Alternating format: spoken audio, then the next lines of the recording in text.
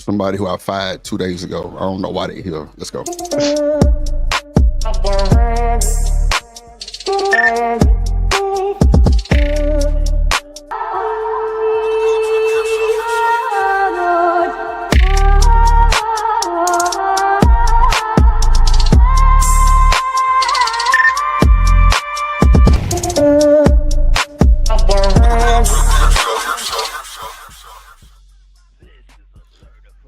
Hello, good morning, Shanika. Good morning, Shanika. See, look, she ain't even there. See what I'm saying? I should have left her where she was in the hood, in the strip club. Yeah, I wasn't coming. I was just coming to restream because I wasn't invited. You can't restream today. You can't restream. Nope. You ain't streaming shit. Nope. Not today, Craig. Nope. Not today. I'm about to leave again, y'all. I'm sorry. You leave and I'm gonna cut your stream. Think it's game? Play if you want to. Nah. See how she come up here ruffling my goddamn I'll feathers? go places where I'm not invited. Oh Lord. Well, you got your pink slip 2 days ago. So why you came yesterday? I told you why I'm here. I'm just here to. You said I'm gonna have to call security. So if I gotta call security, that means you ain't going quietly. I'm here to get my hours. Shit, the fuck? You ain't even no member. Go home. Pick up a check. I ain't come to do no work. Ain't that some shit? Ain't that some shit? Dread. Ain't that some shit? So, Shanika, let me ask you one thing. Hold on, Stan. Let me ask her one thing. Shanika, remember when King Rooster sent us a super chat? Yes. You hear me? I told you, Shiesty. I told you. He didn't send me like 2 or 3 of them. For real.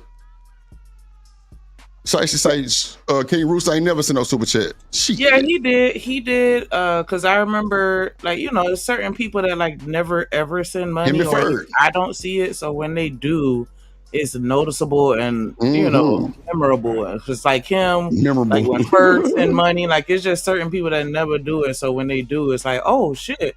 And that was how it was when Vic sent that money. Like, oh.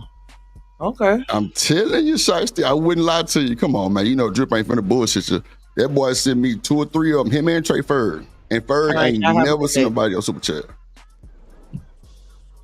The sky must be red. Look, David, I said when he sent it, it's gonna, bro, I gotta find the stream. I said it's gonna rain pigs. I ain't bullshit. I remember it. I remember it. He sent you 2 more after that. And then we were trying to send one trying to send it last night. He tried to send one yesterday and was telling me that he was blocked. Yep. Because I actually talked to him on the phone about it.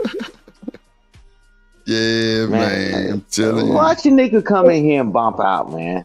Man, she almost got. Because I'm sick of Drip. That's why. And I promise Shanika, you almost got both of us fired. Just to fight him, then get back on the plane and come back home. I'm gonna send you on Spirit. Come on. Dead ass round trip. Like it's gonna be the same day. Come on, Cletus. Come on, Cletus. Hey, you gonna have to run me one. I'm telling you. You go and then didn't you fake invite me to a Dallas cheerleader game? Yeah. I'm coming.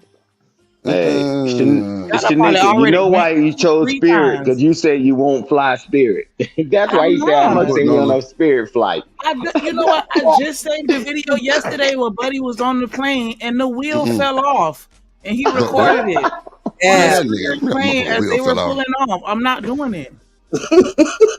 That's why Drip said he's gonna send you a Spirit ticket. I'm dead ass.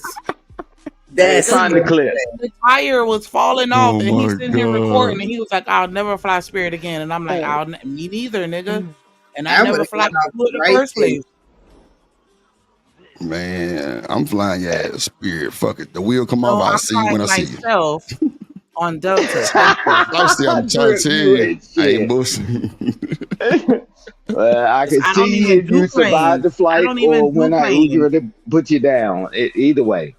Hey, Shanika, wow. I thought you had left. And I'm like, man, I'm banging hard. You know I'm a rock for you. Cause I told you rock with me, I rock for you. Man, you about to get both of us fired. And I said, boy, no, she didn't just come in here and do a little speech and laugh. Man, Drip was ready to fire me too. Drip was ready to fire me too. Sure did. When that check don't clear, she be back.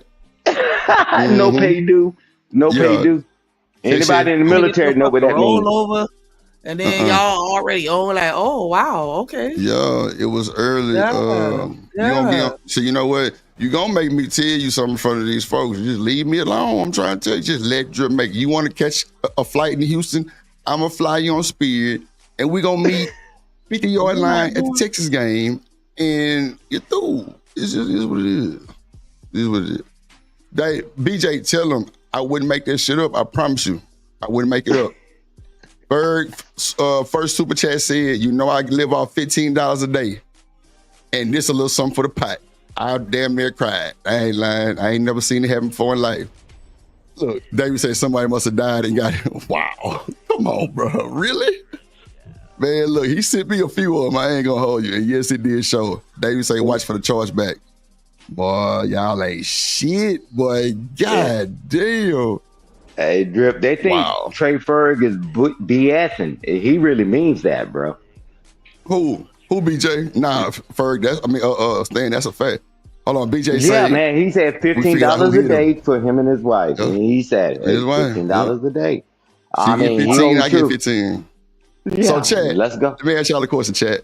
Could y'all live off $15 a day? And just really think about this before you answer. Because Ferg made us think about it, and some days you don't even spend money. But he said he live off $15 a day, him and his wife. And Ferg drive a goddamn Benz truck. I ain't gonna hold you. Yeah. But that nigga making it work. Nah, I'm dead ass. That boy camped up one day. He does. What can we He does. Sashi say, hell no. Hey, oh no. What did Trey Ferg tell you? He said, if I don't spend the 15 that day, it adds up, right?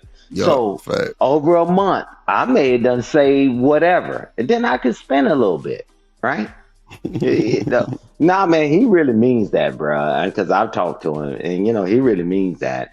He's like, man, keep being wasteful, and when you lose your job, and now you lose your house, your cars, and everything. Ooh. You would have wished you had that 15, huh, Stan?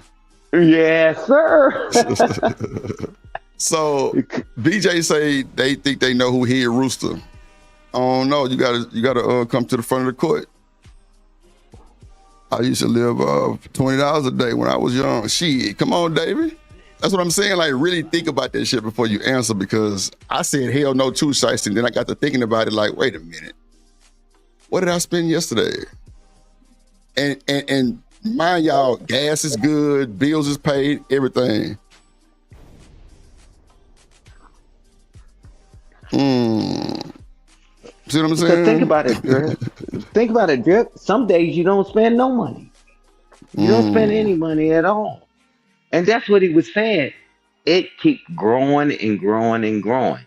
And when you get to use it, and you had to say, hell nah. And then when you started doing the math, say today I ain't spending shit. You're like, now it makes sense. You ain't had to go buy toilet paper. You ain't had to do all this stuff. You ain't even get in your car. And you had to. Then it makes more sense, right? So. So, Shenanigans, did you see the shit with Shenanigans, did you see the shit with JP earlier? No, I wasn't invited to that either. You know what? Fuck it. You can go. I got time. Nah, come back. I'm begging. I'm outside in the rain. The boys to me. What up, Demon? In the building. I'm begging, baby. I'm begging, Stan. Raheem that was my go-to $100 song. a day for gas. Nah, for real. You ain't bullshitting. Why? I thought you were talking about weed. I was say, damn, you smoke a lot. Nah. Hold on. We were to send you to rehab. $100 a day. Nah, I don't spend. But see, Stan, I ain't gonna hold you. When you buy little shit like that, it's easy to spend that though. That's a fact. It's easy to spend that if you're a smoker or you got people that's around you that's smoking. All y'all kind of come together. But me, I just buy in bulk. I just get me something big and hold it until I'm done, because I don't like that back and forth shit. Niggas get caught up on that back and forth shit. I ain't got time. And he could be talking about this, Stan. I don't know. I don't know if he's talking about gasoline or gasoline. About that gas. Yeah. That wee. But I ain't gonna hold you every cent. I'm trusting Sid's interpretation. Because for his job, they're reimbursing for his fuel, so he must be talking about that Zai. Okay. Zai. Yeah. Yeah, because I ain't gonna lie, Zai can be 60 for a 3-pointer.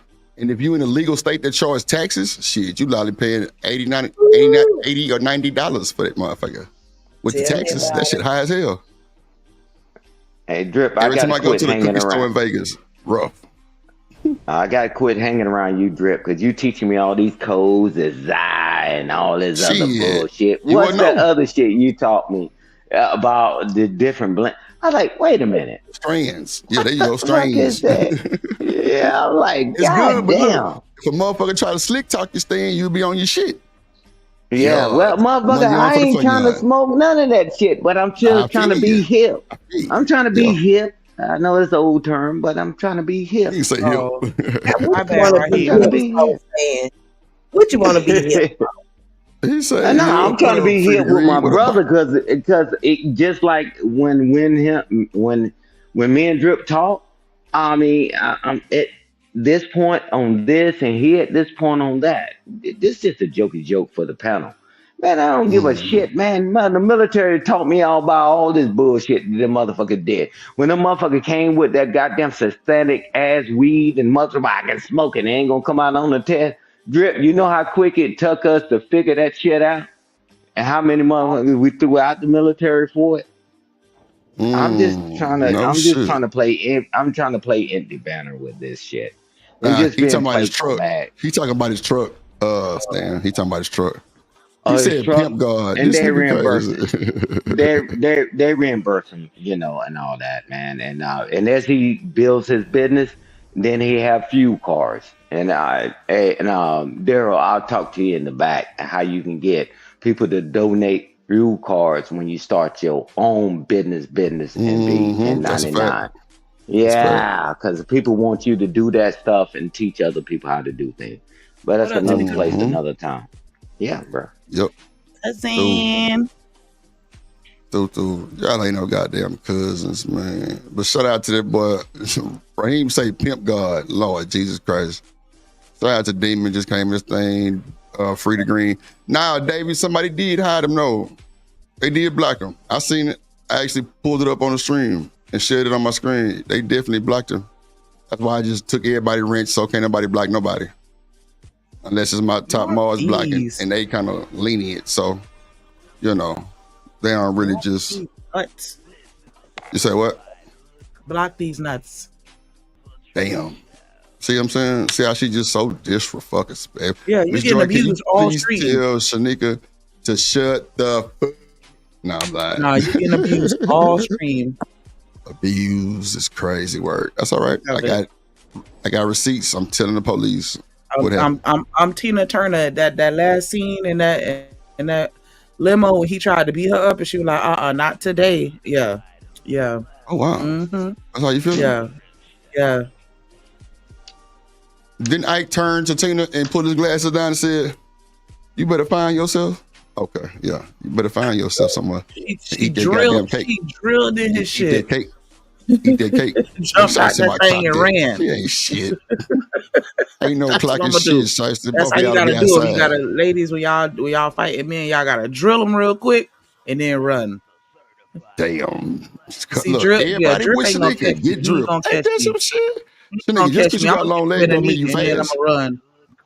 Just because you got long legs don't mean you fast. I said I'm gonna kick you on your knee and then I'm gonna run because I gotta handicap you a little bit so I can have an advantage. Knee? That is so fucked up. That shit would hurt too. Most people in America can't run, so I don't know. Yeah, I actually they can't run. They winded after 5 steps.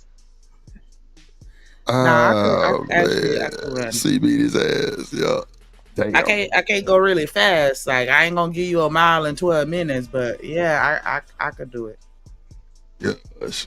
Dripnation in the building. Let me see. Florida girls don't fight. Lord Jesus, here we go. Hey, thank you for this shenanigans. Thank you, Davey. You better tell them. Thank you for the shenanigans Saturday, Drip. That's a great thing. So we can just bullshit. Yeah, I appreciate that, bro. So I gotta take my shoes off. What up, Jones? Say, I don't even have to do that, Tamika, because I know how to run in heels. Because I don't wear tennis shoes. All I wear is heels. So I know how to run in them. I could play basketball in them. Like, yeah, I don't need to take them off. Basketball, yeah. Somebody grab it, man. You hit Drip. You kick Drip in his knees. All he has to do is grab you. And guess what, guys? Come on, man. She ain't gonna get that close to me. Hey, bro. Then I throw some dirt inside. Never grab a woman by her hair because they'll run out of that. They'll run out of that hair. You know what I'm doing? They gone. Yeah, so don't do that.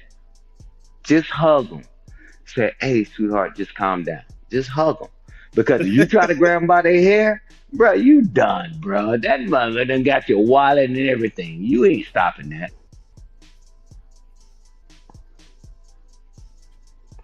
Drip grab my hair. You really gonna get it. I'm telling you. I'm telling you. So why you ain't gonna blame the people who run the crack? Because the rhetoric that I hear every day is that black men is the leaders of society, but y'all don't want to take any accountability. You know we ain't the leaders of society. The white man is the leaders of society. They want to determine. They don't want to determine the law. So you need to go before you come at the niggas. Go take that shit up with the white boys. I ain't taking shit up with him. Did you see how humble Big U was? Hold up. Did you see how humble? Hold up. Listen. Did you see how humble Big U was whenever he was going to jail? Big U been extorting people. He on tap phone calls talking about what he'll do to a nigga. What? That's America for you. The moment, hold up. The moment the white man got in the picture, Big U was like, "Y'all go out there and march for me. They accusing me of this bullshit, man. I gotta go turn myself in." Listen, and that's why I say, fuck being a hood. That shit ain't beneficial. To okay, what do you butlers do? What type of balls you butlers have? When the last time you done fought for something? Fuck the niggas shit. I don't even know. So Martin Luther King was, I guess he was a butler. Malcolm X was Martin Luther King definitely was a butler. Okay. Well, what the fuck has hood niggas ever did? Live with their mama, sell drugs to the community, and take their ass to jail, get out, and blame the white man. Well, blame the white man. They the one gave us the drugs, dummy. And guns. And they sold them, dummy. But you got to go to the If I give you some crack right now, JP, if I give you crack right now and tell you to smoke it, you'll smoke it? And Malcolm X was a no, that ain't what I'm saying. Now you don't target the car.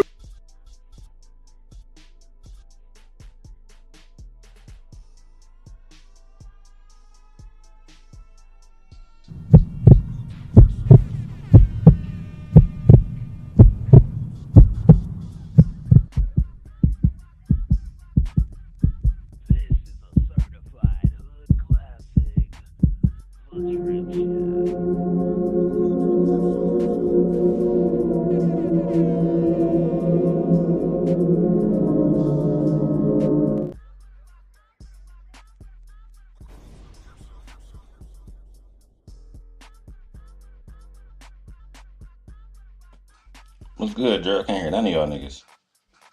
Hey, Sloop. Good morning, Derek. What's good with you? What's good with you, Sam? Yeah, man, I'm glad you came up. Yeah, I'm just chilling, man. I'm about to get up, smoke me a little blizzy. You know how that go. I can't hear that nigga Drip at all. I think I gotta refresh. No, I think I'm talking, and I don't know if anybody else is talking. Okay. Shanika.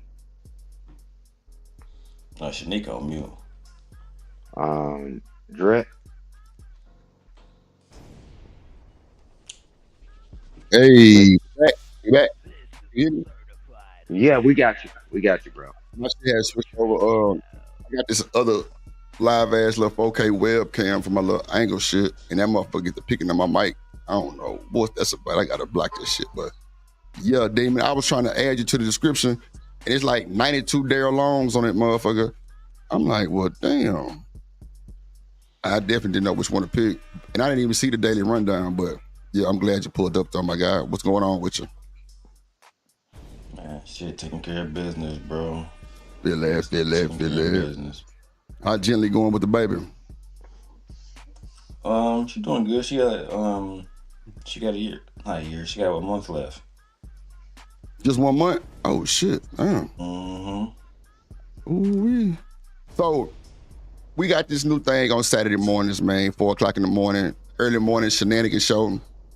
I ain't gonna lie, boy. Y'all must have been listening to me because y'all gave me an excellent first show for sure. So, we reviewing the shit with JP on Brownie stream first. They said you did a stream, but you deleted it, or is it on your Rumble? It's on Rumble. Can you put it in the back chat, sir? Yeah, of course. I got you. Thank you. Cause yeah, we definitely gonna give everybody a chance to review both sides. But so is this just stemming from the drop from Brownie show, or cause every time y'all over here, y'all be chilling, except that one little time? I mean, bro, truthfully, you feel me? I just got tired of JP shit. Like I said in this chat right there, JP comparing himself to Big U is just crazy. You talking about a nigga that's known for getting money. A nigga that's known for, you know what I'm saying, being a boss. Right. And you a nigga that's known for not wanting money. Saying money don't matter. We shouldn't want money. So I just, it always confused me when I hear broke niggas. Because you broken in the hood, now you a street nigga. No. You just a broke nigga, cuz. And what I was trying to tell, bro, is this. Let me turn my light off. Hey, somebody put Daryl Rumble in the chat. It's just setting the record straight. When you go over there, as soon as you type setting the record straight. There you go, David. Setting the record straight. It'll pop right up. But what I was trying to tell cuz was it made no sense that you run around begging us for money to finance your fucking food truck when you sitting next to a nigga in Anton who a millionaire, who your co-host, who you bragging about, right? I got this, I got that going on, close to this person, because he don't talk like that now, but that's how he was back then. You feel me? I got this going on, I got that going on, close with Nyla and Taz, all the rest of this shit. Why you ain't come to them niggas, ask them niggas to help you with a food truck?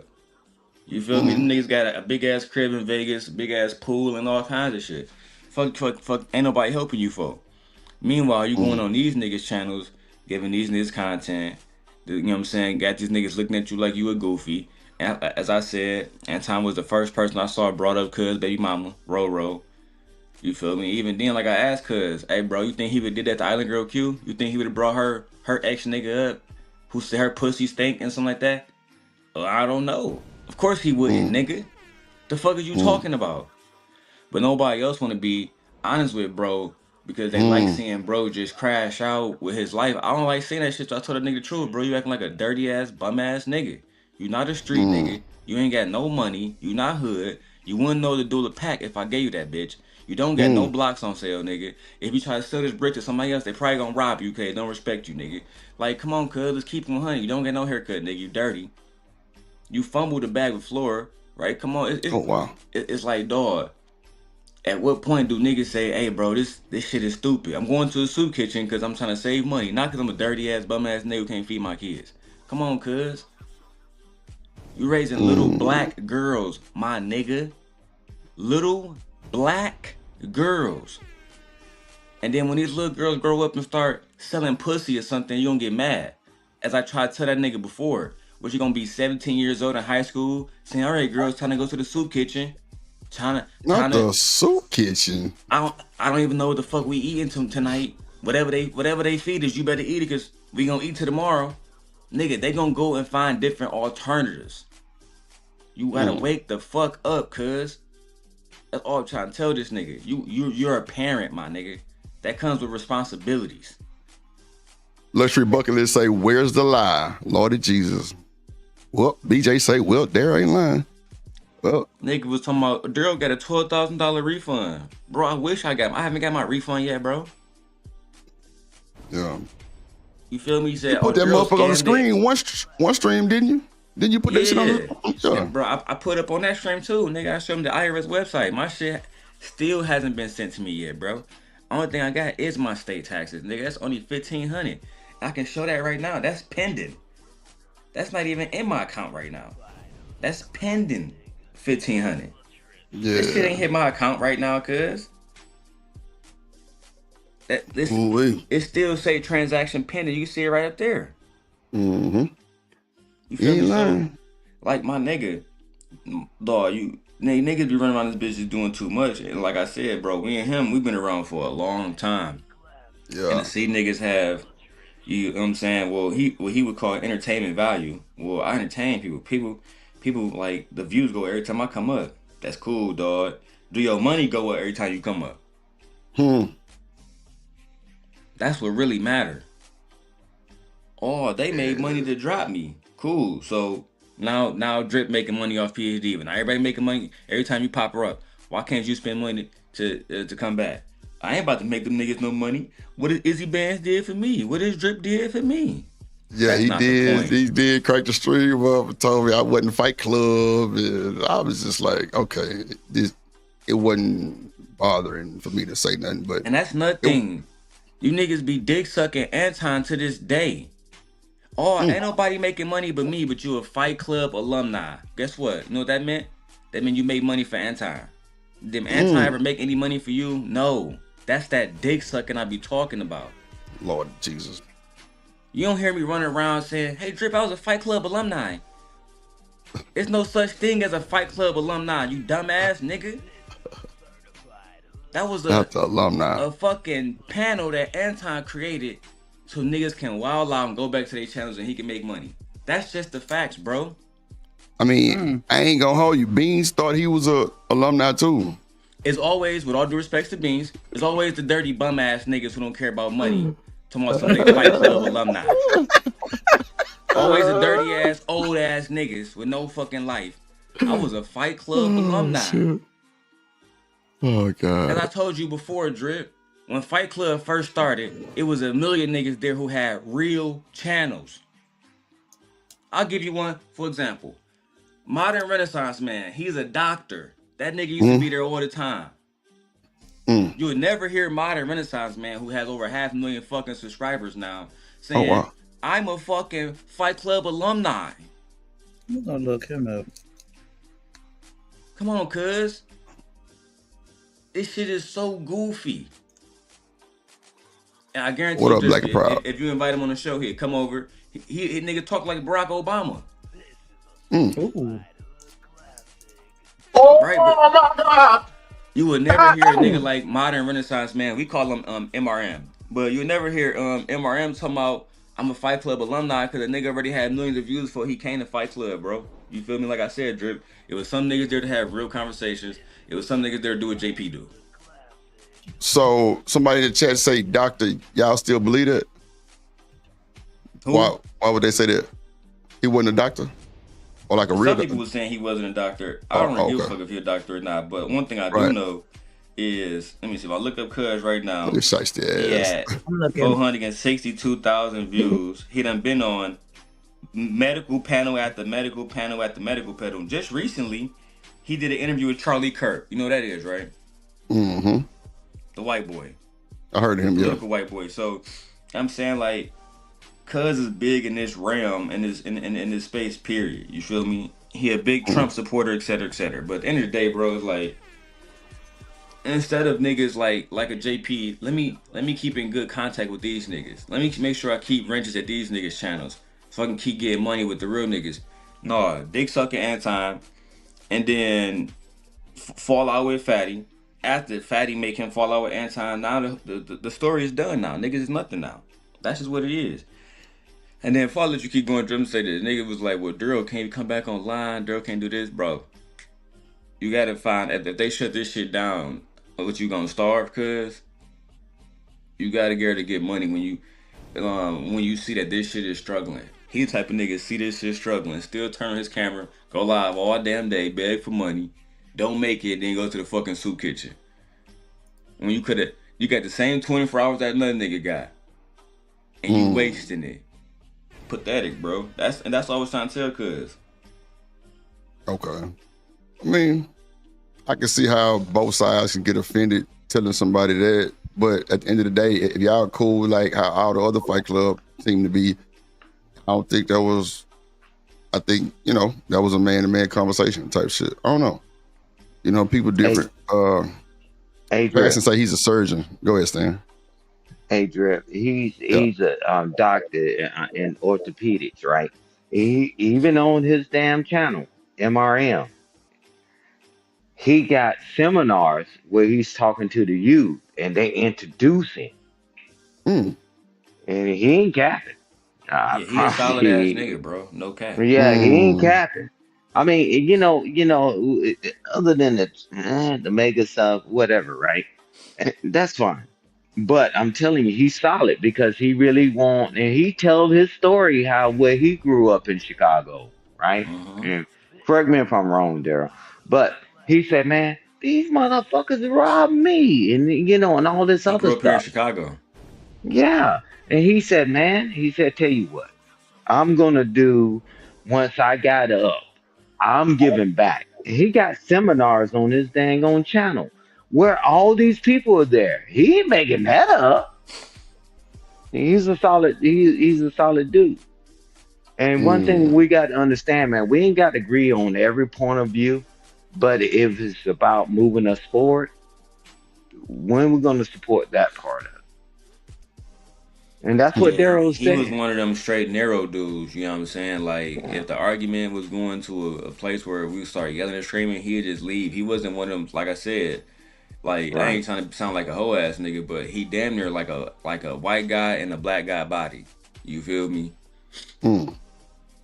Yeah, because he didn't want it to trigger him again. Because he even talked about it, how he used to have to fight there. He said, man, because it's triggering to him. He said, man, this is not productive. And so he was an orthopedic surgery. Okay. Go ahead, Sam. He was man, because he's been doing that for a while and all that. But nah, man, you go to a channel, whatever, but I can reach out to him, and Daryl can reach out to him as well. He come up here and cool he'll as hell, talk, bro. He'll talk, man. And you hear how calm we're talking now, and that's what he was saying. And he will speak calmly, and you can talk to him in the back and see what you want to have him on here to talk about. And he can share some of the seminars, man, because at the end of the day, he's trying to help the youth and trying to get them to see things differently. He was one of the they don't have the ones same that we experience like him. He was one of the ones, Stan, that was trying to tell us about over, like, you know what I'm saying, like education. He was trying to teach us about, like, the stocks that he invests into, companies that he invests into, because as a doctor he know about, let's say, like, what equipment they use and what company make it, et cetera, right? So he would come over there and try to tell us about a whole bunch of shit. Of course, we would get into arguments about shit like Trump versus Biden, because shit was upcoming. We would get into arguments about political shit, like, you know what I'm saying, women contraceptive rights, shit like that. Or bullshit arguments like, who's better, hood niggas, or JP would say field niggas versus house niggas, right? We would have those conversations too. But once it got to, like, talking about people, kids and families and shit, that boy was gone. You feel me? He was always either like, yeah, I'm too rich for this, and I got too much white man class for this. You feel me? I'm not a nigga at all, so I'm not gonna act like a nigga. That's how he was at. You know what I'm saying? You got no choice but to respect cuz I mean, shit. He didn't want to get into no bullshit arguments. He wanted to keep it 100. You feel me? And I can appreciate that. That's why he one of the main ones that stick out to me when I think about Fight Club. You know what I'm saying? He wasn't the only one, though. There's a few other ones. Okay. Yeah, that's wild. Shout out to MRM. But I say he's a director over several hospitals. That's still huge as fuck. Shit, that's big. A director is crazy word. We would argue with stuff like the fact that I think his wife is white, shit like that. We would argue with him and shit like that. Just a typical. Okay, I got you. Yeah. Shit. Okay. So let's see. Let's catch this video and see what's going on. Yeah, let's see. Yeah. Shout out to Demon for pulling up though. Yeah, Drip. But at the end of the day, it's about how do we move the next generation forward, and that's what he was about. And he got plenty of seminars and all that stuff that he's done, and it's documented, man. And just like Daryl, he got stuff that he's done, and you see him taking pictures with all these people. And that's why Daryl, and I said, man, I've been around for a good minute, and Daryl will tell you, and this before Daryl even came up here, I said, Daryl said, man, hey guys, I understand. I got to clean my image up and all that. He said, man, I ain't into that shit no more. Nah, that's a fact. It's a whole goddamn cult that don't fuck with me because of this nigga. So yeah, I already knew what type of time he was on. But like I say, I ain't never, we come to the kids, there's people just, hey, do y'all thing. But other than that, ain't no rules in this shit. Ain't no rules and no get back. It is what it is. If a nigga can't take it, get the fuck out the kitchen. Yeah, I agree. You can play the video and and then at the end of all this, and I want to talk to Daryl about something else, and and get your opinion too, Drip. I got you. It's so for you to go after the niggas, but not the white man. Just FYI, no accountability. Listen. Okay, Look, Demon already in the chat. He cutting up. Boy, I watch him on other places. I see what be going on. You know who put the welfare in the black community? President Roosevelt. Hey, Barney, take that stupid ass comment down. Nobody trying to hear what that nigga talking about. I can't hear. Lord Jesus, have mercy. Lord Jesus. Right now. Real talk, man. I know everything. I know. Did Jalen just say he knew it? Okay, we're gonna go on early morning Shenanigans show. Why the fuck? Ain't nobody trying to compare themselves to no fucking big you. Hey, bro, you be going around trying to start shit on the slide though. You were just best friends. You be trying to get accepted on these streets. He be just running his motherfucking mouth. Well, you in Chicago, you want to pull up on me right quick? You say you be in this motherfucker, call me a whole ass bitch in my face. Oh, like I said, ain't nobody start shit with you broke ass, hoe ass niggas. And I be in Milwaukee. Well, you need to be calling me a whole ass nigga in my face. I be in Milwaukee a whole ass on a daily basis. Well, stop talking to you.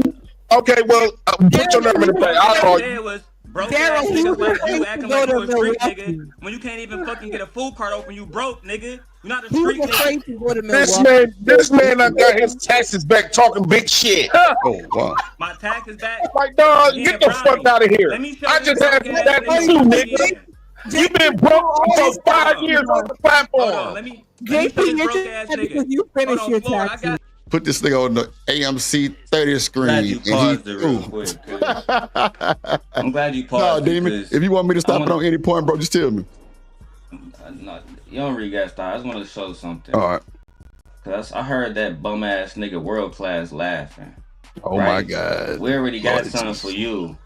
Cause you Baltimore niggas stay running your motherfucking mouths. Right? Let me show you who your bitch ass is, cause that's you, Lord, World Class. Show them niggas, Drip. Big screen that shit. Let me get the guy. So his bitch ass can come over here and defend himself. Maybe he can do 20 push-ups. You a little nigga, cuz. That's you, Miguel. Lord, you the same size as my little homie, Fearless Jim, nigga. She about 110 pounds. Lord, you a little nigga. Look at your little arms, blood. You don't even eat, nigga. Look at your forearms where your wrist at, nigga. You can't even pop no gas. You fuck around, snap your wrist, cuz. You a little nigga. You gotta eat first, nigga. Before you fuck with a nigga like me, man. But keep going, Drip. Can't believe the little nigga with the little arms running his mouth. You can't even laugh at niggas like me. Small ass nigga. Hold on. Oh shit. Oh, wait a minute. Nigga, put it back on the screen. You messy. You put it back on the thing? Okay, hold on, let's see. Nigga, arm size is gently arms. Lord Jesus. Nigga messy shit. I got this nigga. Nigga, okay. You don't got shit. Anti broke ass can't even give you no money. You poor, nigga. You go to the soup kitchen and eat. To feed your dusty ass I'm going there tomorrow. What the fuck that mean? Yeah, now go there and feed your dusty ass kids, nigga. What's your little pissy ass kids? Come on, I guarantee you I'm afraid. That nigga Demon knew exactly what to say to ruffle them feathers. Damn. You better not. Don't you call my kids Dusty. You gonna have to shoot me a fade. Oh shit! Shanika say she gonna fight by her shit. The fuck? You ain't finna be calling my babies Dusty, man. You could call me Dusty, but don't be talking about my I babies. flagged that Hell nigga nah, video the nigga. other day because that nigga whipped his daughter live. I said, dog, what No. are you doing? And Nah. I got the clip too. I saved it just so I can show his whole ass whenever he run his fucking mouth. Nigga, you whipped your daughter on live, bro. Literally had her ass on a camera and spanking her. What up, Freezer? Freezer. Nah, we're not gonna do that. No more. No slander. No slander. Woo, No child, world class slander. World. That's class. my boo. Your arm probably bigger than that nigga immigrant. arm. That boy's so small. Yeah, y'all see, I clearly fuck with immigrants. Yo, I ain't seen world class over here in a second though. Mean to the immigrant. For real, like he done said, fuck us. I guess so. Shit, I don't know. Somebody probably told him some shit. I don't know. I ain't got no smoke world class. Shit, I don't know. I just be thinking people just kind of world class either. I just think he a little nigga. Oh, nah.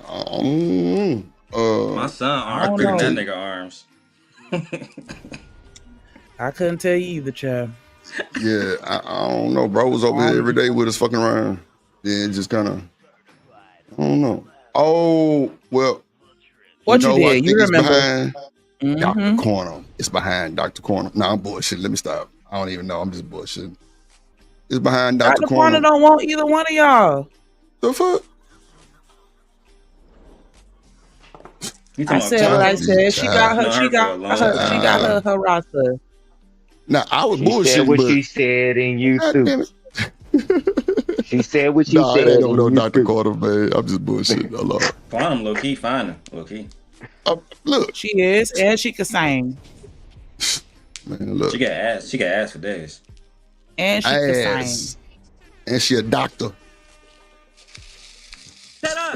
You can't even afford a food cart. You broke. I bet you on my dead mama grave, you will come on Fortnum grave. You go. Yeah.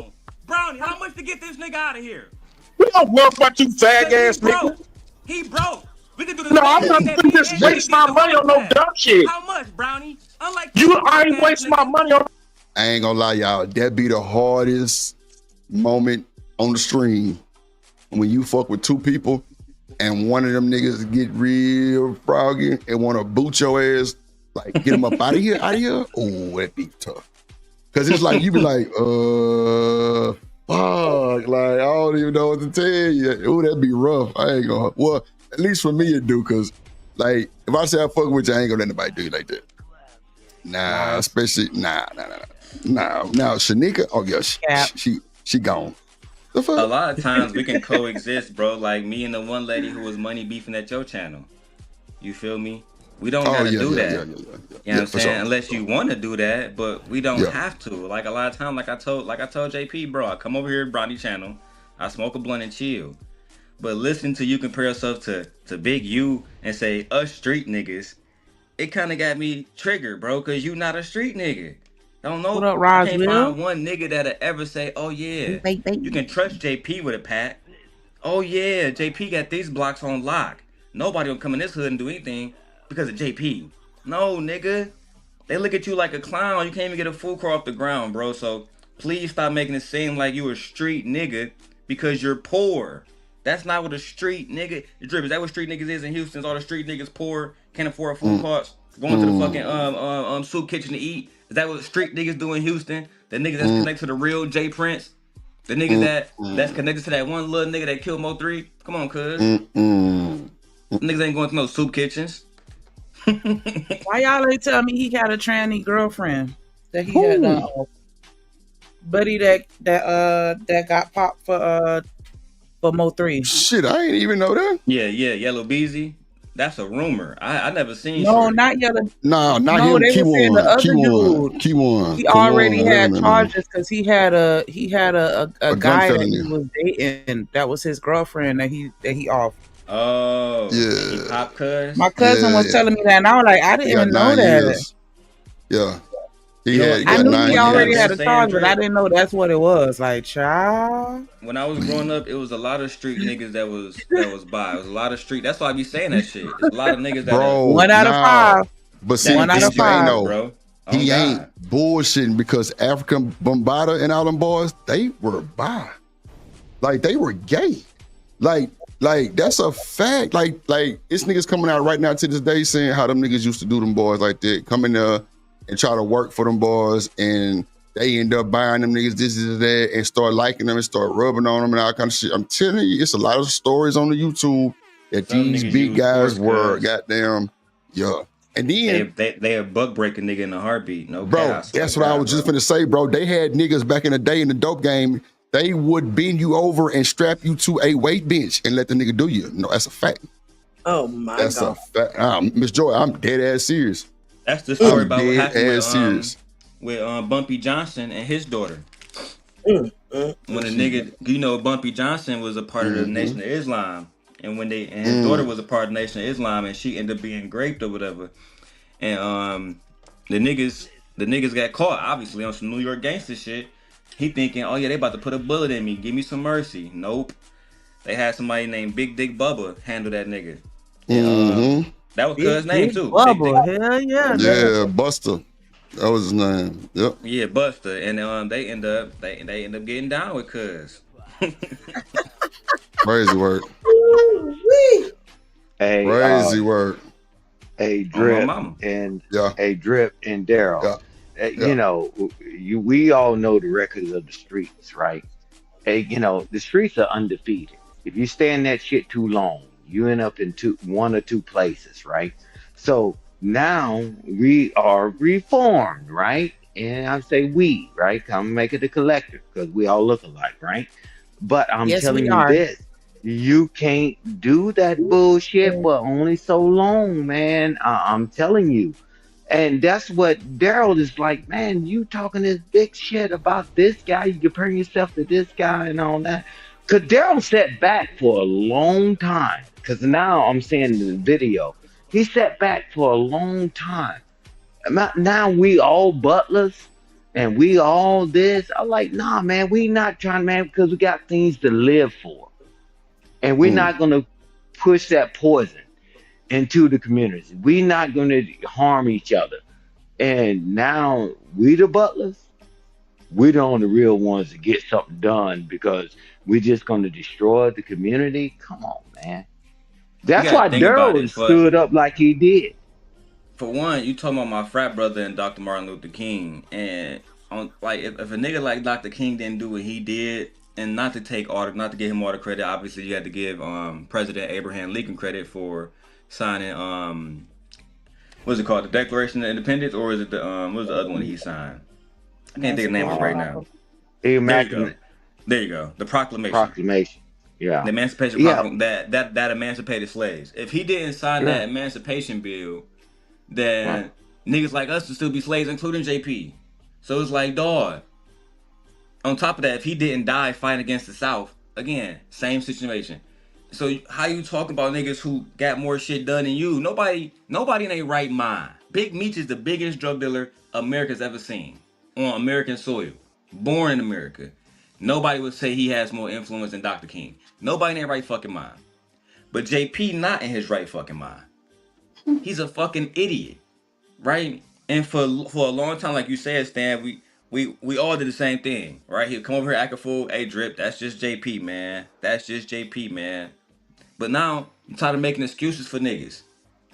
That's all it is, bro. I'm tired of, hey, bro. You know what I'm saying? Like, Drip, you ever watch American Hustler, Frank Lucas story with Denzel? Yeah. How many times he had to go to his brother and tell him, stop wearing them fucking fancy suits. Stop wearing these fucking fancy glasses. Stop doing all this shit. And guess what? Fuck up their organization. Frank himself wearing a fancy fucking coat to a boxing game. Feds all over his ass. Bro, how many times we gotta tell you the same shit? Over and over until you do something different. Now I gotta put the motherfucking foot down. It is what it is. But yeah, man, I mean, you know, some people gonna do things a certain way, but at the end of the day, you know, I mean, I'm all out of passes, man. I was all out of passes in January.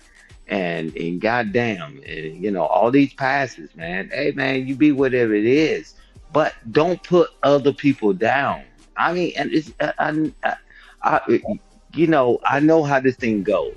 Now everybody else is bums and butlers and slaves and just bowing down to the white man and all. What? I don't even know what that means, but I know, man, you could say what you got to say without calling people all these names, right? Man, you people let you slide through, But but like you I told him yell in at a this video, motherfucker, because it's going to get man. nasty, right, Stan? But you get on here on a Yeah, daily basis and you shit on your ex-wife, right? A yeah, woman bro. who moved out of her situation, who I know for a fact, because Flora was the first person that was coming to my movie nights, right? Me and her would sit online for hours, day by day by day, watching movies. And I know for a fact that she's a paralegal, right? She's physically attractive when you actually see her, right? This is me talking to you niggas, right? I'm telling you, there's stuff that if you was to see her offline, see how I know for a fact most niggas want to hit, right? For one, I like big titties. Flora got real big titties. But the whole point is this. Oh Like I Lord, tried to Jesus. tell that nigga then, bro, I said, bro, you had a young woman come into your life, try to take care of your kids, no kids, and help you with your business, and you still, you still got something to complain about. How many black men can say that a woman's willing to move for them, take care of their kids when she ain't got none, and help their business and work for don't go get her own job. Work for her husband and help build a brand. How many niggas out here on the internet complaining about that right now on the manosphere? Hundreds of thousands of niggas. And you get exactly that, you fumble it. Go ahead, Drip. You got it, dog. These niggas goofy, man. Hold on. Let's see. Oh, dumb shit. You just trying to be on YouTube because your punk ass kicked off YouTube. I'm gonna let these broke ass niggas This punk ass nigga kicked off YouTube. If we report Bonnie channel, so you been on here, you won't her shit get taken down. You can't even be on YouTube. Hold on, why would you do that, JP? No, I'm not saying I would do that. I spend more money on weed. Pause it real quick, Drip. Let me make this motherfucker trying to hang on, trying to get. He's trying to be friends with all his enemies on you. Go ahead. JP, you so broke and can't read, nigga. That's not how community guidelines work. If that was the case, why the fuck do Tommy come on everybody panel still? Right? You think that's how that works, you dumbass nigga? Oh yeah, I'm a flag somebody's channel because somebody else is over there. If that was the case, niggas I would have been flagged Sharon channel having fucking Tommy over there. Would have did that months ago. Damn. But that's not how it works, you dumbass motherfucker.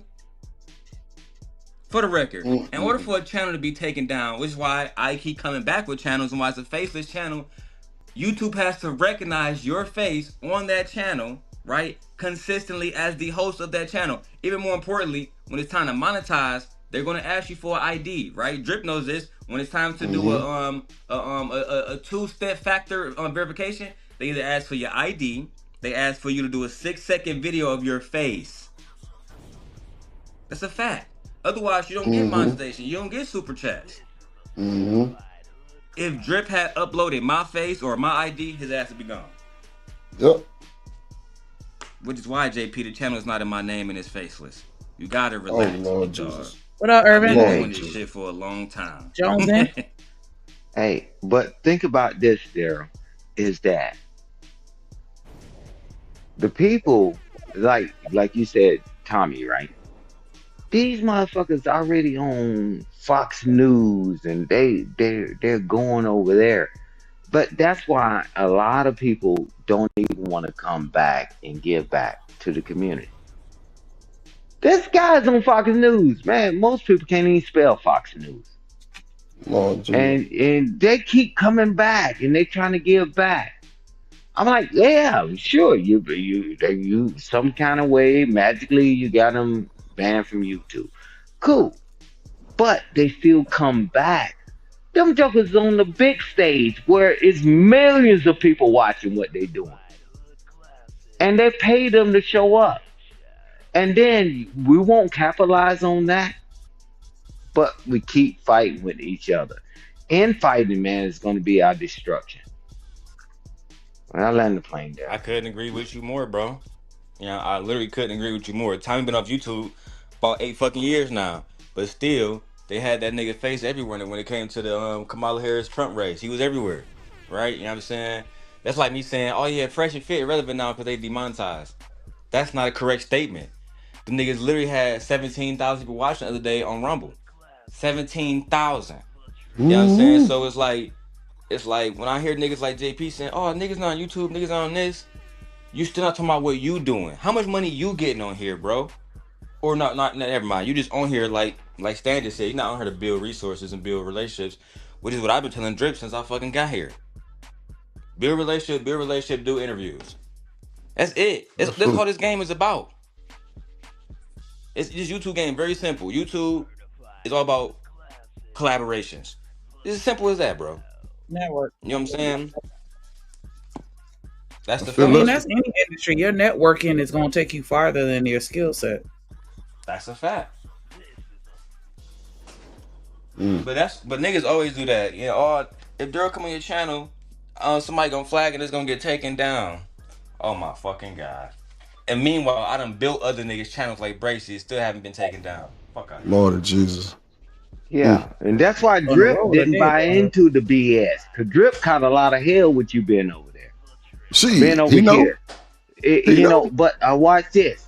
And like, what? How you gonna come at my channel and whatever, right? And I'm like, man, this guy, when he comes over there, I say, hey, Drip, I'll tell you this. I said, man, just watch what's going on. Like we all should be watchful, because hey, Daryl will tell you himself. He'll tell you certain things that went on. He said, man, shit, that wasn't good. So you got to learn from people that's already done it before you. And they say, hey, man, tell you what, I'm not coming up here. I'm not going to raise a bunch of hell. And the guy said, hey, and Daryl has never done that to your channel. But it's always the losers staying that do that, right? I was around NT yesterday, right? Me and NT fucking despise each other. But I promise you, he wasn't one of the ones that emailed Drip. And I don't even got the list, but I know he wasn't. Hell no. Why? Because he got his own motion, bro. The people that email Drip, they have no motion. None. Right. Offline and online. They lonely. They bored. Right? That's why they took out the time of their day to say, let me type this nigga email because I just can't have this nigga here. Instead of saying, you know what, like Auntie would do, let me go to my channel and get my own shit popping. Right? It's always the lames. Like Little Miguel. Them type of niggas. Who in the hell is Little Miguel? I don't like that. World class. That's low class. Oh, shit. Man, y'all crazy. Oh my god! I don't like this. Yeah. Yeah. Hey, Drip, real quick. When somebody get the opportunity, I'm gonna tell you the difference between us as a people and others. They never forget, right? They get their lick back, right? Google the Congress, right? Look at the names that's on there. First, second generations and all that, right? And Congress and the House. You remember who used to do that? We used to groom people from their youth and get them in political positions. Aldermen, council, city council, the mayors, the governors, and guess what they did? Now, look at those rosters now. They never forget. And I'm telling you, I'm telling you, while we playing around, they moving in a position that they know they can't fight them by force, man. The military, man, here, man. I don't want to talk about that too much. But I'm telling you, look at the names that's sitting up there. Who has the biggest voice in office now? It ain't the president. Trump. A South African. Oh, wow. You talking about Elon? Yeah. What up, G's? Oh, okay. Yeah, but look at all these people. I'm telling you, they first and second generations. Man, we did that before. We even got the civil rights bill and all that stuff. Thurgood Marshall and Shirley Chisholm. all of them, right? They did that because they knew that if we tried to ever come up there and talk about we gonna fight, man, most people are pussy than RuPaul. You're gonna run and leave. So they putting themselves in political positions, man. And I'm telling you, they're getting their lick back. They didn't forget that we burned down their villages and we bombed them, bruh. They moving like we started moving, and we forgot all about it. And now we hung up on all this stupid stuff, man. What up, Robin M in the building? Shiesty say Daryl Glazing drip is hilarious. Yeah. You ain't got no fucking sense, Shiesty. Crazy ass. But that's the message, man. I got you. Hold on. Dude, just somebody can let him up on their show. Shut your broke ass up. Nigga, what the fuck you talking about, nigga? Shut your broke ass up and go take them kids to the soup kitchen, nigga. You want to? You say you been watching y'all, right? I knew you was gonna come up here. I was gonna punch you in your mouth. Nigga, you ain't gonna do shit because you broke. You can't even move outside of Waukesha. Yeah, only thing I might be, my pocket might be broke, but your mouth gonna be broke. Hey, you couldn't even have a crib with a floor. Shut your broke ass up. You got a channel. How much money you made on your channel? I bet you can't come on Brownie channel and show you can't. You don't got no channel. You keep off. JP, I bet I made more money this week than you did all month with YouTube. How much you want to bet? You probably did. I ain't tripping on that. Cause you broke. Hey, Flo, you got something in the mail.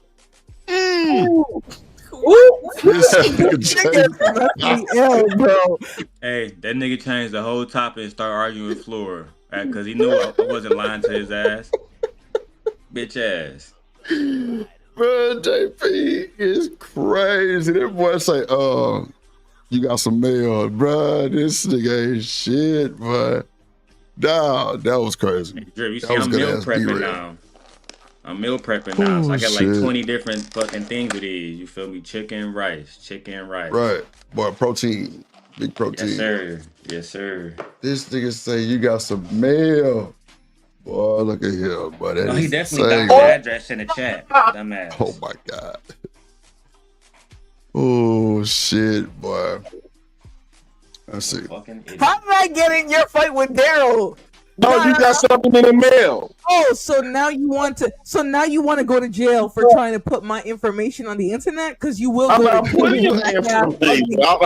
You don't need to put no mail with my name on it on the internet. Do that shit, and you're gonna find out what the fuck I'm playing. You know what? Go ahead. Oh shit, she was on the panel too.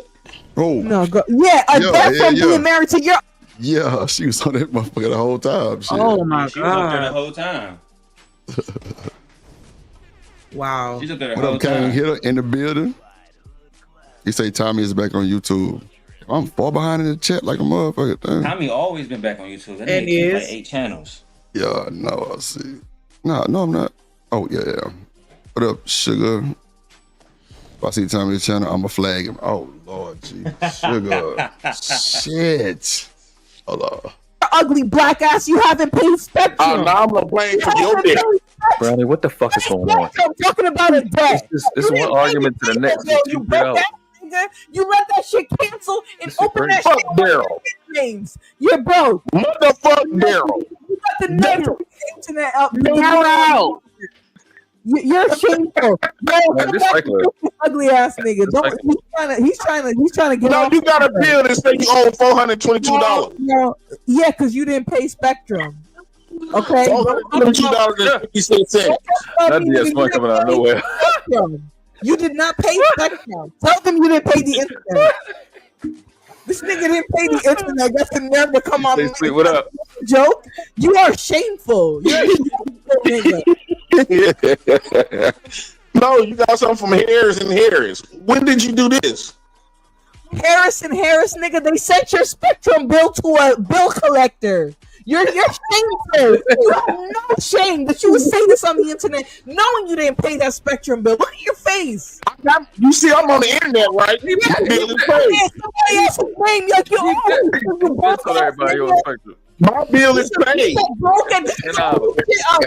only shit a broke ass nigga would do is sit here and talk about a bill that he didn't pay. And you owe $5,000 at getting out for that couch. I don't owe no $5,000. They've been calling my phone. Sugar, you and G's ain't shit. That's a fact. Every day. I'm about to tell them where your unit is so that they can go inside so of your now your credit all the way fucked up. Yeah, because of you, because I married a black bastard. Because of me. Your credit been fucked up. This is disgusting. I'm getting off of here. Your mama put shit in your name. You want to talk smack? I'm gonna make sure that shit goes onto your credit when I divorce your ugly roach. No, it ain't gonna go on my credit. Oh, wow. Yes, it is. You black bastard. I don't even live in Waukesha. Shit. You have some nerve to talk about a bill. You got a lot of bills on your name. Don't stop acting like you had a lot of bills on your name. That's why you can't get on the leads. I don't have shit. Shit. Talk to Daryl. Why don't you talk to Daryl? Now you want to talk to me. Man, fuck Daryl. Daryl was dragging your black ass. Now you want to talk to me. You want to drag his shit. That's why you trying to get some Daryl's dick too? You're 70 years old and you have no credit. That shit hit different when that woman say that shit. So you gonna drag him like he? So you gonna drag me like he drug you? Oh, nigga, we got to fight. And that's that nigga's legal wife, cuz. That's fighting. That's your legal wife, cuz you done let Raw B and Say like expose your bitch ass. Oh, hell no. We ain't finna do that, Demon. Fuck no. Hit my cash app or something. Sell it, Raw. I love y'all, nigga. Yeah, that's maybe love for them niggas too. They don't nobody docs like them niggas, cuz they got that nigga out of here. Showed the whole document. Mr. Davis put his hands on Mrs. Davis. Oh, shit. Boy, that's wild, boy. But I addressed that Flora shit too. Like I said in this video, Flora been better off with a nigga like me. You feel me? She was with a nigga like me, she be still getting some young nigga dick, right? You know what I'm saying? I be taking her out to eat, you feel me? Sucking on her big ass titties. Right? We be having fun. Shut the fuck up, bro. Oh, God. Drop Daryl for 2 seconds. $2, goddamn. Have mercy. Somebody dropped this nigga for $2, dog. What up, Darren? Those coffee. Nigga, I called you back, nigga. Bitch. I'm tired of God. Drip. So you know, like Drip. Once you get big enough, you can make emojis of like the people on like your panel, right? You can do a Shanika emoji. Yeah, I did. People can get a call back. Yeah. So back in the day, again, because her used to rock. You know what I'm saying? The first emoji I ever did was Flora's. And the pictures that she sent me for the emojis, that's how I know that motherfucker was nice. I said, wow. Oh, shit. This you? Called you back. Boy, Pamela Anderson. All the over. Pamela Anderson. Oh, Jesus. Tell you, motherfucker. Not to the top of the totem pole. Oh, I'm having my own sidebar conversation. Coffee, I'm gonna hit you up in the back. You need to hit the panel so I could send you some information. What the fuck? Drip. You see how brownie titties be looking? Boy, you got to stop. I don't be seeing what the hell. Brownie is nice. She's nice. Brownie strap, nigga. Let me tell you that right now. She on some Meg Thee Stallion type shit. Flora. Oh, Jesus. Flora top heavy. Child. Go ahead, bro. Coffee, I called your motherfucking ass back, sir. Let's see who is looking here. He called me back, though. You called me? My bad, little baby. Beautiful little chocolate princess. Yeah, Brownie cool. She been kind of lit over there. She been, well, I ain't gonna say kind of. Yeah, she been lit. So Robin them, everybody wrench got took because somebody here Rooster, and he was trying to send a super chat, and it didn't go through because he was actually blocked for real. I actually pulled it up and showed it on the stream. So I just took everybody's shit unless you had a big wrench. You going to that Kendrick concert down there in Drip in Houston? Man, hell no. Shit nah. I know you know about it though. No. That bitch gonna be lit though. They having another concert they doing called Tequila and Tacos with Lil Jon. It might be more interesting, but I heard Bow Wow down there for the Millennium Tour too. Bow Wow was down here. The Toyota Center. Toyota Center, yes sir. It's where the Rockets play. Yep, it was lit. Okay, that makes sense. There was a lot of good feedback on that. A lot of good feedback for that shit. Boosie, was out here for that motherfucker too. Well, you know, Boosie be out here all the time. He got 2 houses out here. But I thought that nigga lived in Houston. Nah, Boosie live in Atlanta. Oh. But that nigga do got 2 houses out here though. That's a fact. He do got 2 cribs, like big ass houses too. But you know, that's when Texas just sold everything for nothing. Type shit. That's when Drake moved out here. Bro, I swear to God, we was thinking about moving to Texas at first until that shit with Roe v. Wade happened. And now my wife's like, nope, I can't go down there. But that's a whole different conversation. Yeah, that's a whole different. Lord have mercy, Jesus. Damn, who else came in this motherfucker? Oh yeah, so I just took everybody risk, so can't nobody time nobody out type shit. And y'all don't get no snow down there, do y'all? Yeah, we actually had some this year for like 3 days. No bullshit. I know that sounds crazy for me saying 3 days. Y'all at least we having it for 3 weeks type shit. Nah, 3 days was good enough. 9 out of 12 months in Michigan we get snow. I did not. That's what I was gonna say. They only had 3 months where it ain't snowing. Yeah, we only had about 3. Sometimes it's not even that, but basically, yeah, about 90 days of summer. That's it. Yeah, y'all should be lit. Like it's snowing in Michigan right now. Look, everybody saying Rooster ain't never sent no super chat. I'm trying to tell y'all, man, I wouldn't lie. Ask your nigga. He probably sent like 5 every now and then, but he be sending me money through Chime. He used Chime. See what I'm saying? Even Daryl getting them. Shit. But yeah, I got super chats Vic is the only reason why I signed up for Chime, literally. Just for him, because he sent money through there, literally. And he a member. Like, so he definitely doing that, and he wasn't gifted. He actually paid for that membership. Vic, my nigga. You know what I'm saying? As a matter of fact, Vic cool as fuck. A quick little Vic story. Remember, I ain't gonna say her name, but that woman who I got into that money fight with on here, when she was a simp angel, she wanted me to block Vic. And I tried to tell her we had a big meeting about me and all the rest of the Stop. Hold on, Demon. Stop. Tanika, did you hear what he just said? She wanted him to block Rosa. Demon, this is deja vu. It was the episode over here the same way, live and direct, because somebody said Lil Man, and I did not know who the fuck that was. That's a fact. I'm like, she said, you ain't him calling him Lil Man? I'm like, who in the fuck is Lil Man? Nigga, you wasn't even on the panel or nothing. So I didn't know that's what they was calling you or have called you before, because Rooster said that. And I guess that triggered her. I'm like, wow, okay. And yeah, them two don't get along at all. You see, I ain't know that. I didn't know Diva was over there at JP. So when I brought him up, like Diva she was like, nah, how much to drop this nigga right now? I'm like, oh shit.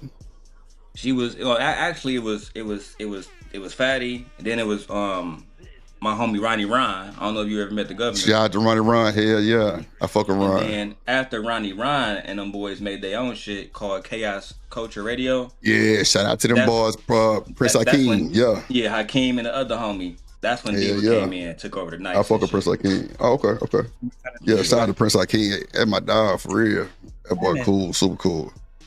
But yeah, she wanted me to get that nigga out of here, and I was like, "No, man, that nigga Vic, that nigga been supporting me. He sent $5. He cool, and he defend me and my daughter no matter where he at. So I'm always gonna show love to that nigga Vic, no matter what." Robin, them say Boosie. You trying to say his money more important? No, just the fact that like when all that shit was going on with my daughter, he was going around telling niggas like, "Hey, that nigga Daryl, he in New York chilling. I think everybody should leave this shit alone. Cause if he come back and he gonna go off on niggas." So he, no matter where he was at, he always defended niggas. Him and Gore, both of them niggas Black House. Man, shout out to Corey, man. Gore done spent more money with me than you said anybody Gore. else. Oh, okay. I thought you said Corey. No, Gore. Corey Love cool too, but shout out to Gore. Yeah, that nigga Gore done spent more money with me than anybody else on here. Anybody. Shout out to Gore. Gore cool. Every time give me $5, Gore. That nigga Gore be like, Drip, so look, you defended the other nigga. You gotta let Demon get the other nigga. I'm like, God damn. So you trying to barter? Like Gore is crazy as fuck. Gore the main reason why I'm not even gonna let this JP shit drag on. Because of Gore and Vic and the love that they have for that nigga. You feel me? On some real nigga shit. You feel me? Because Gore and Migo, you know what I'm saying, that's my dog, 100,000. Yeah. So if he want that JP shit to be done, it's over with. And Vic, you feel me? And Vic, my man, so if the nigga say don't beef with the nigga, I'm done with it. Sugar say I ain't never seen him send it down. Nah, he sent that shit for sure. Like I say, Sugar, when he sent it, I stopped the whole show and was like, it's gonna rain motherfucking pigs outside. Mm-hmm. I used to have I used to have this when you get it through Chime, when you don't have a Chime account, they allow you to transfer it to your bank account or whatever. So that nigga send me $5. It'll take me 3 days to get it, but I get it eventually, you know what I'm saying? Chime. Oh, okay, yeah, I heard of Chime. Yeah. That's like a new one, right? Yeah, like I got that bit right in my wallet right now, just because of that nigga. Chime, yeah. I ain't even activated these hoes yet. You feel me? The Bro, I ain't even know Venmo was pumping like that. I had Venmo a long time ago. I ain't never used that motherfucker. Yeah, I need to get my shit reinstated. Yeah, I'd rather use Venmo because more people use it. Fuck your Venmo. More people use Venmo? I thought the Cash App probably would have been better or be used. Nah, bro. When I was like really popping, you'll have a lot of older people that don't really rock with Cash App. You feel me? And these are the people that got accounts. These people have been working for 10, 15, 20 years. Some of them retired. They not about to put their debit card into another app to upload money. That's true. That's true. And then, when they can go straight to their account, and a lot of bank accounts got Venmo and Zelle built into it. Zelle, yep. So I seen Amazon add Venmo. You seen that shit? Yeah. Yeah, that's crazy. That's one of the ways that we can get paid now is through Venmo. No shit. That's lit. Oh yeah, they can send your check directly to that shit. Yeah, that's shit. Shout out to Venmo. I need to get my shit back reinstated. I ain't never used that motherfucker. Hold on. I mean, if you, you couldn't even get a cell phone. You put that link in the back, Demon. Oh, that Rumble. Let me go get that for you. Give me a second. All right, bet. Take time. I had got a house though. Bro, that was crazy when you got denied for a Spectrum cell phone, bro. I knew you were a broke guy. Yeah. Wow. That's because you ran my bill up. No, I knew you were a broke ass bitch. You ran my bill up, but I ended up paying it. You see my internet at home. I didn't run your bill up. I didn't run your bill up. You ran your bill up. You on your mom and them internet. You really have a nerve to come on here. You have a nerve. Talk about bills that are in your house. You should be embarrassed. You should be embarrassed. So we ain't gonna talk like your mom don't put shit in your name. I'm laughing with you. I think this don't count. You're sick. So your mom don't got a bunch of shit in your name. Reed said this 6-week marriage is a mess. Yes, it was the worst mistake. His credit score is not even 100; it's 50. Wow. And if he puts his address, then it goes down even further. I'm done with this. But I'm done. I got all my stuff in my name. Credit can't be that bad. Stop. Put that junk down like I told y'all. Thank God. Flora. Hey, let me ask you something. If we're my daughter just gave me some piece of paper while I was talking to Daryl and said a bill. Donald Trump is on his way to end welfare. Donald Trump is going to end welfare. I don't know what's going to come for this man and his children. All right, man. My food truck. He's going to take. You don't even. I thought you said I couldn't get no. I thought you said I couldn't get no. Pass no TV test. And I can't work in my field no more. You're online for 6 hours every day. So wait, that's all the part of you and JP. That nigga gonna get dropped. I dropped the nigga for an hour. His broke ass. Okay. I sent Brian because she said she wanted 60, so I just sent her 60 and got rid of the nigga. But okay, I mean, what's the timestamp when you get dropped? I don't want to hear all this shit. He about to get dropped right now. Okay. Like real soon, he about to get dropped. And then I was talking shit for an hour. I pretty much said the same thing I told y'all niggas now, bro. You know what I'm saying? Like, I mean, if you want to listen to it, you can, or I just tell you it's up to you. Well, I mean, I'm gonna just kind of get to the point where JP drop, and then I kind of watch some of that, and then we'll go to the other one. So it'll be kind of. I don't want to get brown there. He come back after a while, and we do chop it up. And I try to tell him, look, nigga, it's not even beef with your bitch ass. Right. What it is me trying to tell you, dog. I just think it's crazy that niggas sitting around. That's like if Drip, I told you, and not just I told you. You come online, Drip, and you see my co-host is Jay Prince, the real Jay Prince from your hood. Mm-hmm. And I tell you, hey, dog, that's my man. We work every day. We put work in. But I can't pay my motherfucking phone bill, Drip. Can I borrow $50? what's gonna be your first response to me? How you around these niggas and I gotta give you $50? You be better off coming to work for the Drip Show, nigga.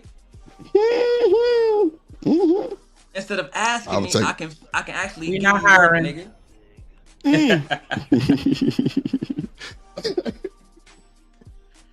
Exactly. So he's have to go back to his boss and get the money, Shanika. That's the whole point. Nobody else wanted to pick the nigga up. But why do you need, bro? I don't like that nigga Anton just as much as a lot of niggas. One thing I would never say, right, Drip, is a nigga can't pay his people. That'd be me directly lying to you in Shanika face. That nigga pay his people, bro.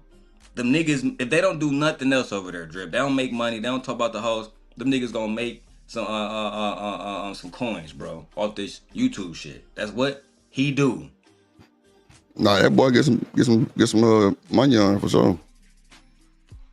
That was like I said, bro, you got niggas dropping $10,000 down to get a Porsche as a down payment.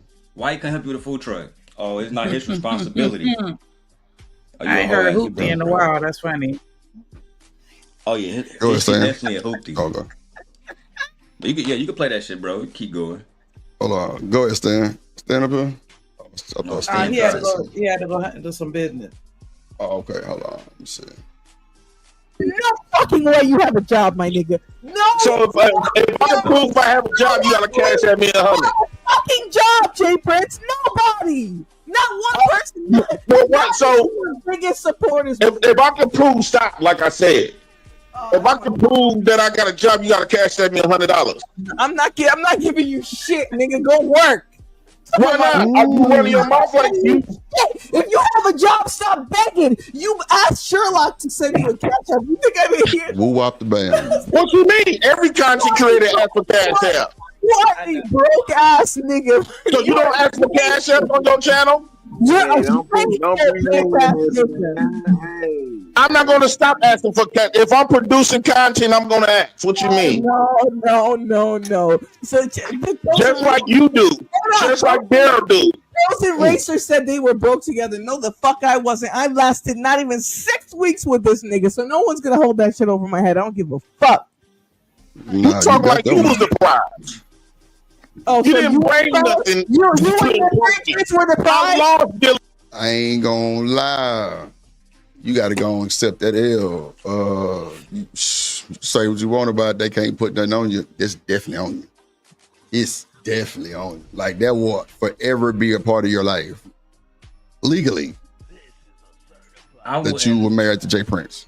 I wouldn't use it against her usually. No. I ain't saying use it against her, but just like, no, she's saying she ain't gonna let that shit be on her or like be a part of her. But legally, it will be with you forever.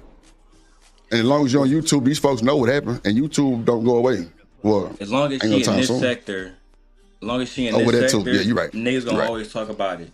The moment, for sure. Cause she's still young, she got talent, she's smart, and she witty.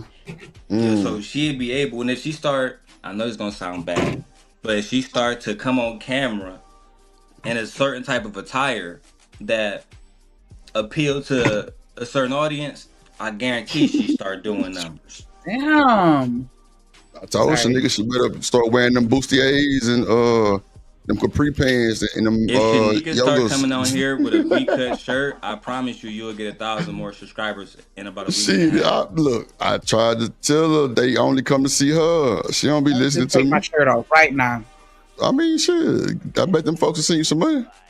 I then you gonna send it to me like you need to. Her shirt off, that would have been a viral moment in a space. Yeah, fuck it. Nigga get live on Drip Show.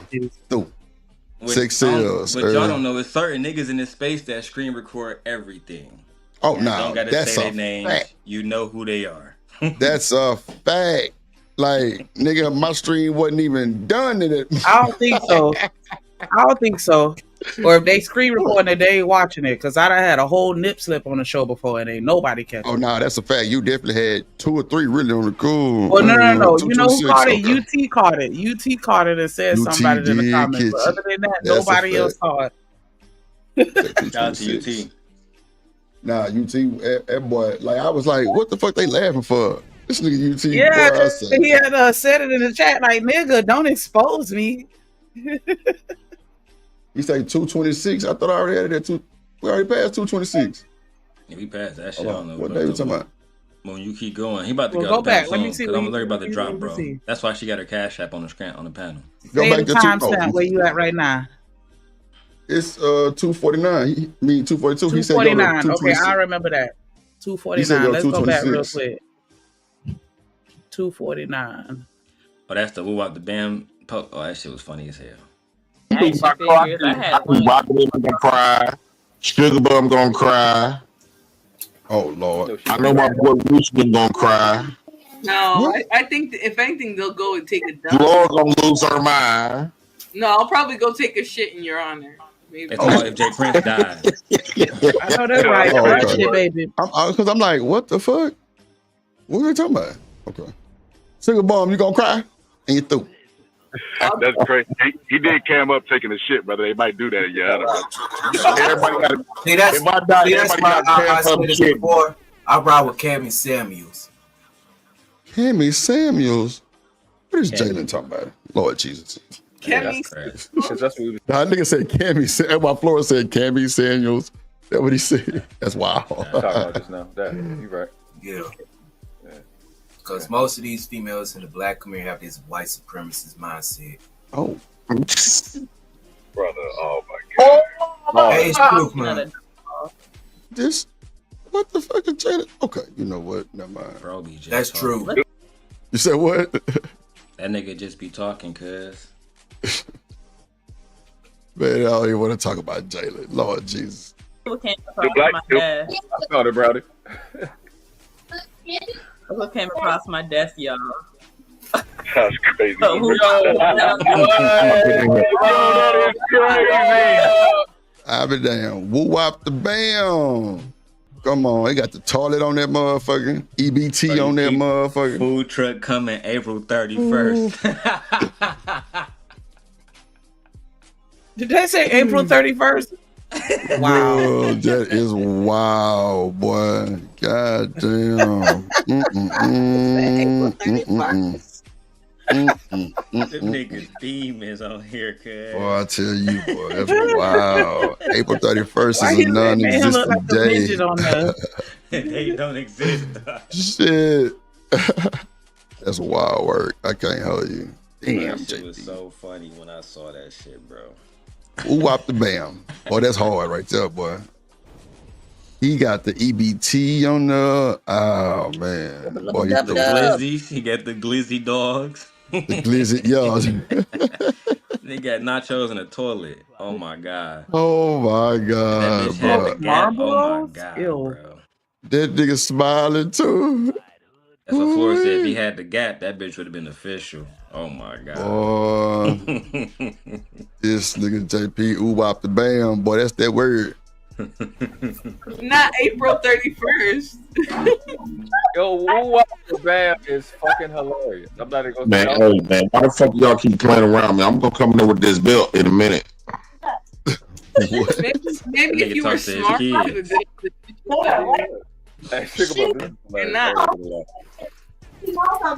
What bro, I don't know why you getting mad at me because I'm telling the truth, bro. Food truck coming April 31st. Y'all are evil, bro. Crazy. Who did this? Ronnie just did that shit. Yo, crazy. Can you smoke Marlboros? They how you spell woo out the bam. Spell it with a W. They don't care. I didn't hear ooh wop the bam, and wow. Yeah, the gap is missing. That's why it don't really look like him. Just tell them that. Yeah. I ain't gonna love aviators. Fly though. It looks good. It's some good representation. February 30th is but crazy. I think he smokes Newports. I don't think he smokes Marlboros. I think it's Newport. I don't smoke Newports. Newport 100. See how much you don't know me. Newport 100. Now, Sugar Bum, they asked him if he had died, what would happen? He said, Sugar Bum gonna cry, Rooster would cry, and I was asking, was you gonna cry? That's why I asked you that. What up, Kasim? My guy, what it do, gang? What it do? Man, we just reviewing early morning Shenanigans show, episode 1. We got 2 hitters, Demon and goddamn JP in the building. Yeah, they over here fighting about money, it seemed like. But you know, it's just 2 different ideologies of life, I think. You know, they threw. Hold on. This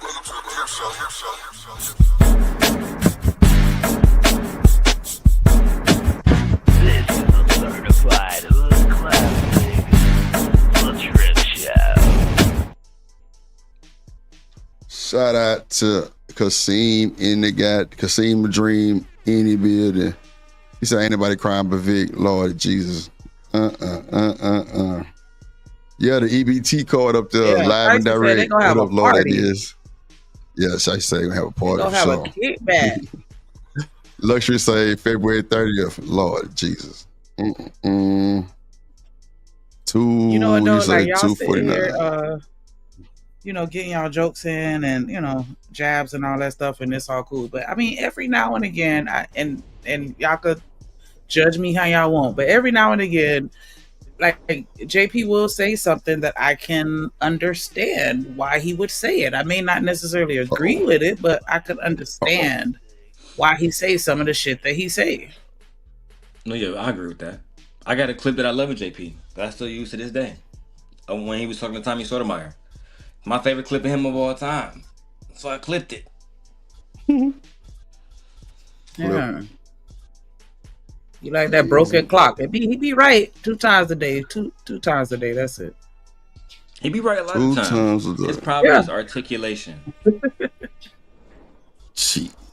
Yeah, I think the way that, just like with the whole Nelly shit, like him saying, I ain't want Shiny to be a baby mama. Like, I don't think he was saying it, you know, I think it was just the way that he say it.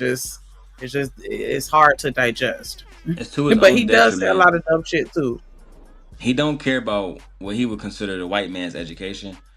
And because of that, he like basic reading and comprehension fundamentals. That's just Even with that, I kind of understood what he was saying. Like, how can we trust the shit that's in the school books when they're being written by the people that are trying to control us? These niggas is teaching us that fucking what's his face? Christopher Columbus discovered America. Like, how you discover some shit and the motherfuckers already there? Like, you know what I'm saying? So I get what he's saying to a certain degree. What up, Corey? It's my dog. Hold on, let me drop your link real quick. But yeah, like I understand sometimes why he be saying some of the things that he say, even though I don't always agree fully. Like, I can understand why he's saying it. Make sure y'all understand what I'm saying. I understand why he would say it. I'm not saying I agree or that he's right. I'm just saying I can understand where he coming from with some of the shit he say and why he would say it. No, I agree. I mean, yeah, I've learned some shit in school that I didn't necessarily agree with. Like, hold on, this can't be right, but that's what's in the book, so I gotta accept it. But see, just like with a lot of that shit with slavery, they're not teaching us what really happened. Like, if y'all think that that's what they telling us, then nah, come on, man.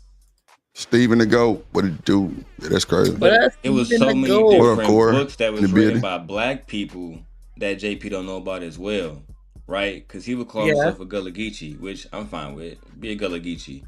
But tell me about Gullah Geechee history. Name the 5 historians that actually have lived with these people that can actually tell about their tribe. You don't fucking know. And that's the problem, right? Because yes, there's been a lot of white people that have written books in the South, but there's a lot of black people that wrote books as well. And on top of that, a lot of the HBCUs, they have a lot of different history, but niggas only care about that education as well. We're not picking up books that was written by fucking Rosa Parks or books that was written by what's the Marcus fucking Umar Johnson Marcus Garvey, right? People who actually was like really in shit. A lot of like these people have their vision of history too, and I think that a lot of times if we only focus on what white people is teaching us, and of course we can run with that narrative. I would concede to it that most of the time they probably will lie to you, but that's the best part of being educated. is you have enough self-awareness to think, okay, I'm reading something, it don't make sense. Let me go to somebody else to get a different account. Let me compare the two different accounts to get an actual full story. You know what I'm saying? Facts. That's just what it is. That's a bar conscious. He said, I get what Shanika's saying, but you got to learn a lot to expose it. Facts. And that's why I was like, that's where the disconnect is with him. I think that, he can't substantiate it. But yeah, you're right. Daryl. Yeah, he's not exactly wrong when he said that, because there's examples of that in all through history. If you watch a show like Game of Thrones, that happens all the time, right? But at the same time, there's certain stuff that, for example, reading comprehension, you can learn that from K through 12. That's going to help you throughout the rest of your life. What he's specifically talking about is a lie, because the math isn't a lie. The science isn't a lie. The chemistry isn't a lie, right? The anatomy isn't a lie, right? It's specifically the history. Specifically. That part is extremely subjective. But if you discount math, reading, science, geography, anatomy, chemistry, biology, I think you're doing yourself a disservice. I don't know. I feel like depending on the type of person you are, you can kind of argue anything. Because, like, where did math really come from? Yeah, I know 1 + 1 is 2, but have you ever, like, how deep and far into math did you ever really get, Daryl? Like, what's the deepest you got? You ever made it a calculus? Yeah, I did business calculus. How you know all that shit true? How you know that's true? You mean like learning about derivatives and stuff like that? Yeah. How do you know it's true? Where did it really, really come from? I just go back to the ancient art of arithmetic, right? So at one point, because everybody did bartering, right? Right. You had to weigh things, right? Mm-hmm. And how do you what metric do we use for weighing? Of course, they use different metrics. They use pounds, they use grams, etc., etc. But each one of those have a number, right? Because it might be 1 pound, might be 2 pounds, might be 1 gram, it might be 4.5, 3.5, right? So eventually, I can't just go to Drip and be like, hey, bro, I see you got a whole bunch of hay, you got a whole bunch of wheat. Just give me all that shit, and I'll just give you a price. People put numbers on stuff for a reason. You know what I'm saying? It was a way to structure things, right? And it always existed anyway. Because again, give me 1 or 2 or 3 or 4 sheep, and I'll give you my daughter, something like that. It always was numbers on stuff. Arithmetic just eventually, it kind of birthed itself. Basic arithmetic. Calculus and everything else came much later from much smarter men than myself. People like Robert Oppenheimer, who was focused on using chemistry to build weapons for the government. Obviously, he dropped the bomb in fucking Hiroshima in Japan in 1945. Then you got, at the same time that he was living, Einstein, right? Who was fucking calculating, trying to get to the moon, right? Because that was something else that our governments, whether it was us, the Soviet Union, the Russians, they was all trying to get to the moon, right? And it was 3 black women at that time. I can't remember all their names. One I can remember distinctively because she has a museum at NASA, Katherine Johnson. She was using arithmetic to calculate how much thrusters, how much force the thrusters need in order to get from our atmosphere safely to the next. Right? All of that has to be done using arithmetic. Unfortunately, this is what it is. Mm. And I would agree with Urban Matt. I would say Egypt as well. If I had to mention, I would say Egypt. That it came from those people who were building fucking pyramids. I would agree. Yeah, I've watched some very spirited conversations debating mathematical concepts and theories, even with science. Like it's certain aspects of science that I rock with, and certain aspects of science I'm like, y'all just making shit up. Yeah, but I ain't trying to derail. What happened? Well, a lot of times that's how science starts. You have a hypothesis, and you have to gradually do whatever you need to do to prove it. That can be a number of things, whether it's hosting labs, dissecting people or animals, whatever it may be. Back at one point in time, they didn't understand how women were being birthed. They genuinely didn't understand. Like the first picture I remember being written or even drew was by Michelangelo. Was it him or was it Da Vinci? I think it was Leonardo da Vinci, where he drew on a fucking canvas a child inside the woman's womb and how it comes out. Nobody would believe that shit. They thought it was ordained by God. Right? This is a whole different primitive type time. Unfortunately for women, they had to dissect a lot of women to show that no, this had nothing to do with God. This is about their reproductive organs specifically. Mm-hmm. And this is most famously done on Henrietta Lacks. Everybody know who she is. Yeah. Jonesy, you're right. It's accepted across the field. And that is sometimes what fuck with me. Because it's like, if you could just convince everybody that what you're saying is right and makes sense, then we go along with it. And then, years later, it gets debunked. Yeah, everybody thought that it'd be good to spray our fucking crops with these different chemicals. Had to get a name right now because I'm blowed. I'm pretty sure it's gonna pop up in my head in a minute. Either way it go, it start making people sick. It start making it had like steroids type of shit. It start making young girls get bigger breasts early. A whole bunch of shit. Can't think of the name of it right now. Maybe somebody in the chat knows what I'm talking about.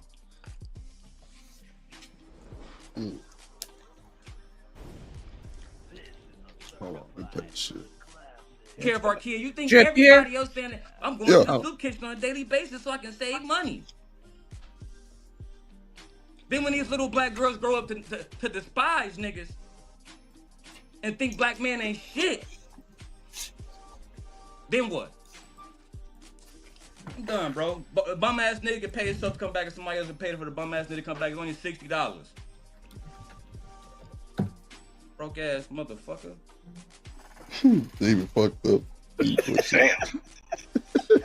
Shit, how we got like that nigga man. Yeah, I got it. No, I'm not a flat earther. Damn, jeez. Don't do me like that. Don't do me like that. Lord, don't do me like mercy. that.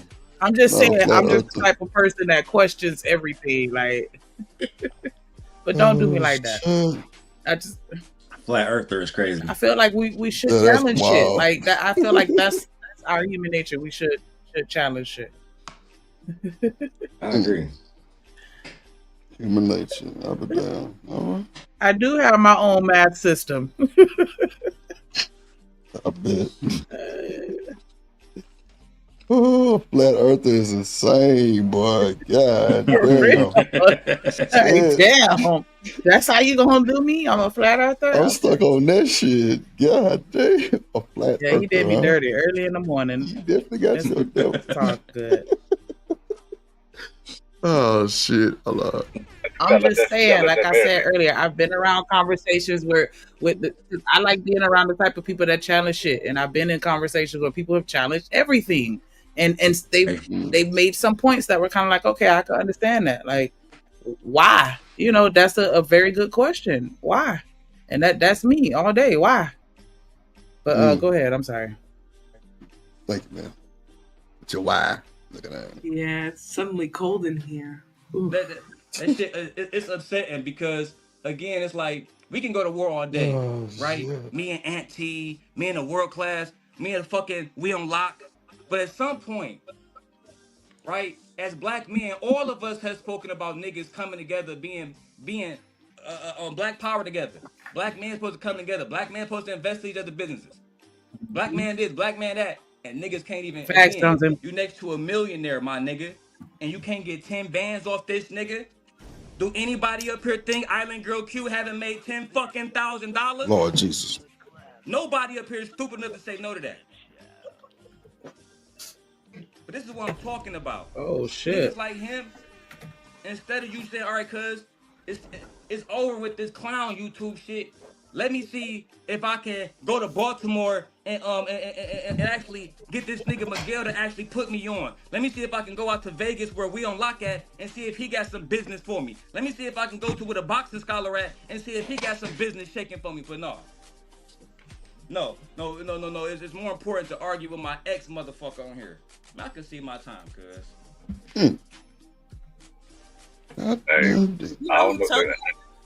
Daryl is like a little Kevin Samuels. I don't care. Fight me.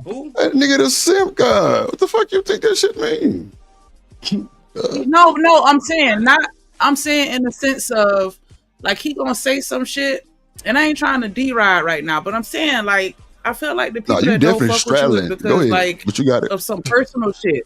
But your ass be fucking cooking, but you cook with that hot ass grease and that shit be popping on me and burning my hand a little bit, and so sometimes But you I guess like that's pain. what make it a little hard for some people to hear. But Man, no, you like I'm pain. just saying as people in general. I'm saying people in general. I feel like the way that he delivers it might make it difficult for some people to accept.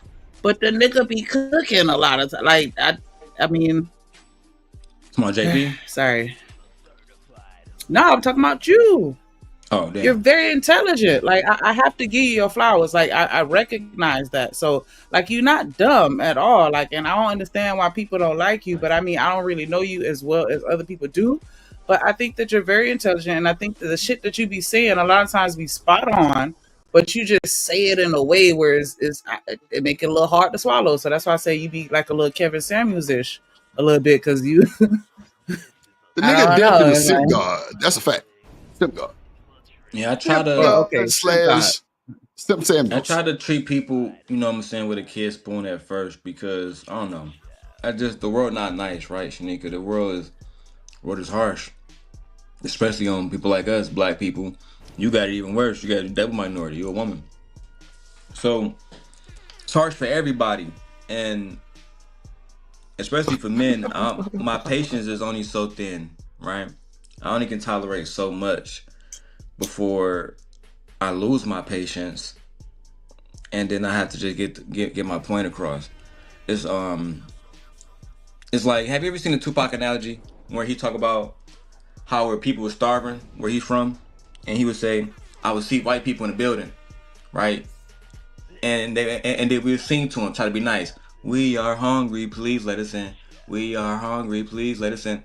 We see you niggas throwing salami, throwing blunt, all kind of shit. A few minutes later, it's gonna be, we about to knock down the door. If you don't open the door, please give us some food. A few days later, we coming through that bitch. Now we gotta go ahead and put the gun to your temple and take food, right? Boom. We tried, right? And that was an analogy from the civil rights movement, et cetera, et cetera. Tupac saying that we was trying with civil rights. We was trying with these different people. We was trying with the Black Panthers. All them people now is dead or in jail. So what are we supposed to do? Keep trying? No, we gotta do a different approach now. You know what I'm saying? And sometimes it's like in management. If I call somebody, hey bro, I need you to do this, right? I do this with my wife. She told me I yell at her ass too. I'm only gonna say stuff to anybody a certain amount of times. What up, emo? If I have to tell you over and over and over again, if it becomes a recurring issue, I believe that it's within my right to handle it differently at that point. And sometimes you a Virgo? I am. Yep. Okay, now it's making sense. That's why we all get I along. remember somebody saying that. I'm like, damn, you sound like me. We all Virgos, me, you, and Demon. Ain't that a bitch? This one I'm reading right now, Drip. You feel me? That's why Black when Panther, Shanika flew off the handle, I say, yep, it sound like Demon ass. Ain't that a bitch? Shit. Ain't no written by Lane Brown. You know that is right there. Keep saying the same shit over and over again. Like, get this shit through your thick ass skull. Like, you clearly you don't give a fuck. So now it's time for me to not give a fuck. Like, that's how I take it. I take it as disrespect. Like, cause you hear me talking. If I have to, and Drip, you know why people always ask me, why do you use people's families and stuff? I always do that, right? I didn't realize that it was bad until months later when people start getting their feelings. Right. But what I would do is, because I don't want to say the names on this example, right? On this example, I'm just gonna keep it blank. but I was on a content creator's channel, and there was a woman who had a certain lifestyle where she was like, I have 4 or 5 different boyfriends. I did not agree or disagree with this lifestyle. But the men was saying, well, y'all weak if you don't like this lifestyle. So I said, okay, I can see to your point, but let me make this personal. What if your son come home, right? And he with his chick and he say, oh yeah, I'm number 3 in line. Right? You cool with that for your sons? Every nigga said no. So why are you promoting this then? If you don't want this coming in your home, why are you promoting this, blood? And I'm only being nice because some of these individuals be over here.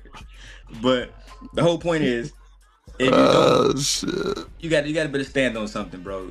And a lot of people in this space, they lack conviction, and it's a big problem, especially black men. It's a major problem, low key. But whatever, man. JP, one of them. Shiesty, you ain't shit. That's what everybody be saying. Like, damn, don't do me that dirty. Like, I mean, if I ever do something to piss you off, like, I promise you can hit me up on the back end and we could talk it out like 2 adults. Like, we don't gotta bring it to the front street. Like, God damn it. I don't want parts in anything. Shanika, I don't have no problems with nobody. I promise you. Like, it's people as that long as nobody talk about my kids, I always spare them. That's it. That's the only rule I really have. That's great. Like, it's like in the streets. All right, you come from my brother. My brother grown. My mama, they all grown. Right? Some people might not like that. But if you come from my kids, I'm going to feel so fucking disrespected that I'm just going to lose my top. Nah, I feel you. When kids shit, that's a whole different ball game. That's why I don't even go to the family. The Drip can say, oh yeah, because we at your mama house. I'm like, that's crazy. I hope she's strapped. Yeah, but if he say he outside my kid's school or something, I'm going to have so many problems because, you feel me? Right. It's going to be so different. I'm going to instantly get there on that tip. You feel me? So, it is what it is. Okay. Nah, I feel you. I'll be sure to keep that in mind. Fuck all that. God damn it. Miss Jill say, do not invite him to war. He can bring it. Miss Jill, don't drag me with a good time. God damn it. I want to see shit. The fuck? Yeah, nah.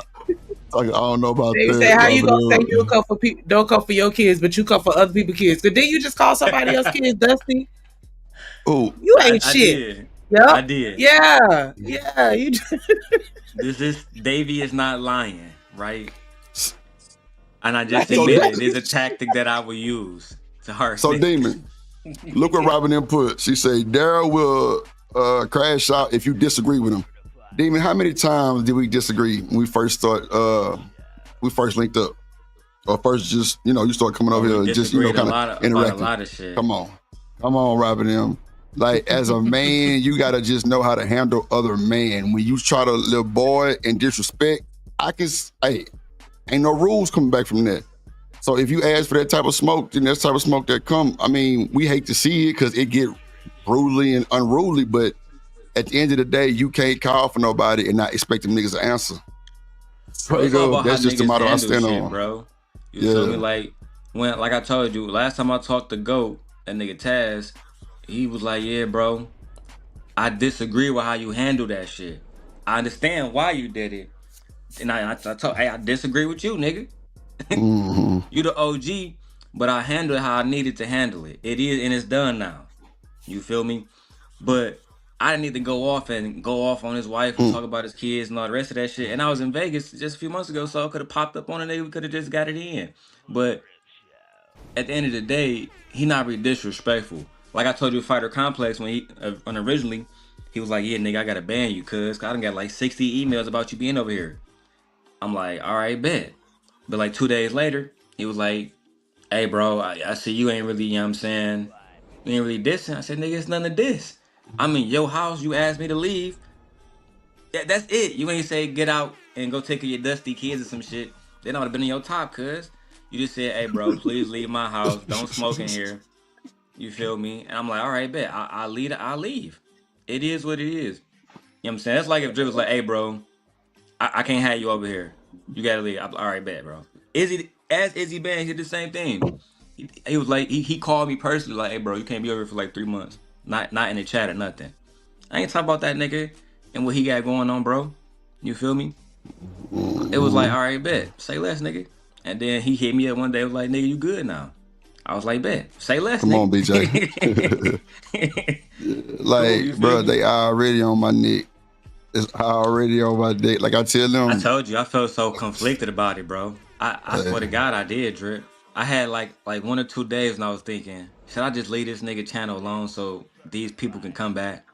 And I was gonna do a reaction video about it. I was gonna compare your old streams before I came to now. I had a whole plan for it. But I said, no, you know what? That's gonna just draw more attention.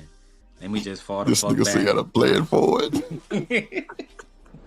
Yeah, nah. So look, I knew the nigga was fucked up. Look, like, I had some shit on the members on the stream. That boy Demon pop up. Yeah, Drip, guess what? I'm a new top tier member. I'm like, this nigga don't miss. Like, but hey, man, look. We with this shit. Shout out to the gang, man. It ain't no shit. It ain't no shit like that. We be chilling. We be chilling, man. $20. Oh yeah, I would have been did that. It was like 15. Oh, let's provide. What up? Drop the link. I don't know that nigga. Yeah, I don't know that is either. Yeah, hold on. Let's play some more of this shit. Tully, Tulley. Man, unless these niggas more put a face on it, I don't know who none of these niggas is. These niggas That's like a troll account. Yeah, this nigga got Dave Chappelle. Man, I ain't trying to hear that shit.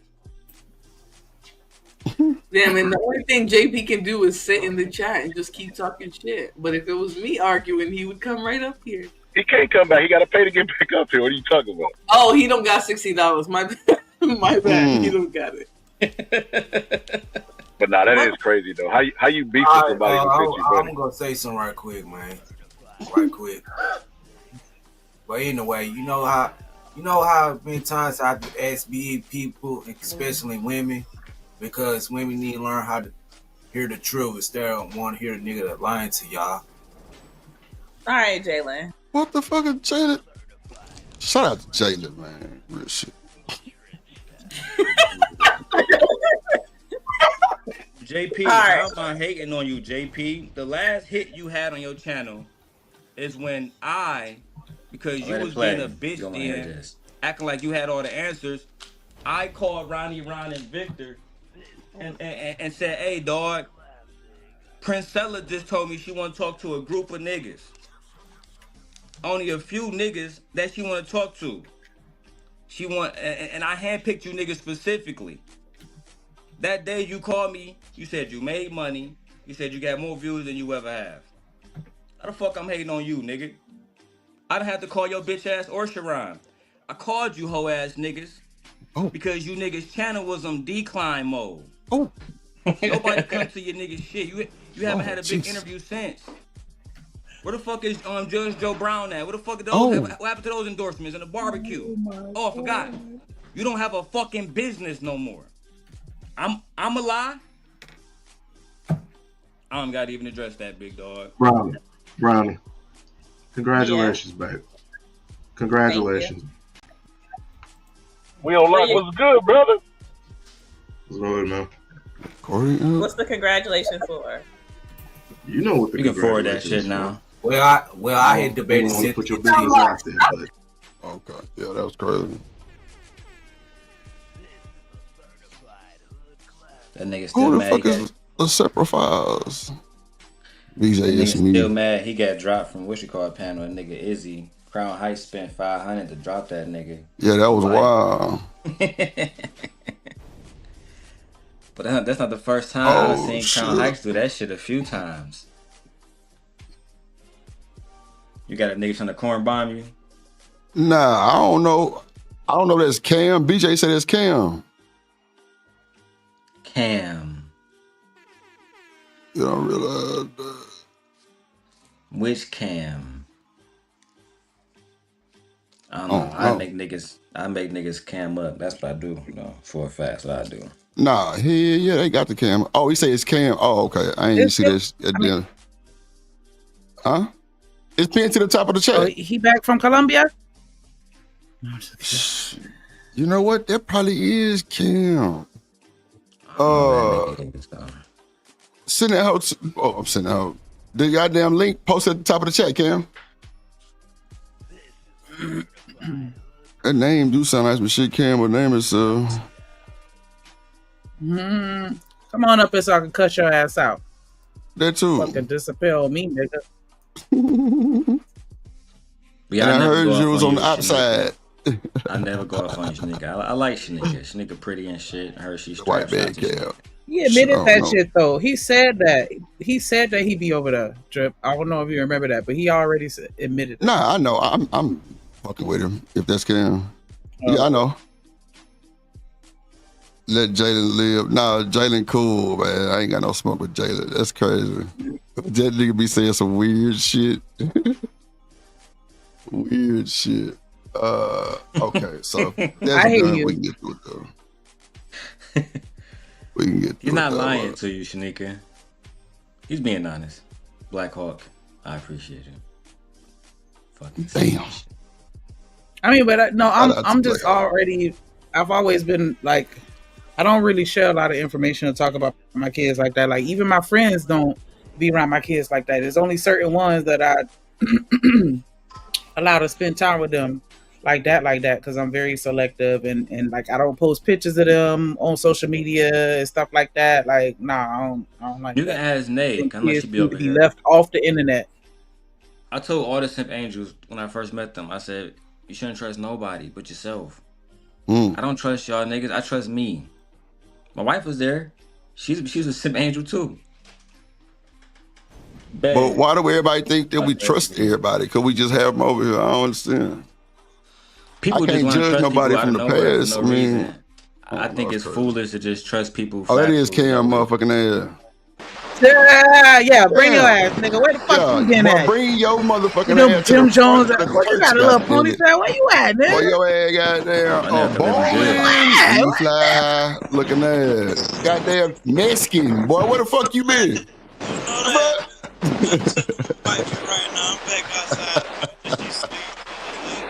What's good? Oh, okay. See, I told them folks you was over there. See what I'm saying? Shout out to that boy Cam, man. Cool. What's going on? How long you gonna be over there? Turn nigga background noise off. Oh yeah, okay. I got you.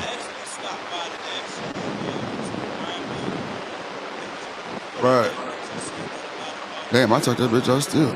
Hold on, let me cut the nigga volume up. Cause I'm like, hold on, Cam. Let him fix the mic, cause I can kind of hear you a little bit, but Okay. Damn. Okay, I cut the background noise and cut him up. It's still, damn, cut that motherfucker back off. Tell him to rejoin later on, refresh. Hey Cam, come back up. Drop it, then come back up. Cause it's a lot of feedback. YouTube back. All right. Yeah, it's a lot of background noise on that motherfucker. Oh shit. Goddamn Cam. Goddamn Cam. Right, what up, Ed? He over there looking all disheveled because he just put his wife to sleep probably. Oh no, shit. Lord Jesus. See, you just a freak. That's all. You just a perv for the girl. Yeah. Shout out to Shanika. Trying to get put to sleep. Yes. Ed, what it do? What's good, my guy? So let's see. So Shiesty, this is it right here for you. Oh Lord. And let me open the envelope for you so you can see, my baby. Shiesty, why are you It's the official joints, you feel me? It's the official joints. What's that for? Hold on, I'm looking at the wrong screen. Oh yeah, you still got that shit in the bag. Yeah, Cam. So look, after you talk, I'ma just mute it because it's a lot of background noise. I tried to cut your background noise off in the back. It ain't letting me do it. Hold on, let me see. Oh, there you go. Nah, he on mute. No, he on mute. That's why. So when you come That's off, why I it's did gonna that go right shit. Okay, yeah. Hold on, let me see. Nah, hold on. Unmute real quick, Cam. Oh, okay. All right. Yeah, I just mute you real quick. All right, there you go. I think that's the ocean and shit we hear in the background. See, something goddamn, or it's windy to the motherfucker out there. Yeah. Where you at, Cam? Where you at? Ecuador. Oh shit. What you by the ocean or some shit? Yeah, that's the ocean out there. Yeah. Wow, that shit crazy. Shout out to that boy Cam.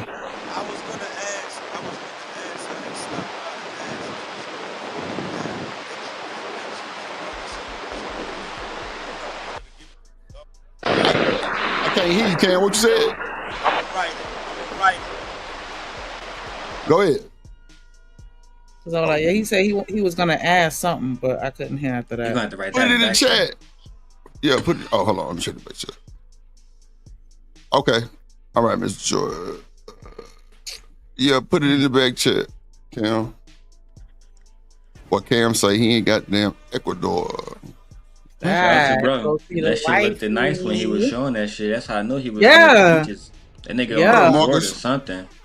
Nah, that's where his wife live. Oh, but I said that shit looked like a resort. That shit looked nice as hell. Like a motherfucker. Yeah, that look like a neighborhood. I wonder if they got good weed out there and shit. They got that, you know what I'm saying? Oh, no good weed? Weed trash? Weed trash. Oh, man. Damn. You kill my vibe. God damn it. Oh, yeah, for real. Like, you supposed to have some fire shit with a view like that. Just Man, that stand nigga on the DC Young balcony. Fly said, yeah, that nigga DC Young Fly said the Virgin Islands got some super good weed. I was like, yeah, that might be the next trip. I might take Shanika. No. Take the back? All right. Oh, shit. Okay, I got you. I'm finna tell you. What up, Marcus? What's good, Marcus? There you go. It's with it. Yeah, Spire. There you go. Check that shit out. It's lit. That's a bit. Nah, for sure. Yeah. Shout out to that boy, goddamn Cam. Yeah, man. Yeah, we missed you, dog. As soon as you bring your ass back to the States, it's going down. From a different device. Like, Yeah, for like sure. You better check in. That's a bad boy. Good to see you.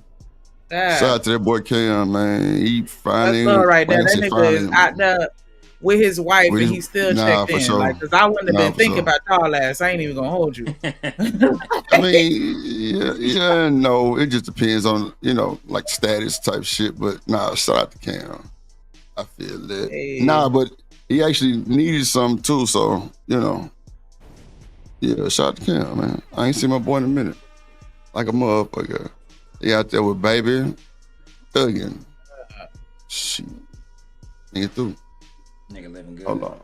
Shit. That boy by the ocean, he oceanfront, goddamn, back, side to side, all that type of shit. I ain't gonna lie, like, so Sneaker and Demon, would y'all be willing to move to like Bali or some shit and become a citizen? See, why not? Like, cause you ain't never been there, Demon. We ain't never been there. We don't know what's going on, but if somebody offer you some type of opportunity, I would just say I would have to do my research on. Just say hell no.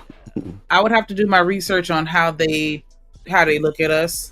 You know what I'm saying? Like, cause I can't just, we not accepted everywhere. Cause yeah, I've absolutely been, asked to move, and I'm like, hell no, nigga, don't nobody around there look like me. Like, and this was a nigga I was in love with. Like, nah, I'm not doing it. I'm not going with you. So, I can't go anywhere.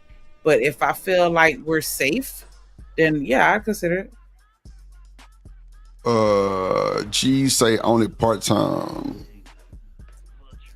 Lord Jesus. Irvin say drip sneakers easy on the eyes. Yeah, I know. I be blind. I be blind to that motherfucker. I be blind to that motherfucker. She get on my nerve, dog. That's why I couldn't. She get on my goddamn nerve. Ancestors, nah, for real. Well, I wonder if the traveling vice laws can go. Okay, never mind. Let me stop. Let me stop before I get on demon time. Huh? Nah, I was about to say something, but then I was gonna be a whole hypocrite, so I had to cut myself off. Shanika, you look like, with all due respect, you look like you got one of them country ass big booties too. Ooh, country. That's Lord, yeah. That was disrespectful. So you don't even gotta say shit in response. Country. That's just funny to me. Like, how do you like that's so crazy? How can you just look at the top half of somebody and be like, yeah, I know you got you triple cheeked up. Like, that's what does that look like? Because you got triple cheeks. The fuck? Yeah, it's like, sir, but they don't know that. I'm talking about your cheeks. Oh, you talking about my face? Oh Lord Jesus. Oh, so yes. because I got round cheeks. Let me read this for you, Drip. Black Hawk Drip. Daryl is banned from YouTube. If they know that you are allowing him on your platform, you can lose your channel. And Daryl knows this, and he doesn't care. Not that doesn't care. This nigga ain't shit, bro. I swear to God. That doesn't care. No.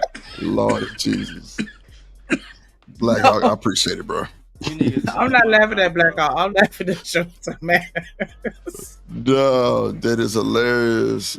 Not he doesn't care. This nigga crazy, I used to get that a lot. I used to get accused of not caring a lot. That's why that was funny to me too. Like, damn, you don't care. Everybody disposable and is. Ooh, the fuck, crazy word. For real. It's so many ops that I got on here that never show their faces, right? Drip, like I didn't like I don't know. I thought that I was doing what Shanika said earlier. I was just being smart back in the day, but I realized now that maybe I really was an asshole. Maybe I really was a demon. I'm sure you were. Once you confirm that you were Virgo, I already know what's up. Like, come on. I'm looking. I already know who you are because you are me. That demon live in man, bro. And you know, demon, you seen that stream, bro? You seen that stream when that nigga Shanika flew off the goddamn by herself? No, no. I'm like, not come on, bro. That sound like yo motherfucking ass. That's for sure. I say, but in that situation, it was warranted too. Yeah, that too. Yeah. A lot she of went out more than I did. You won't put belt to ass unless it's necessary. Mm-hmm. But if we I'm gotta actually put not belt to proud ass, of that, and so I'm gonna try not to ever. Man, shit. They ain't expect me to go the way I went on Beans. See, them niggas were like, this nigga ill. Yeah. I think the last time I really saw was on Fly Trap. I don't say her name, but I think that's what you call her. Oh Lord Jesus. But she earned it that day. Shout out. Yeah, that was definitely demon time that day too. Yeah. My first, like, I think I sat through a lot of that stream. I was smoking, I was laughing so goddamn hard because it's just the nuances for me and just the mannerisms. I'm like, this nigga ain't shit. Yep. and then your background had baby. She just teasing and shit. I'm like, what the fuck? Oh yeah, my wife. She's enjoying this. Demon mode. Yeah, she liked that shit. She's enjoying it. On the Cuz channel. I ain't gonna say his name because I don't know how y'all get down, but she went on bro channel like, I ain't fucking with you no more since you playing that nigga video. Oh, child. Oh man! Shout out to my little immigrant homies. Immigrants. Shout out to the immigrants. But how they feel about us, Jones and though? Jones said Ecuador and Bali are the least expensive places to live, so they are better options. I mean, is Cam black? We can just ask that nigga. He over there living good. Yeah, but I mean, no disrespect. He don't look like me black. He look like Drip black. Like the fuck? Ain't that some shit? God damn it. I get what you're saying, like light skinned niggas. Like he blend in. I don't. So he gonna have a slightly different experience than me. Like I just need to know. Like, am I cool? Like, what's up? Like, but yeah. I don't know. I couldn't like move them me. niggas too poor to be racist over there, cuz you ain't got enough. I like it's got to be some American shit going on over there for me to maintain, because I'm gonna get bored quick. If I was single, I would be hitting everything on my soul. Yeah.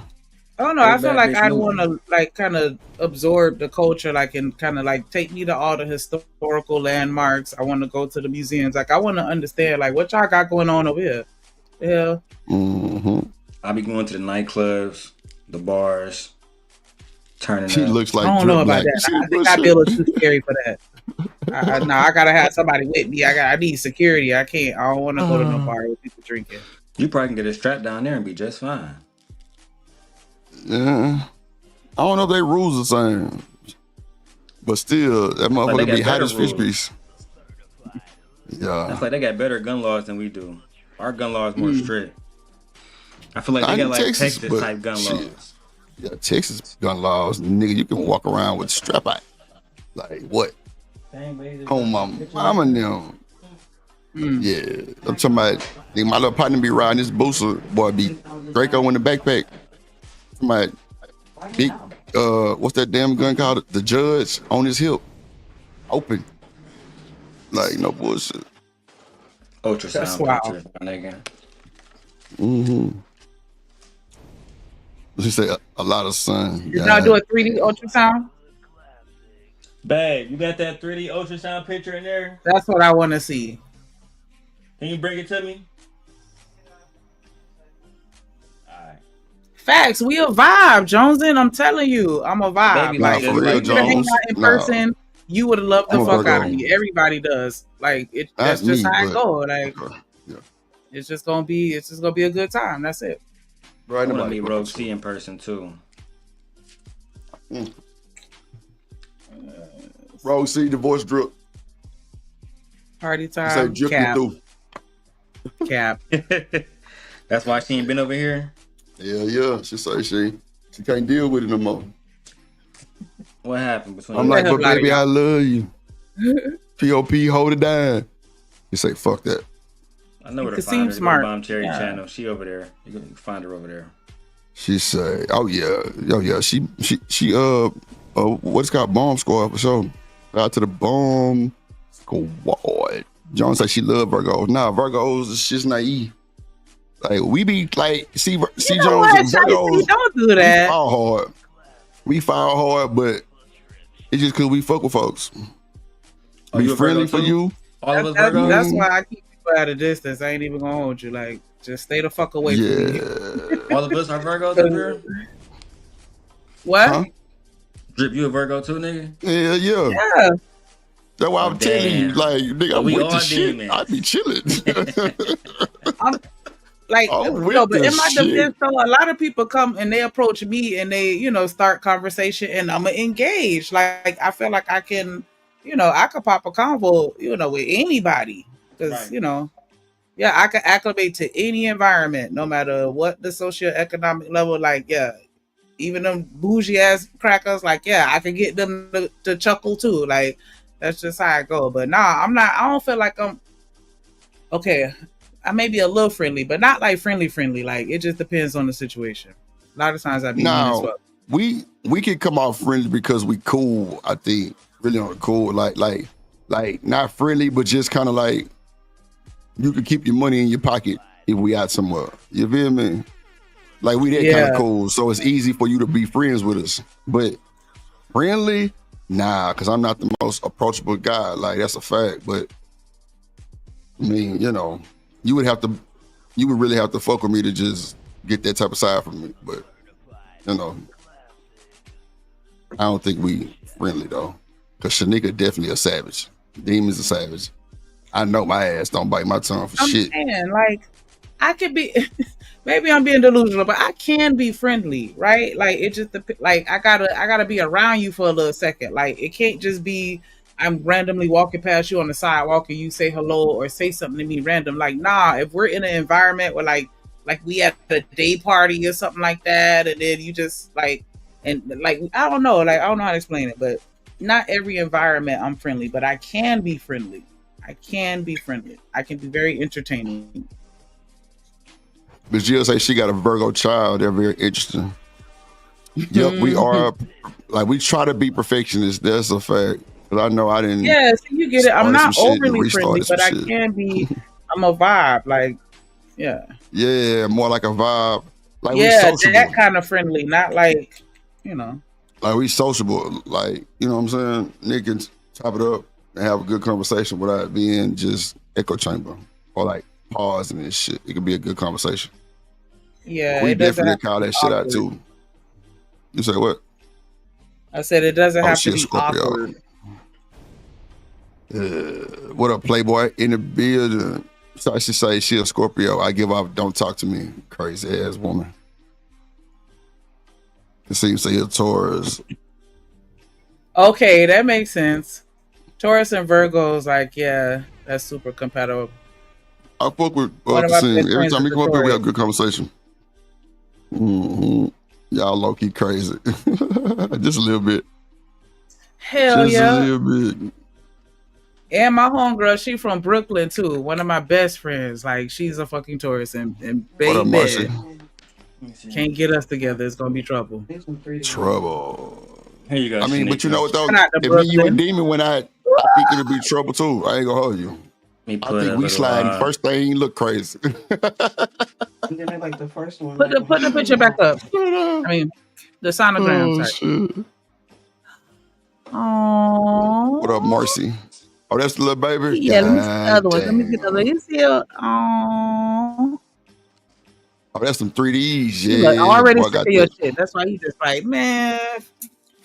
No pictures today, please. Already sick of your Shit, I'm shit. tired of his shit too. Yep, already.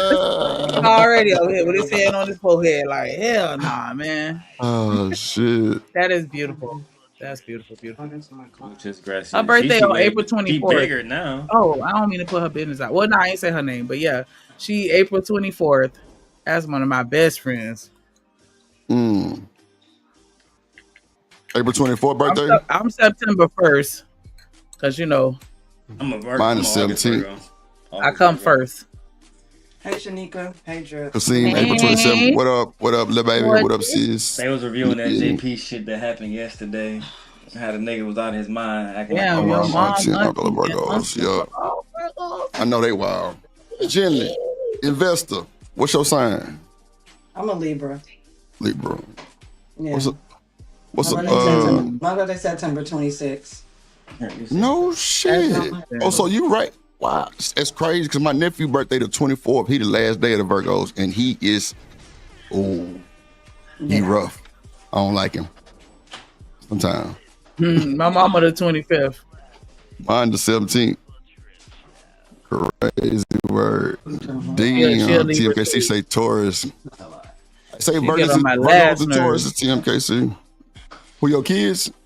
They are Virgos? No, my mama a Virgo. I mean, I gotta get online for school right Yeah, she got class. Yeah, I got a seminar class. Shanika, I got 4 more classes before I'm done with my master's degree. Yay! Yes. Shout out to you. Yeah, shout out to you. That's good. That's good shit. Trying to get that master's. All right, big booty. All right. Masters. What's you say? The 17th? Capricorn. Shout out to the Capricorns. Yeah, my baby say my mama is Capricorn. 17. Guess I got this all to myself. My B-Day is 17. Hey, Doug. My baby a Capricorn, and he get on my boy. His mouth. Robin them says she a Taurus too. Man, I don't disagree with a lot of people. Yeah, that's why I survived. That's why I survived. Like even yesterday, me and JP didn't have to argue, bro. It's just we just need to be honest with each other. That's all it is, man. It's like when y'all said earlier, like how you talking about kids and you talking about kids, yeah, I do. It is what it is. That's they me, caught though. you on that one, G. But they was being honest, right? I'm telling niggas, and you see how I do it, right? Like I would try to make an example on some nice shit, like, hey, bro, you shouldn't talk about baby mamas if your daughter's a baby mama, right? Maybe that's not the smartest way to do shit. And niggas that take that like I'm dissing, but I'm just trying to make a point, the same point that they made. Which is about consistency and inconsistencies. That's the ultimate point here, bro. It's no point of fighting, especially us. It's no point of fighting each other. So we can get a few little views, or we can get big like Tasha K and shit. At least if you're gonna fight and make thousands of dollars and do it. Otherwise, it's really pointless, bro. I just find it funny now, to be honest. But yeah, it is what it is. Yeah, I don't want to fight. Black Hawk ain't bullshitting. I don't want to fight. Fight you, nigga. I think you a good person. I've never seen you like, you know what I'm saying? You was trying to defend that nigga Beans, for fuck's sake. You know what I'm saying? Lord Jesus. I don't know what the hell that was about, but yeah. I feel like you one of them like nurturing type women and shit. You like, you know, that like caring for niggas. Yeah. Whereas I do. I'm not like that. You feel me? I think caring for niggas is not crippling them. And not crippling them is preparing them for the real world. That's all. That's how I approach it. That's all it is. And we need women to be nurturing. That's your jobs. Mm-hmm. Now, I do have to admit that, you know, with my boys, I do understand that as a boy mom. And so I do try to find that balance where I'm not too soft, because I understand the world that they're going to be living in as men. And so, you know, I don't baby them, but, you know, I do care about people in general. You know what I'm saying? And I fuck with you. If I got $10 and it's my last $10, I give you the whole 10. I'm not even gonna split it 5 and 5. I'm gonna give you that 10 because I know I'm gonna get another 10. Mm-hmm. Like, I give you the shirt off my back. Like, I'm one of those. So that's why, like, if people do me dirty, like, I'm ready to fight at this point. Like, nah, hell no, nigga. You done got me emotionally invested. I'm gonna fight you and then I'm out of here. That's because you're a flat earther. Shoot me in his face and then I'm out. What he called you earlier, a flat earther? Yeah. That's the reason why right there. Nah, but I just leave. Though. I don't even fight though. I just leave.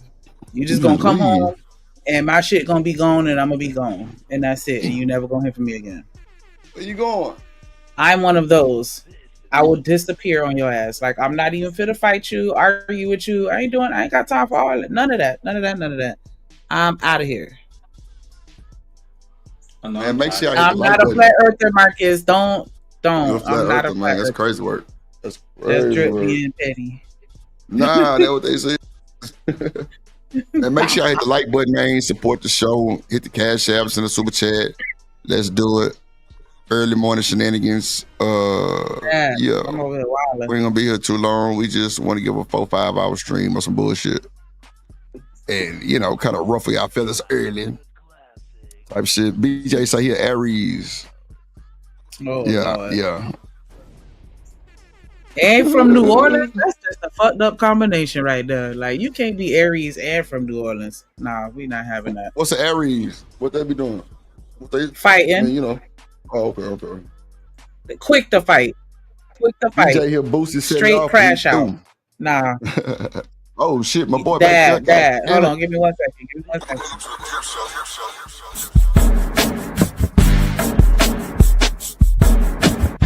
This is a certified hood classic, The Drip Show.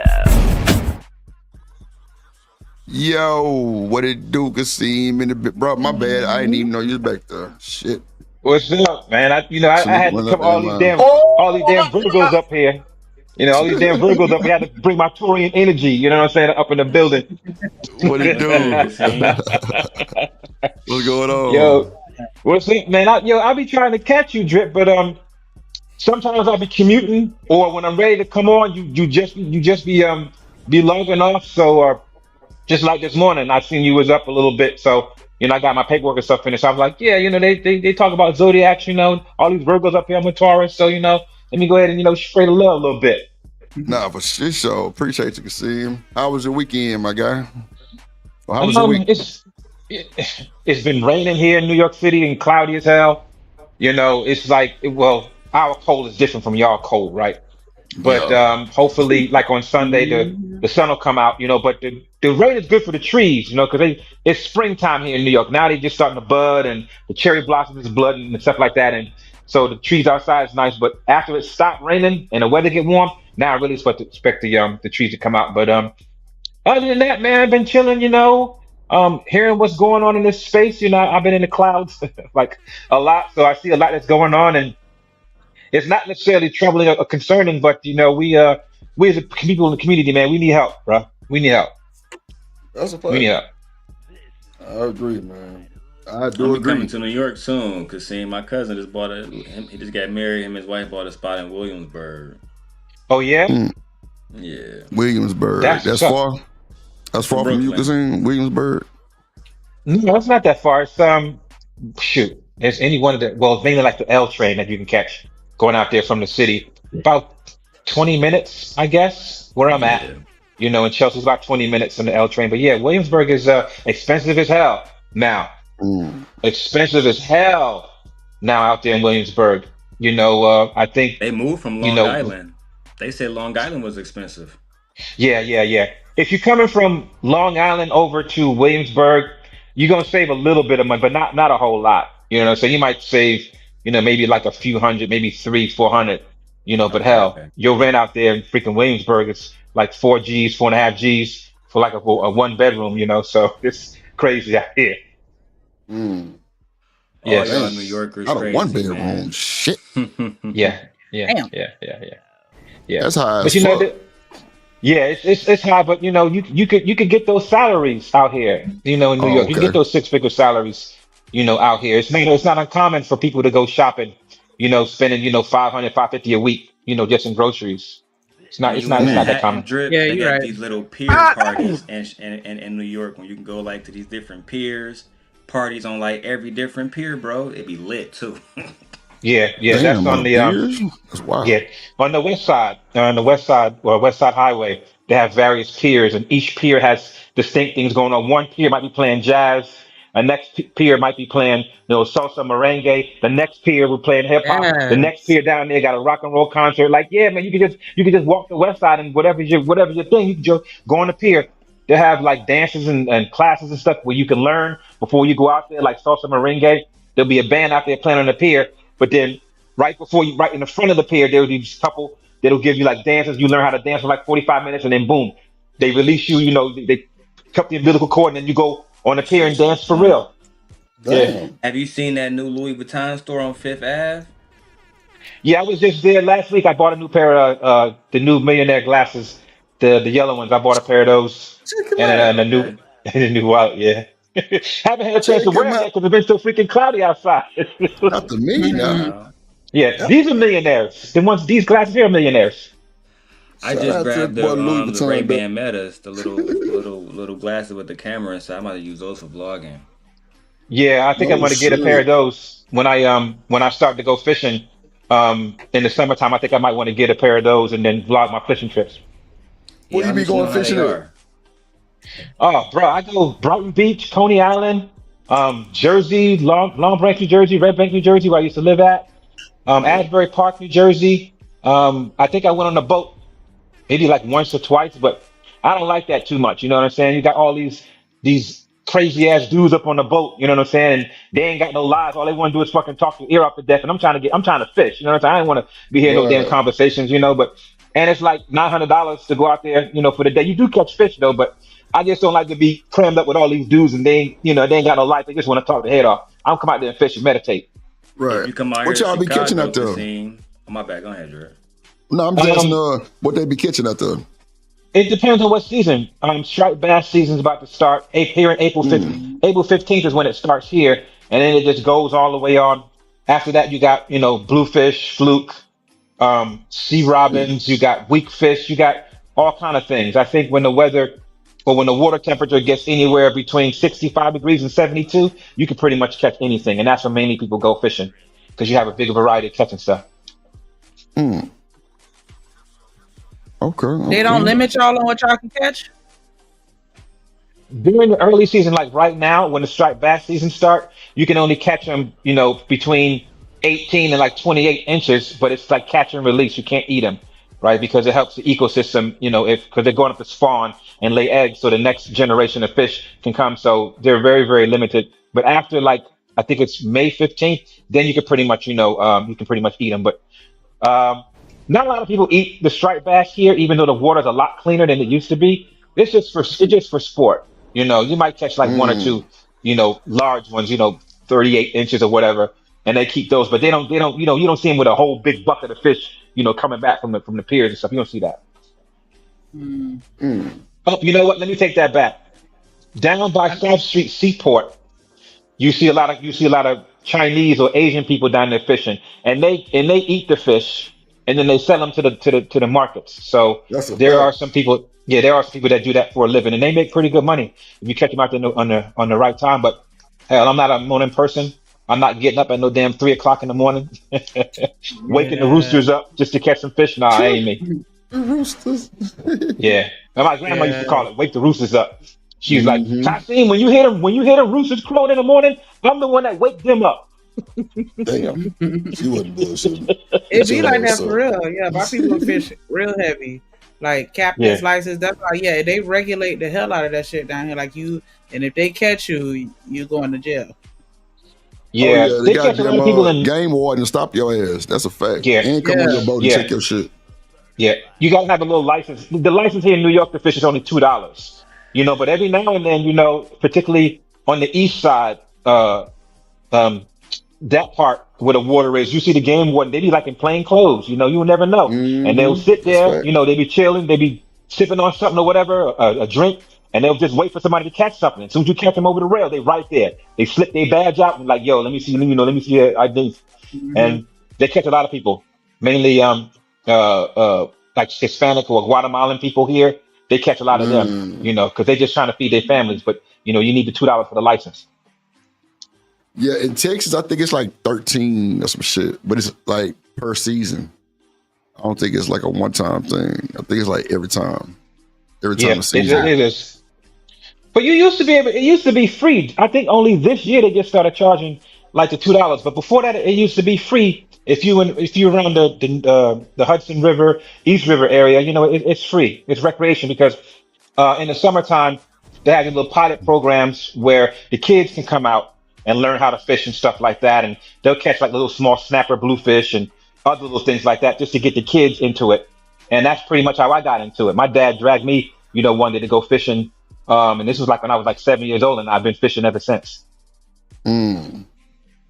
Yeah. Yeah, I've never actually like fished, but I've always been around it because my grandma fished, and my people fished, and so like I've just Mm. always been there, and so yeah. But they talked about it like there was like different levels of licensing, like you had to have an unlimited license. If not, they would regulate, how much of any particular type of fish you able to catch or whatever, and Hmm. like yeah, people used to be getting caught Yeah. There's a Whenever I lot of there's came a lot of down good. there, oh my because bad, I they've was gonna gone Okay. say on those whenever I came cruises, down there, I those used to 3-day get this. cruises. Oh, I'm sorry. I think the best thing about New York is they got good architecture on some real shit. They got Yeah. some of the You best know what? architecture in the city. The landscape is changing, man. I think because I've been here since like 2002, right? And I bought my place in 2007. And a lot of the neighborhoods, the views are getting messed up because they're building like higher houses and higher complexes. So you might be there, you have a really nice view of, downtown or Empire State Building. And next, 5 years later, boom, a brand new building right in front of you. So now you lose your view, right? So Mm. once you lose that view of those monumentals, you'll It's you'll time to you'll move. you'll it's gotta go down like hard. You might go in there. This is New York prices, I'm saying, by the Hmm. way. So let's say, for instance, you get a nice place in Chelsea. It's going to cost you like one bedroom, maybe like $1.8 million, right? And Mm. that's with the view. Once another real estate agent comes like beside you and builds something up, then boom, instead of that 1.8, now it drops down to like $1.4 million, right? So you're losing Hmm. $400,000, and it's gonna go up slower because you really ain't got no view, Mm. So a lot of people are mad and upset about that, particularly in my industry when they come in, how they're upset, like, yeah, we just was this meeting, and then now, this real estate agent over here, this developer, now he's gonna build, this new complex like a couple blocks down the way, and now it's gonna take away my view. Now I won't be able to see the Verrazano Bridge, or now I won't be able to see, a World Trade Center. So the landscape is definitely changing, not just here in New York, but also in Brooklyn. It's just totally not the same, One of the things I didn't Dow. like, Kasim, when I was out to look for apartments and shit, y'all the only place I know that they try to convince you to build a wall. I forgot what they called them, but it's like a whole thing out there. Like if you like you can build like you get like a 1 bedroom and then you put a wall and now it's a 2 bedroom.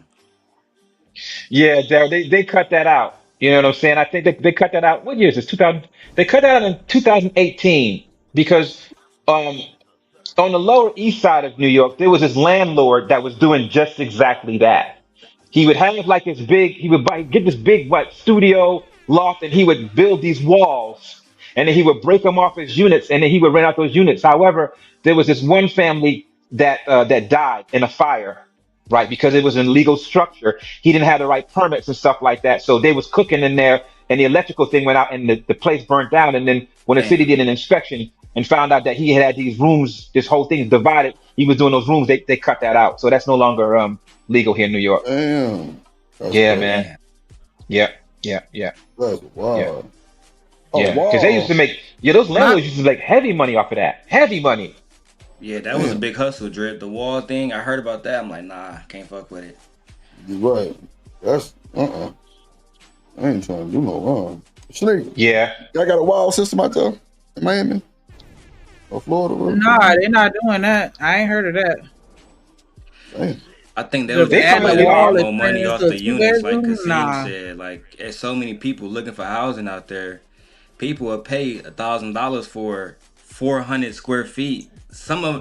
There's people renting places out there that's 100 square feet. Mm-hmm. No bullshit. Yeah. I saw a video on YouTube of this girl. She was standing in her living room and she could literally touch every wall without having to lean. I was like, hell no! Like just a 2-seater couch. That was the width span of her whole place. Yeah, I think I saw that one. That's apartment over in damn it. And she had a dog. The Time Warner building. She had the Time Warner building over there by Central Park. She got that Did she have a dog in the proximity. Yes, she got that apartment because of the proximity to like Central Park. You know, she could walk to Central Park. She could take like fucking 60 steps to be at Central Park. So there were a couple of apartments out there like that. This is like 150 square feet, 200 square feet. And they're charging like $2,000, $2,500 a month for that. And people are doing it. Damn. Yeah. You know where I would love to live, Kasim? I went there in the middle of the night, like at 4 a.m, to the Flatiron building, only to find out people don't live there. I was so disappointed. Well, now they are. I knew the woman that owned that building. She was a client of mine, and they sold the building. So now they're going to be residential apartments up in the top area of it, which is going to be nice. That's However, but there's a new building that they're constructing right in front of freaking Empire State Building. So it kind of defeats the purpose. And again, people mad about that because when she sold it in 2019, people were buying up the higher floors just so they got a direct view of like Empire State Building. Right. But now this other building just built now, and you can't even see Empire State Building no more. So now these people are mad as hell because they showed at like 5, 6, some of them $10 million, to have that view, and now the building is blocking Empire State Building. It's crazy. It's changing. Yeah, man. It's lit. I love going to New York. I was telling my wife that as soon as the baby drop, we going out there. I low-key want to spend our anniversary out there. I like going to this bar in Hell's Kitchen. Real nice drinks and food. I just like being around the people too. It's so much fun. So many things to do out there, bro. So much to do, bro. It makes What's Hell's Kitchen? What's that? Hell's Kitchen. It's a neighborhood. Hell's Kitchen. Oh, okay. Yeah, it's a neighborhood called Hell's Kitchen. On what is that? 48th to 57th Street. Really nice, cool vibes. Very multicultural. Everybody get along. It's cool. On one strip on 9th Avenue between 48th and 54th. I mean, it's like nice little restaurants, where you can sit outside. It's like all different types. You got Cuban, you got Mexican, you got American, you got Italian, you got French. On every block, it's just different restaurants. And in the summertime, they have like little block parties. They have the block cornered off, and then they have music out there. You can dance and go food and stuff like that. It's really nice. Hell's Kitchen's nice. That's the bar. Let me see. I got this the video right here. I took Drip and I was out there. It's real nice, bro. It's real nice in Hell's Kitchen. You feel me? as You far as wouldn't I'm think concerned, name I Hell's like Kitchen. as far Yeah. as being like if you like when you're not from New York, when you go to places like Times Square downtown, even Soho, it's real busy and it's hard to find parking and it's expensive. Where Hmm. you can just where I was out in Flushing. That's where my hotel was at. I just catch the train right into Hell's Kitchen. I'm there, easy money. Get you a little Yeah, that's metro what I. card, call it a day. I recommend that to people that want to come through. It's like, listen, man. Um, you don't really need to be in the middle of it all, especially if you know somebody that lived there. You know, be out on the outskirt a little bit, save you a little bit of money with the hotel, and then get you like he said. Well, now you don't need that, and just ride the subway. It's real easy. You know, convenient, and you don't have to worry about parking. You don't have to worry about this. You can stay out as long as you want. The subways they run pretty much 24 hours a day. You know, you come to the city to get your fill your energy, and then when you want to go ahead and lay it back down and get your peace, then boom, you go back out to your spot away from everything. And I heard it's more law enforcement now on the subways now. Yeah. That's The a good homeless thing. people, yeah, the homeless people out here, they real reckless with it. A lot of them have, mental issues and stuff like that. And there's been some incidences and stuff like that where, people getting in trouble and fights and stuff like that. Here in New York, when you're in the subway, man, you just kind of mind your own business. You Absolutely. know, I told my wife it was scary even for me. yeah, Very yeah, you scary. gotta mind Very your business. scary. You don't want, especially if you got a family. Right. And this is one of the things that I remember on one of these panels.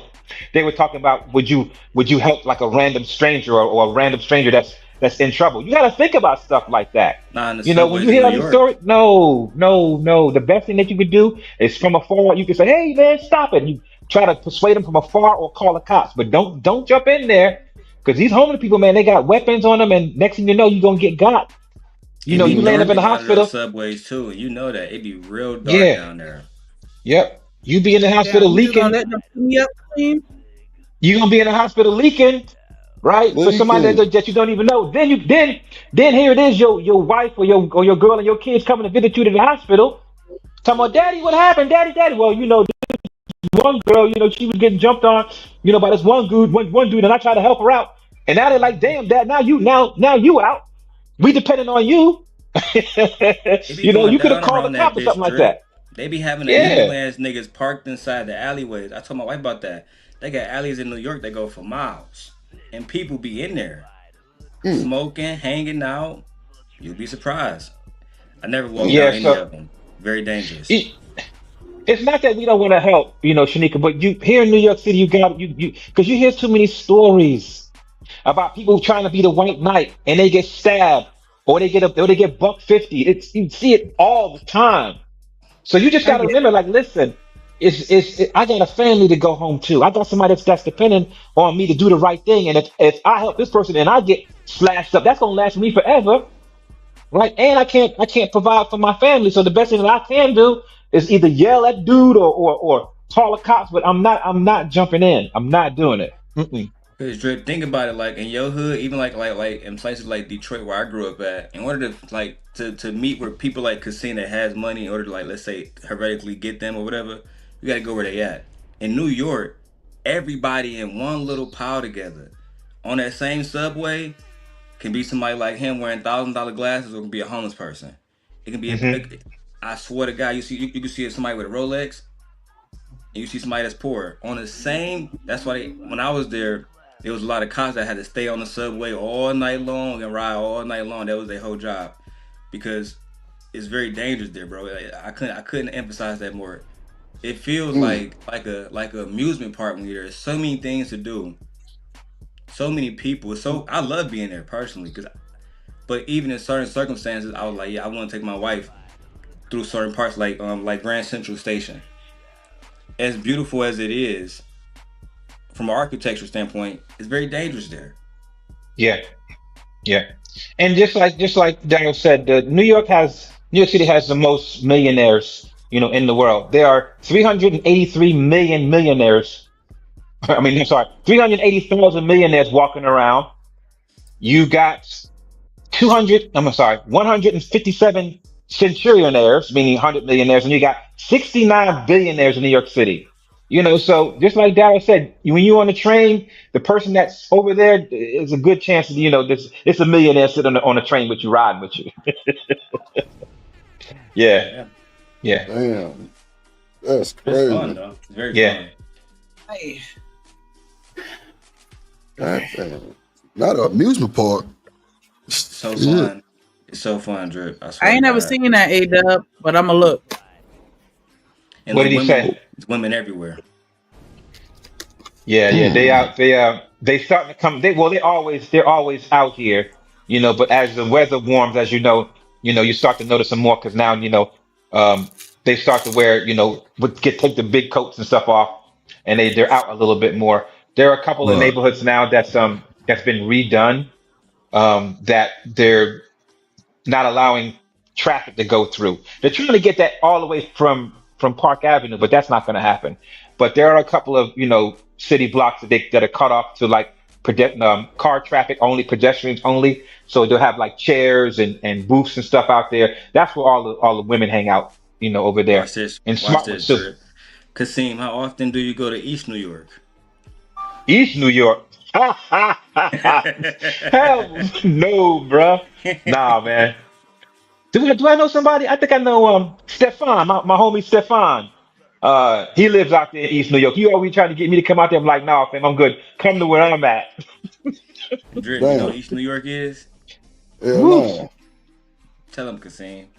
East New York is over there, by Brownsville, that area, Flatbush, that area, where it's heavily West Indian, Caribbean. They get down with the get down over there if you ain't coming correct, and they can sniff you out like 1,000 miles away. Outside Jamaica, all of those areas. Yeah.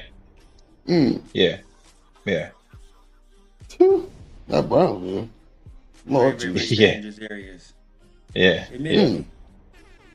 Nobody goes to East New York unless you're from East New York. Yeah. There's really no purpose of going unless you live there. Yeah, or you live there, or you got people out there, or you got family out there. There's nothing really out there to get involved with. You might catch a few basement parties out there. If you West Indian, Caribbean, there's some good basement parties, out there. Like the Sean Paul video, like that. It'd be lit out there with the basement parties.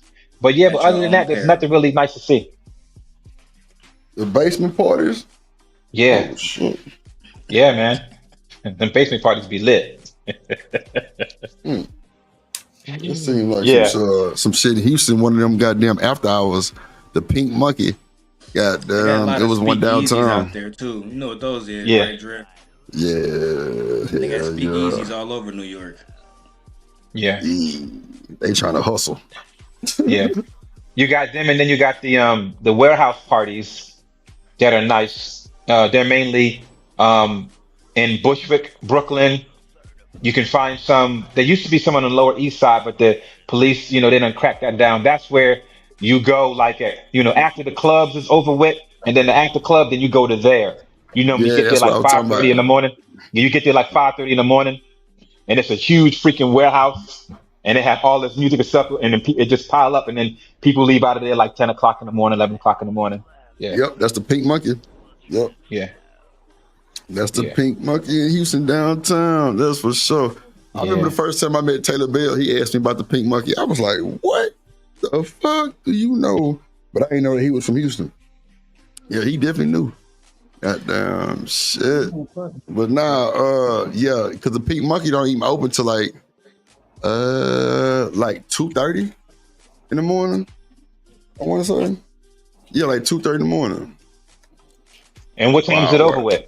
Shit, like you say, by about 10, 9 or some shit. Because it definitely go to the sun come up past. Yeah. Yeah, motherfucker be crawling about that motherfucker. Man. Everybody on drugs. I ain't lying. Yeah. Everybody on drugs. Crazy. That's a fact. I think I only did two of those. I only did like 2 of those warehouse parties since I've been here. And that was enough, bro. I was like, man, that was... You know what though, Kasim? I think the warehouse parties that y'all might be talking about here are called raves. We do that in Michigan. They be fun. Well, like everybody be the Electric Forest. It's so fun. Like it's a lot of little weird names for them, but like everybody be dressed up in like costumes and shit with the peace sign, and everybody on potty and Molly, and all kind of uppers and shit. Everybody friendly, touchy, and it's just bass music, just boom, boom, boom, boom, boom, boom, boom, boom, just all motherfucking night. Yeah, it's crazy. Yeah, we have those too, but the warehouse parties, they'd be more like Afro beat, that type of vibe to it, right? Because it's not the tempo's not so fast, right? The tempo's kind of mellow because you've been partying like at 4 or 5 other spots before you even got there, so your energy is like way down. So they play like Afro beat stuff over there. Yeah, Afro beats is okay. Yeah, because the warehouse parties out here be more of like, raves and shit. Yeah, you right. Yeah, damn, warehouse party. That's crazy. Yeah. So I've been here for a long time. So I know, people, and I know where to go. And I was telling this to another friend of mine. Here in New York City, you don't have to go out every night. All you got to do is just find the right people and the right clicks and stuff like that, and you can go out any night. You can go out on a freaking Monday night at 4:00 in the morning with the right people, and it'd be lit. It'd be lit. You could go out on a freaking Wednesday night and go somewhere, it'd be lit. So here in New York City, we ain't got to wait. We don't have to wait for the weekend. Every day is like that.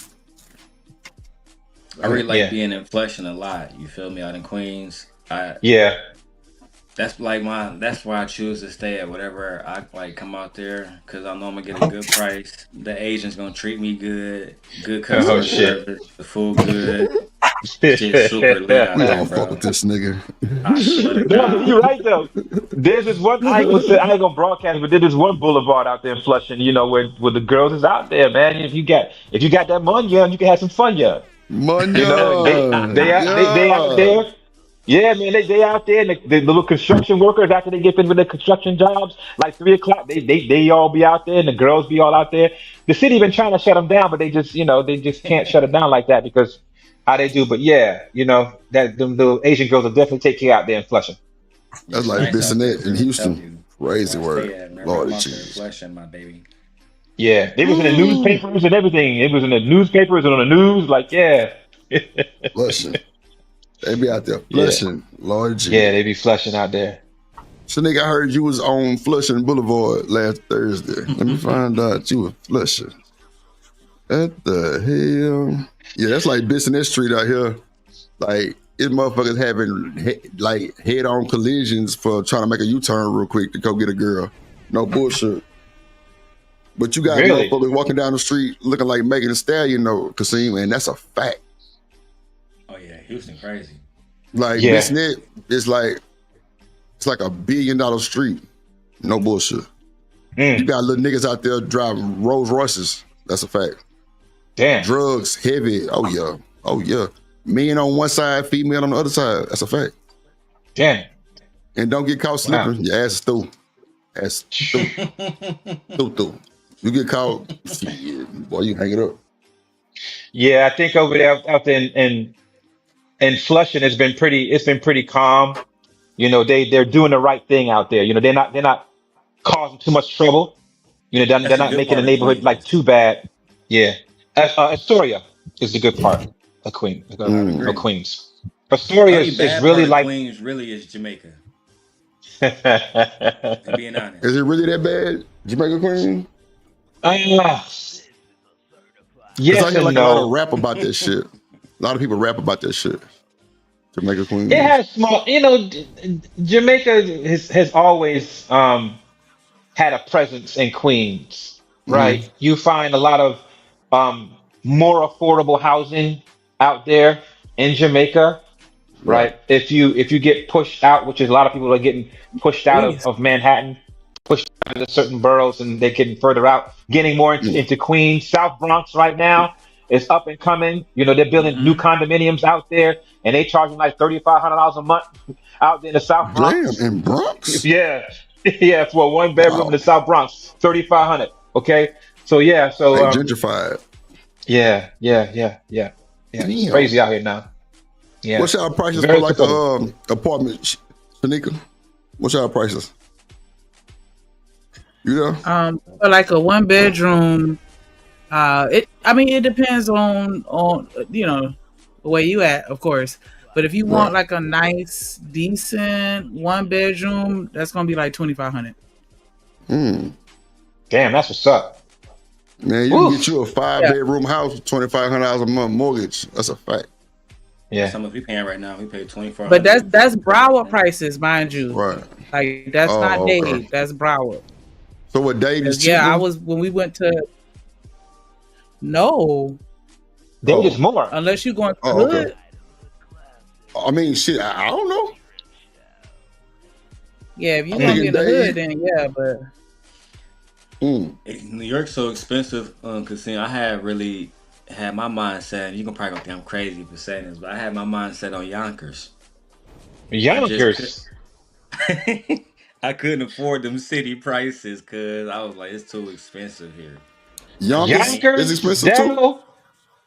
No, Yonkers is like Yonkers is dirt cheap. Yeah. You even got to fill out a special box on your taxes that you live in Yonkers. Yeah, I was gonna be on some chill shit out the way out there, but I'm like, nah, I couldn't even do it. It's out there. It's out there. But some of the jobs out there, they pay really well, especially because they understand like it's don't nobody want to commute out there to Yonkers, right? Because most people in New York City don't have a car; they depend on public transportation. So if you're going out there to Yonkers, that's a freaking trip. Yeah, it's like hour and a half, 2 hour commute one way. So they try to recruit people that live in the New York, Manhattan area, to go out there. They'll pay you, but then once you start breaking it down, like food, commute, how much time it takes, how much time you lose, like damn, like out of the day, I'm losing 4 hours out of the day just to go back and forth to work. So if you get off let's say you get off at 8 o'clock, by the time you get home, it's like 10:30 sometimes, right? And then you got to go to work and be there 8 o'clock. So you don't have that much time, so you go to bed like 11. You got to spend some quality time with your spouse or whatever, right? You just can't go in the house and go to fucking sleep. And if you got kids, it makes it even worse. It's nice in the beginning because the money's nice, but after a while, the money don't matter no more. When you got that time, it gets on you, man. It drains you. Right. What up, boss man? That's crazy. Damn. They got a nice little Google place down there too, little headquarters down. I think it's. They need to do them small homes out there. Yeah. Where you got a spot at in Broward today? Where you renting that for 1,400? And how many bedrooms? You talking boss man? Yeah. Because that's the comment you got on the screen. The crazy part. Tenants got mad when you went up on the rent to $1,400 a month. Where that's at? Where's that at? Yeah. Where is that at? Looking at it. You probably can find a 1-bedroom in Yonkers for $1,400. Don't look at it. Nah, because I was actually when raggedy. No matter. Anyway, I'm trying to roll a blunt. But now, God damn, you fucking me up right now. God damn it. Now, but Broward County, I did so they actually cheaper than Dade, you said? Or somebody? A little bit, because Dade is starting to get like New York. And I was gonna say that earlier because one of my best friends, she from Brooklyn, and so she was telling me, about how it is growing up. Because I'm still shocked that they didn't have. Hold on, let me turn my camera on. That they didn't have ACs. Like she said, they didn't have AC, and like they used to dry off just in the wind. Like what the hell? But anyways, like she said, a lot of them are coming down to South Florida and Atlanta. And I see I hear a lot of that Brooklyn twang in niggas' voices. Like, nigga, what you doing down here? Like, yeah, they buying up everything. Yeah. You get more space, down south, and you get more bang for your buck when it comes to real estate. So especially if you saved up here in New York and you go down there, you could do a little something with a nice house, for the amount of money that you spend in rent. Over here, just go figure. If you're paying, $3,600 a month in rent, imagine what a mortgage would be, in Georgia, in North Carolina, South Carolina, man. You can get you a huge freaking house. That's almost like what? Yeah, what I'm trying to tell you, $500,000. You get you a 5-bedroom, big ass house, $1,500 a month in Houston. Live lavish. 2,000, you doing great. Live lavish, bullshit. I'm talking about nice neighbor, gated. Came down here and drove all the prices up. 2,200. Shit, 2,200 get you up, boy. Let me Go tell you. back, refugees from New York. Get out of Florida right now. They don't like the goddamn iguanas. Go crash on Christine couch until you can get you a spot. Yeah. No. Over another. How you Get out. No, you know what, Shanika? You know what, Shanika? If my doorman let these motherfuckers in my shit. Talk your shit, the doorman. It's gonna be a mob. They finna mob him. So he's just one person. Pop your shit. That boy 5 on his day off. Yeah. In boxes. Yeah. They caught some dude the other day. Yeah, they caught a guy the other day. He was stealing packages and stuff like that. They had to get rid of we had to get rid of the one concierge we had downstairs, you know what I'm saying, because he was letting all his homies in and they would be sitting on the couch, you know what I'm saying, sitting there chilling and stuff like that. And one of the homies, he went around, started stealing people's packages, so had to get him up out of here, man. And they were paying him good, man. They were paying this dude $90,000 concierge, $90,000 a year. Just to sit there and say hi and take packages and make sure everything's clean. $90,000 a year. He blew that. Dumb as hell. Dumb as hell. You know what's crazy? Inside about y'all. New York Drip when you ever go out there? Knicks fans. Them niggas don't play. Knicks fans? Yeah. Oh, yeah. That's like the Cowboys. Season, bro. They be out there. That's like the Cowboys. Yep. Yeah. New York's are very passionate, shall we say, about the sports teams. You know, I know I'm a diehard Yankees fan. You know what I'm saying? I had to slow my roll a little bit because I was getting a little bit too excited. When they would lose, I would get headaches and stuff like that, and I'd be talking to myself and losing sleep. Yeah, a lot of you could tell when the Yankees lose. Oh man, the men on the train, yo, it's quiet at the church, man. Damn. People's eyes be all tired because they lose sleep and get headaches. Like, yeah, man, we're passionate about our teams out in New York, man. Passionate. I remember when New York beat I couldn't Philly, come wearing the Astros last gear. year. They beat Philly, bro. Oh my god. Shit. I can't believe Astros hat on. They gonna get me. Yeah, they gonna get you. Because we still salty about the 2018. Y'all beat us out there, and y'all was cheap like a motherfucker. That's why I say I can't wear no Astros gear. I'm through. Hell Stealing no. fans and everything. Yeah, that ain't going. What's up, Tyranny? She said one of the most unattractive things of a man is if he say he a Cowboys fan. Shit, hell no. The Cowgirls, fuck them niggas. I'm Houston Texans, no Cowgirl. That's funny. Fuck that. Terry said that. They be fighting, boy. Texans and Cowboys game, boy, you might as well have a goddamn SWAT outside. I ain't gonna hold you. It be real. Yeah, it was always rivalries like that, Drip. You know, remember when it was the Washington Redskins and the Dallas Cowboy rivalry? Remember that? Yep. Redskins, Eagles too. Yeah, the Eagles was too for a second. Yep. Man. That's wild. Yep, that's how it go. I ain't gonna lie, but I ain't know the Knicks fans was rough like that though. Yeah, they hungry, man. It's been a minute. You know, they getting thirsty now. I'm gonna just say that. Some of them just be getting a little bit. It's like, come on, man. I know you have passion, you have hope, but sometimes you could just be like, look, man, it ain't working with what we got. I don't give a damn how much you want to will it. You know what I'm saying? You pray on it. It's like, no, man. If they trash, they trash. Call it like it is. Burn it. Start over again. But New York is left. Everybody had those superstitions, like, no, because I gotta comb my hair a certain kind of way and wear this shirt and never wash it, and like, goodness. Yeah, I know, crazy, right?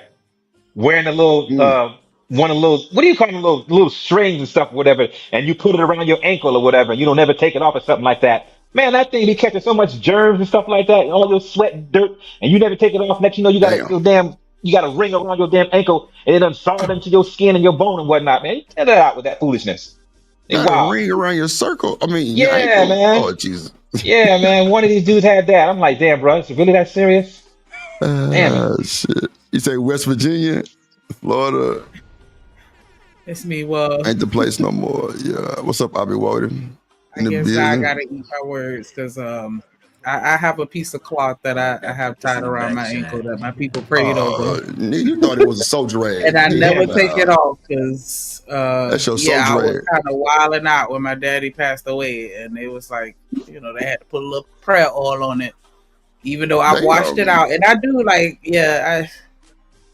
Nah, your ass just see.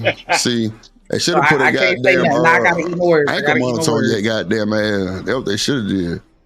What? Should have put an ankle monitor on your goddamn ass. They should have, because I was definitely on crash out mode. For what? Because I was Oh, angry. never mind. Oh, because I'm like, I felt like it was justifiable. Like, nah, I definitely understand now. I mean, I really get it. Don't worry about it. I was ready to set some shit up. Yeah, for sure. And so, they prayed over it. They were like, put this on. Put this on. And you watched the motherfucker. That's some shit. Drip in the back chat. The last one. You watched the motherfucker. Play that shit. It's shit funny. It's typical New Yorkers. Hold on. Nah, but what I think you do, what's that, buddy? Now what you got? Oh, man, damn it. You were like, when you see the dogs outside, That shit's know so I'm funny, outside. dog. Crazy. Take me out to lunch. What? Who going to lunch? Nah, it's a Everybody meme on going that thing around. going crazy. What that mean, say, Shanika? It's a meme because Take me it out was to like lunch. Buddy. He was like, he was like, take me out to lunch. Like they were doing street interviews, and then there was another dude, a black dude. He was like, yo, when you see them dogs outside, just know I'm upside. I mean, dang, I don't forgot it. Hold Everybody on. a Rough Rider probably in New York, huh? Yeah. Everybody a Rough You know Rider. what? He have that DMX twang to him. Like, okay, growling you know and what, barking. I love it. Calm your ass down, Last aggressive week- ass nigga. Where was I at? I was in, what part of Washington Heights was I in last week? Damn it. I was on Fordham Road last week, chilling with some homies, right? And these dudes was in the bodega and they was feeling like this pop the balloon type of thing. Oh shit. Where somebody was just walking in the bodega and they had some people lined up and then they just start popping their balloons. And they would ask the person some kind of questions like, "Oh yeah, well, why you pop your balloons?" On the walkthrough. God damn. I thought that was awesome until I started seeing it on my Explorer on YouTube. People doing the same thing. They're going to places, playing like the pop the balloon show with random strangers coming in and being, taken aback about, the balloon popping and stuff like that. So I thought that was cool. Raj Will say, chill out on my Cowboys. What up, Raj Will? Crazy word. Bing bong. That's what he said. Oh, okay. No, but Drip, let me ask you this. Why y'all so fanatical about the Cowboys like that? I don't fuck with them. But you don't? I guess that's America's team. Nuh-uh. I'm a Texas fan. I'm always gonna be a hometown hero fan. But that's my shit. But like, it's a lot of people that fuck with the Cowgirls. You know what I'm saying? Like, oh shit, they don't win shit. They always lose. So I don't know why they so gung ho over them motherfuckers. But whatever. You think the nostalgia days when Tony Dorsett was running around the field and Dion was running up and down back in them days? They still up on that? See, them days wasn't really official because Dion came and left. You know what I'm saying? But Tony Dorsett back in the early, earlier days. See, like when he was playing, I still wasn't watching the Cowboys. I don't even think I ever was. Now the only time, like the only running back I remember is Emmitt Smith. That's a fact. Yeah. Like Tony Dorsett is like a little bit past my time, but Emmitt Smith, like I had shoes. Him and Aikman, I had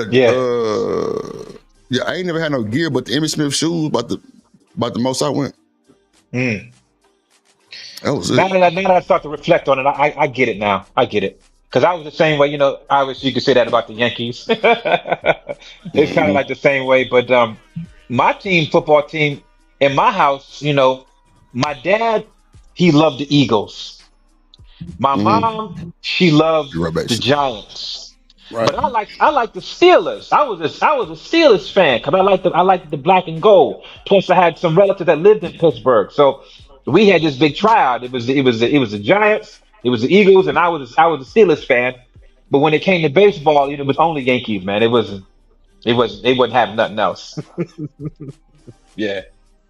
Mm. I don't know. That's weird. I never got on the sports bandwagon. And it was so crazy because I used to be in the band. So, the march band, I'm at all the football games, the basketball games, and I'm in the stands or the bleachers just running my mouth, not paying their piece of attention to what's going on. So why was you there, Shanika? I was in the band. Oh, you was in the band? I was in the marching band. Yeah. Yeah, so What you play? I'm just there for that band shit. Hold on 1 second. Let me bring somebody up. Put your hands together for my motherfucking friend.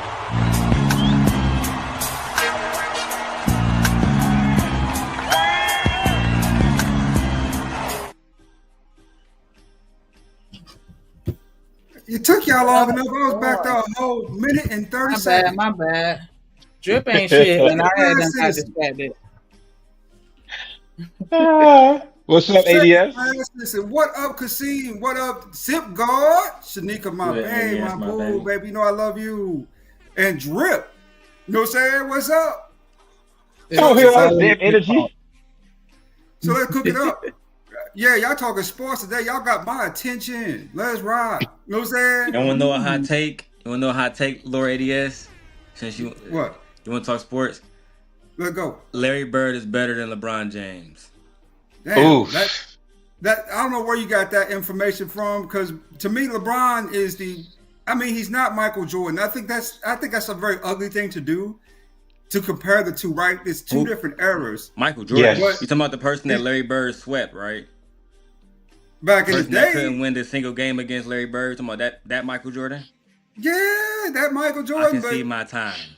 Now let's bring it to context here, right? You're talking about a man in development. You know what I'm saying? Jordan was in development when Bird was still playing. It took him a while to come along. Remember, Jordan didn't really hit his stride to the 90s. That's when Jordan really took off. You know what I'm saying? That's true. So you got to get the little man time. You coming into the league, remember, these are all the best of the best players. These ain't college or these ain't, high school players. So it takes a while to adjust to that level of competition. So, give them a little grace on that. But what is that in the background? Who got they drive going while I'm talking? Yeah, I hear you. But back to what I was getting ready to talk a little bit, man. Jalen Hurts is one of the best stories in the NFL, man. I love that man's story. It's like the story of King David, in my opinion. That brother was treated like trash and ended up being the best of the best, And I wish people would give Jalen more respect, right? I wish they would give Jalen Hurts more respect. Cowboys. Why do you think that they're not, though? I mean, you listen to ESPN, right? And it's constantly calling out every little, Jalen don't pass enough, right? Jalen don't do this enough. And remember when he first came into the league, they tried to get him out the league when he first came in, because they really didn't want him to go pro at all. So, because remember they were talking about inaccuracy. It's a label they put on us, right? The inaccuracy thing. That's their way of secretly saying, saying that there's a mark against you that we're going to try to use, to leverage, right? That's what they keep a narrative up on that. And the brother overcame all those odds and then come up big. He's been to 2 Super Bowls, won 1. Man, I love that, man. That's that type of respect. That's that black excellence, brother. That's beautiful. You know what I'm saying? And we don't commend that enough for that brother. We don't. When you say we, what do you mean we? The black community. We don't show him enough love.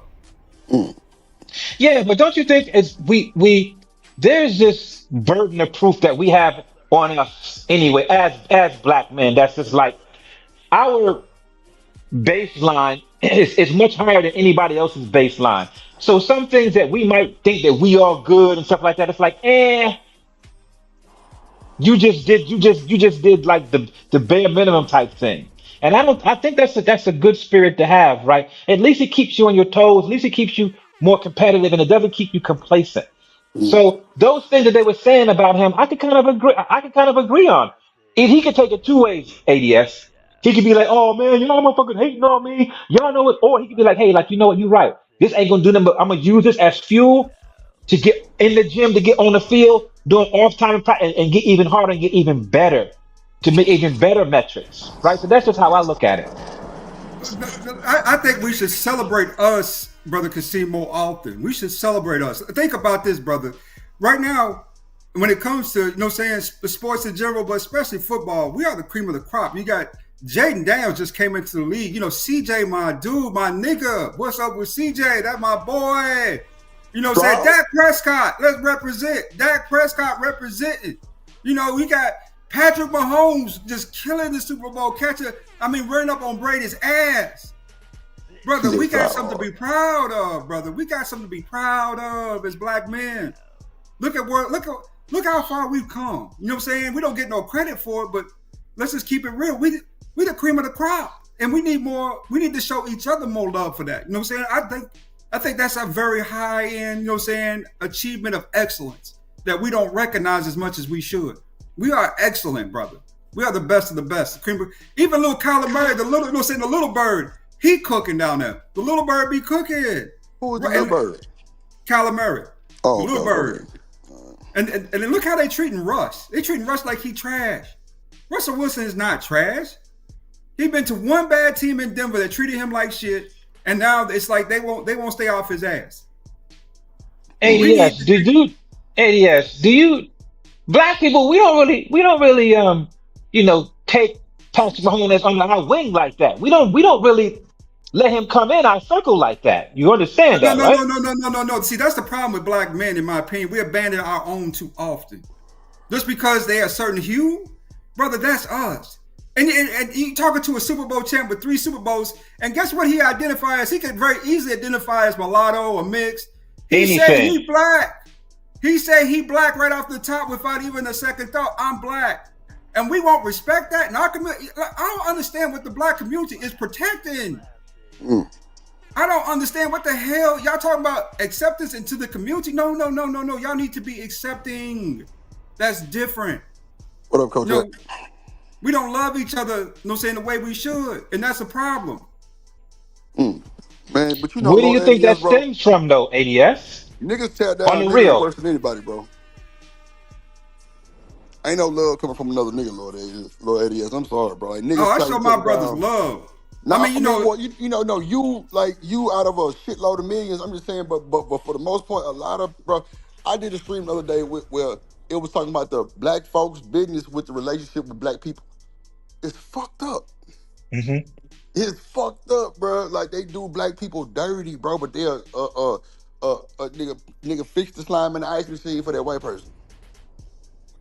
But for the niggas, they gonna give you the slime. I'm telling you, bro, it was bad. Like, the black business. Brother, I experienced that all the time, even on panels, man. Even at the job as a black engineer, right? Right.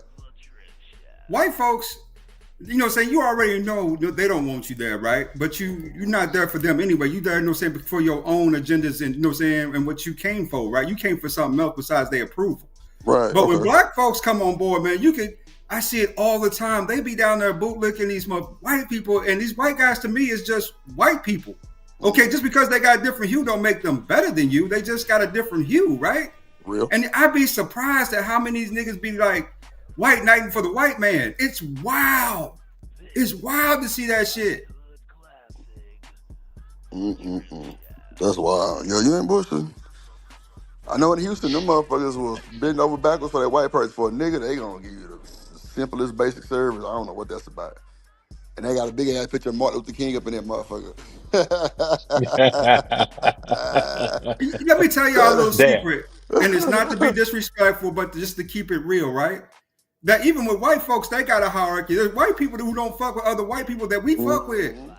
They won't hang with them. They won't be around them not one bit. But yet we let them up in here like they're gods. Yeah, you're right. That's true. They Slavic. You know what I'm saying? Y'all treat them like they the master. They Slavs too. You're right, though, ADS. You're absolutely right, sir. Absolutely right. Coach Jack. Fact. That's a fucking fact. You're absolutely right, sir. What you just said is absolutely right. See, ADS, it's power in that, right? Because, well, let me just say this. Like, back in the days in Chicago, Fred Hampton created the Rainbow Coalition, right? Based on what you just said. He basically would go to the white people and say, they giving us the same books they giving y'all. The same schools, the same poor neighborhoods. Y'all gotta deal with the same shit instead of us fighting each other. We might as well come together. And it worked for a little while until they knocked bro off. You know what I'm saying? But it was a really good coalition, you know what I'm saying, to focus on the commonalities instead of focusing on the differences and fighting and shit. I can't wait to see that day, Demon. We come together like real ones. Like we got some fucking sense. It's bad, bro. It's bad when the black people or the blacker girls are talking about the brighter girls. The brighter girls are disrespecting those, you know what I'm saying, the blacker girls. It's just insane, bro. Like, everything is a competition. Everything is race oriented or color skin oriented, colorist. Like, bro, we were watching her pop the balloon about 2-3 days ago. This woman got on that motherfucker. She dark as shit and told these motherfuckers they goddamn color tone wasn't dark enough. And he was a black nigga. Like, sometimes I feel like it's less race and tribalism, right? Because we was having a conversation about New York, it made me think about Yusef Hawkins, right? And Kasim, being from New York, understand that New York is allegedly very racist, especially at one point in time, 80s, 70s, etc. It was undoubtedly broken up into different races. But I just think that a lot of people were tribal. You know what I'm saying? A lot of Italians, a lot of Sicilians, a lot of blacks, a lot of whites, a lot of Polish people became police officers, et cetera, et cetera. They wanted to deal with their own people. They wanted to procreate with their own people. They didn't trust other races, other tribes. That's just what it was. You know what I'm saying? And like, for example, like I mentioned about Flushing, that part of Queens is mostly Asian, Chinese, whatever you want to say, is all of that. Literally, block by block by block by block by block.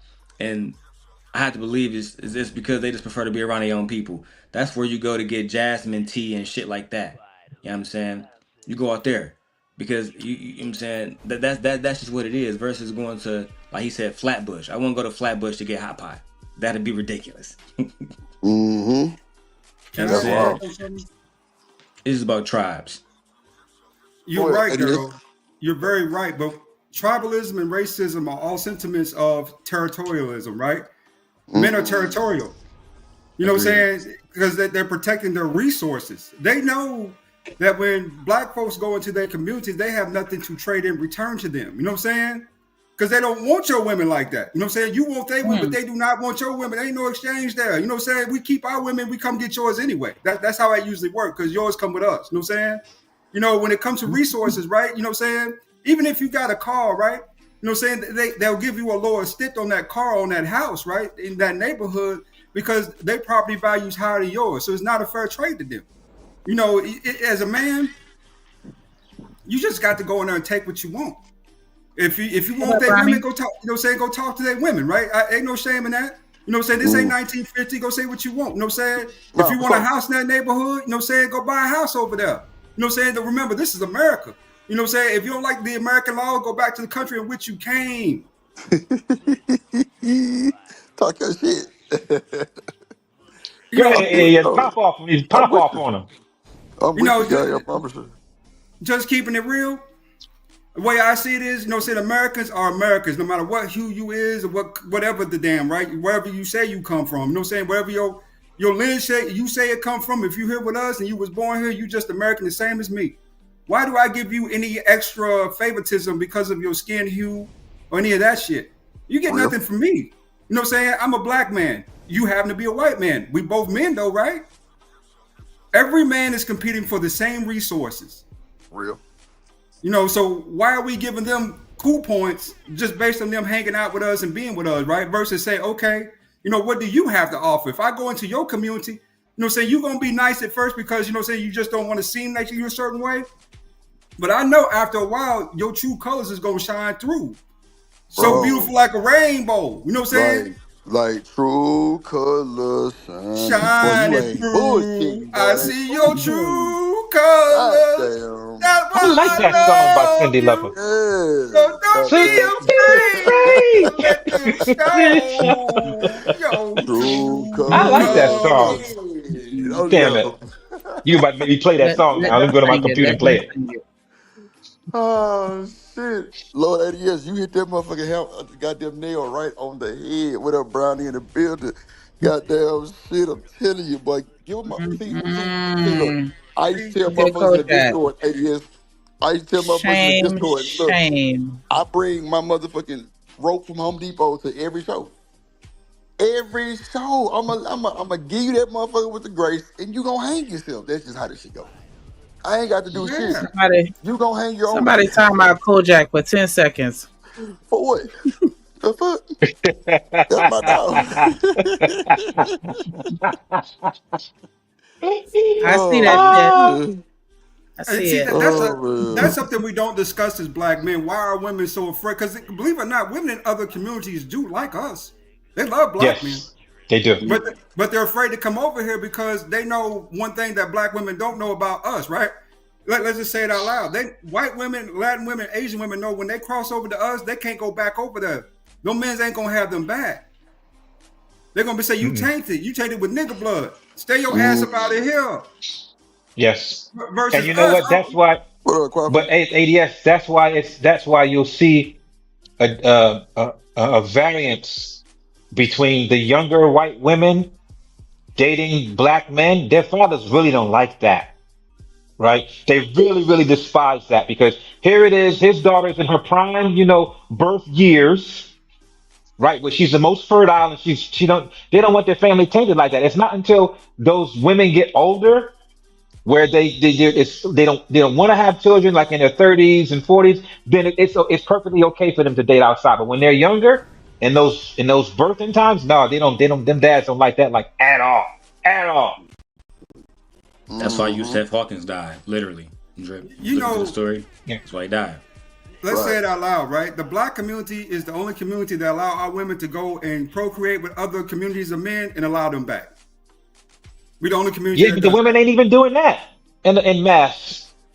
Black women love us. Black women want Ted Cartwright, nigga. When they can't get Ted Cartwright, then they come back down. You seen the last 4 years, they was reaching for Zaddy's coattails, nigga. They was on his ass, worshiping the Zaddies. And at the end of the day, they thought they had, was it white guys for Kamala? They had Zaddies for Trump. So they found out the hard way, there's nothing over there for you either. So now we getting a rush. We getting a rush back in our communities of these women, right? Say, okay, I can be with a black man now. No, I don't want you.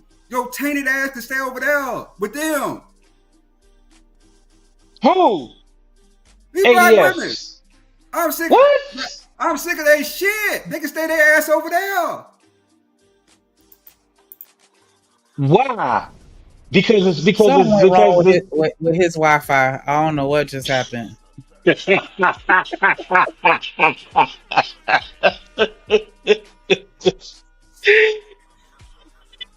ass out of here.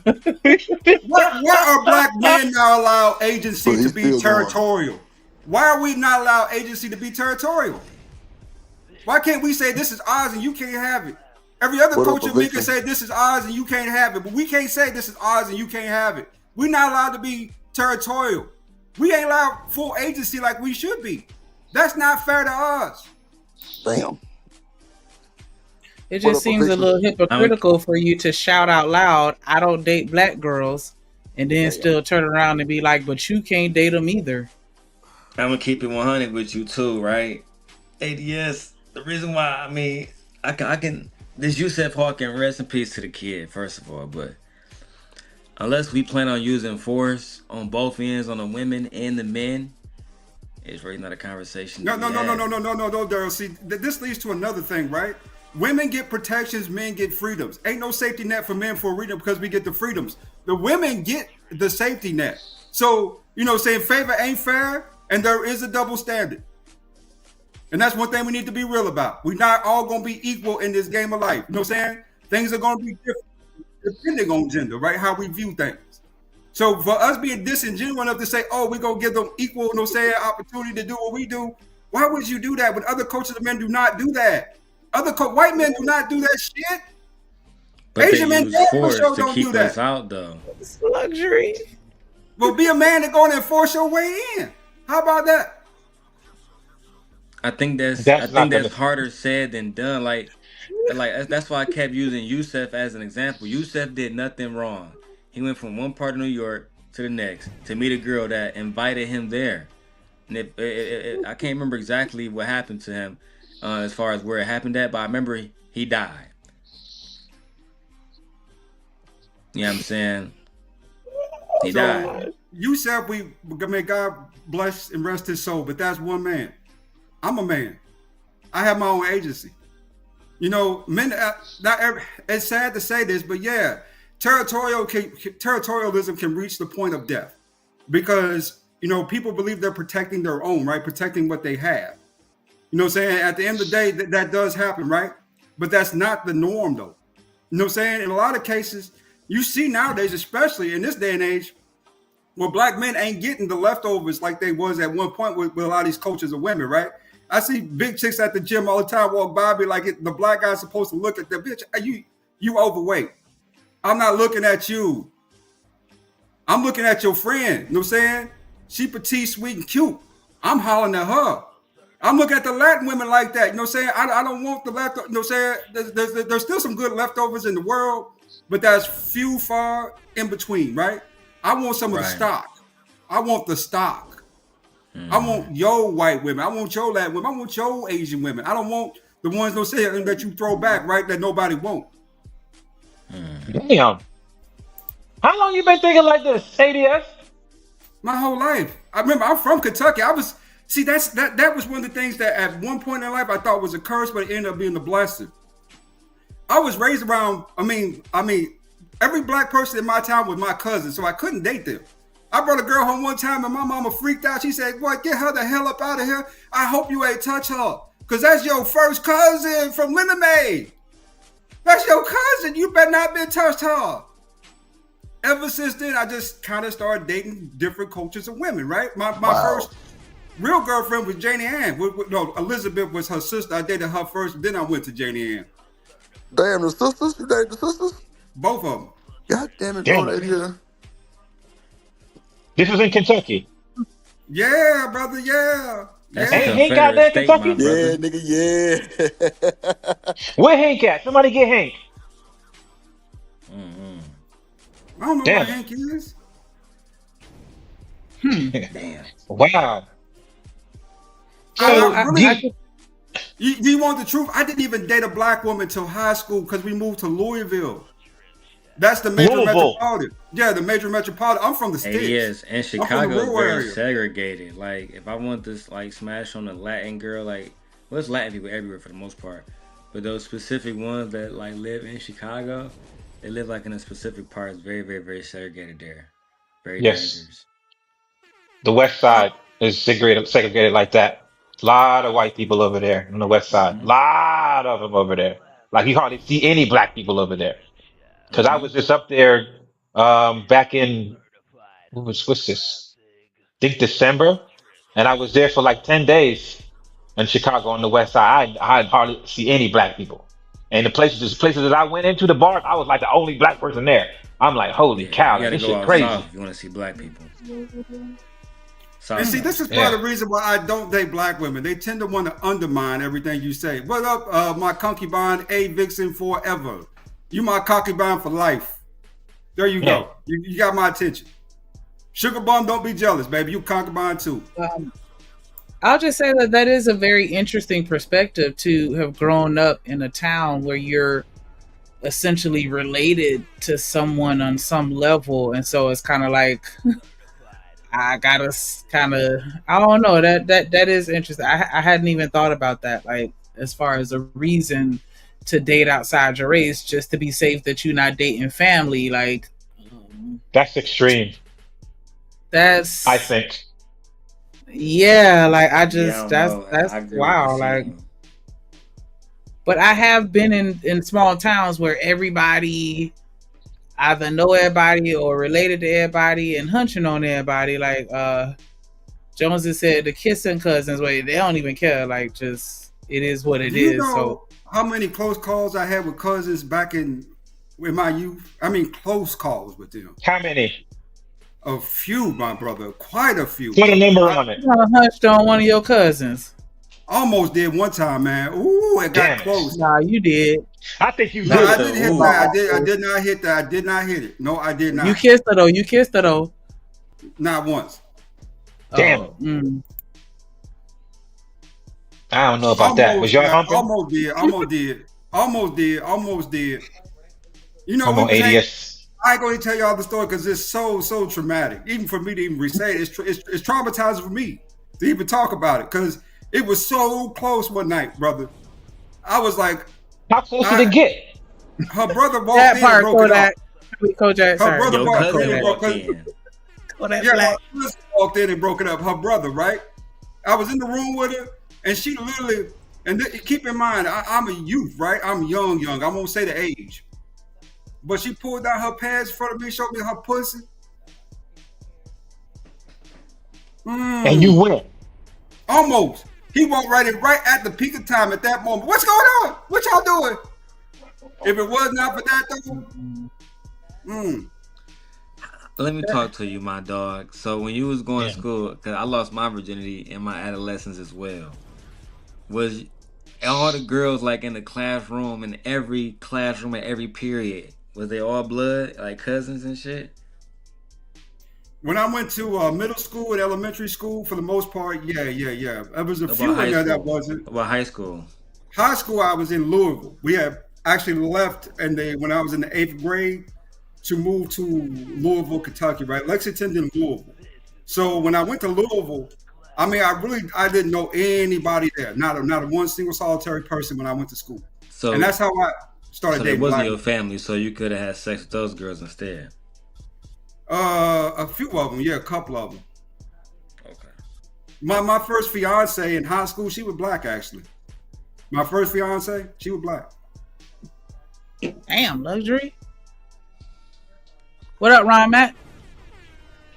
You know what? But I got to give you a little bit of grace, right? ADS, you really didn't have the finances or the resources to fully move away from that area, right? You were young, and you didn't have enough money to fully move out of the area to see better experiences.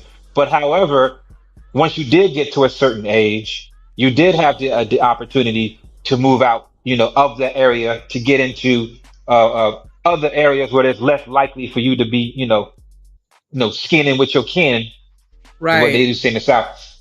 What happened when you did that? It was totally different, man. It was totally different for me. When I first started going to high school, I played baseball and football in high school. So it was like when I started going to at first, it felt like nobody noticed me, right? And I stayed low key. I just, was doing my thing, right? Because I was so caught up in playing football, trying to get ready for, the season and baseball in the summer, right? Trying to get ready for, to play ball. And so I really wasn't looking, and nobody was even looking, checking for me either. But it's when I started getting a little more clout, right? When baseball, I made the newspaper, all that other stuff down where I was from. Then black women start kind of really coming over to me, right? At the lunch table, at breakfast. I had one in particular, she would hang out with me like every day for a minute. You know what I'm saying? I didn't even know her. Didn't really like her. She just came up one day, started talking to me, and it just kind of kept going back and forth, right? I never dated her because I didn't like her. But she was really cool. And then, other women other girls start talking to me kind of in that period too, right? In class and stuff like, hey, what's up with you? So I would carry books, talk, do lunches. And then it just ended up being some after school type activity, right? Behind the bleachers, in the hallway, And it with with the white girls or the black girls? With the black chicks. That's how it ended up popping out with the black chicks. So what happened? It's just like for a period I dated black women. He already wasn't checking for them. He had already blocked us. I'm saying them, but us. At that point, he and Ron, you little late to the party. He's explaining to us why he didn't date black women. And originally, it's because I didn't date black women in high school. I did it y'all in high school. Don't make it sound like I did it in high school. Okay, I'm sorry. I don't mean to slander. Like I said, my first fiance, she was black. Damn. So when did it go south? When I went to the military. I'm grateful that actually join the Navy because I was gone so much. What up, OG? That I began to detach from that, right? From that old life of mine into my new life. You know, more and more and more, I became more detached, right? And I stopped, you know, this is on me. I stopped writing it. You know, back then, you know, saying this is late 90s, 97, 98, before the internet became a real thing. Email was out, but not very many people was emailing, right? You're talking about Yahoo and AOL. So it would be letters. And I just, you know, I got so detached from the situation because I was overseas seeing all this new stuff like Barcelona, Spain. Spanish, I never seen a woman as beautiful as Spanish, as some of these Spanish women. I mean, it's insane how beautiful some of those women is over there. You know, I went to, you know what I'm saying? I've been to Haifa, Israel. You know what I'm saying? I've been to, you know, Malta, Ishmael. I've been to Naples, Italy. I've been to so many different places, right? I've been to Halifax, Canada a few times. Had a girlfriend in Halifax. You know what I'm saying? She was so cool. But the distance kind of, you know what I'm saying, waned on us right at the time. You know, so, you know, I ended up moving down to Georgia, right? So I got stationed down in Georgia, down there at St. Mary's. So, you know, I'll say that much, right? And that's when I met the kind of white chick I ended up kind of marrying, the first chick I married. Me and her was together for 10, well, it was good for the first 3, 4, 5 years, but we ended up getting separated because of some of the, you know, I got a little loose with it with one of her friends, and that just kind of, we ended up being separated, then divorced, right? But that thus is life. You grow and you learn from that. From there, my people moved down to Atlanta, right? Because we was all in Virginia at one point, and then we moved to Atlanta, right? So when they moved to Atlanta, you know, my first thing I had to think about is I got custody of my child. So I'm gonna need some help with this child doing this by myself. So I've been in Atlanta ever since. I was supposed to have moved to California in 2013 with a friend, but it never happened that way. So, you know, I've been kind of here, and you know, here it's a lot different. You know what I'm saying? And in some cases, you know, it's a little odd how Atlanta works. You know what I'm saying? Because this is a, you know what I'm saying, chocolate city in its own right. But you got so many other types of women here. I mean, you got so many types of women here. And then a lot of them, you know what I'm saying, like black men. And you know what I'm saying, in some cases, especially me. So, I mean, if I got to deal with a black woman undermining me and a chick who's more submissive, you know what I'm saying, and you know what I'm saying, the beauty thing plays into that too, I'm probably going to go with the one who's more submissive, you know what I'm saying, I can work with. So, here we, you know what I'm saying, there we are. You know what I'm saying, there it is, right? So, ADS, so have you really, because you were dating black women in high school, right? And the experience was relatively good, right? Y'all was doing y'all little thingy thing. There was no real like animosity, you know, towards them, right? But it was only once you had got into the military and you got exposed to different type of women and culture. Because I was in the military too. I was in the army, so I traveled a little bit. So I hear what you're saying. But when does it come to a point that just because you have a particular preference for these white girls over here, that you got to shit on the black women? I don't understand the correlation between it. If you have your thing that you're interested in, cool, be interested in that. But why is it that men that do that, why is it that they have to shit on the ones that they don't want instead of just allowing them to just be? Because the truth be told, we always secretly crave our own women. That's a natural instinct. We've always craved our own women. Even though we might know we can't be with them, to a certain extent, we've always craved our own women. And to be clear, Kasim, no one's shitting on anybody. Okay. I didn't call my names, not one time. I just gave you my anecdotal experience. So when you say about shitting, please be mindful of that. All right, I got it. Sorry about that. But what do you? I mean, it's like, cause I don't get it.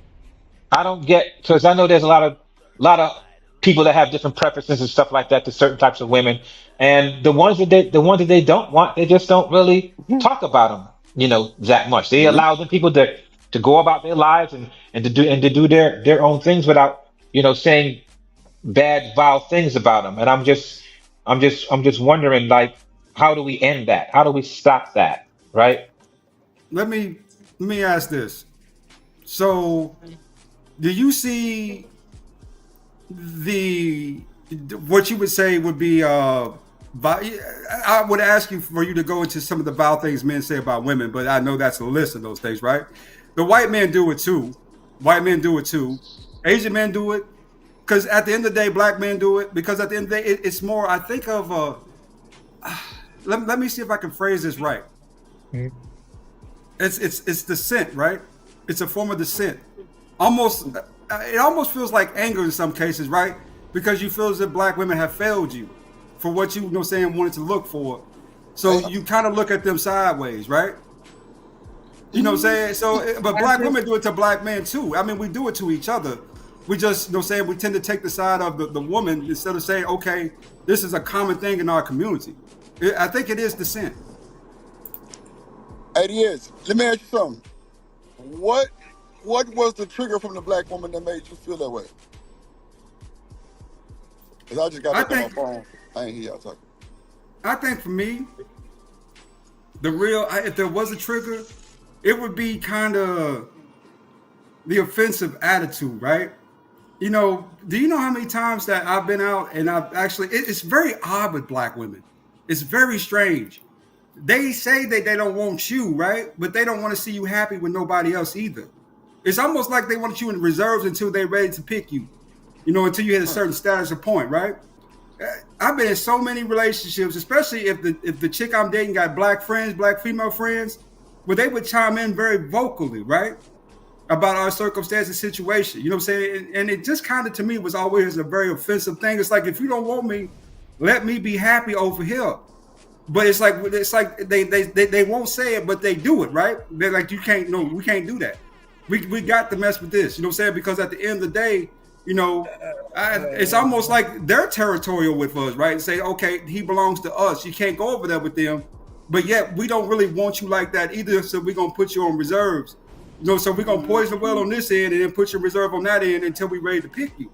That's what it really seems like to me. And black men, we do it too. We say, you know what I'm saying, we want these other types of women.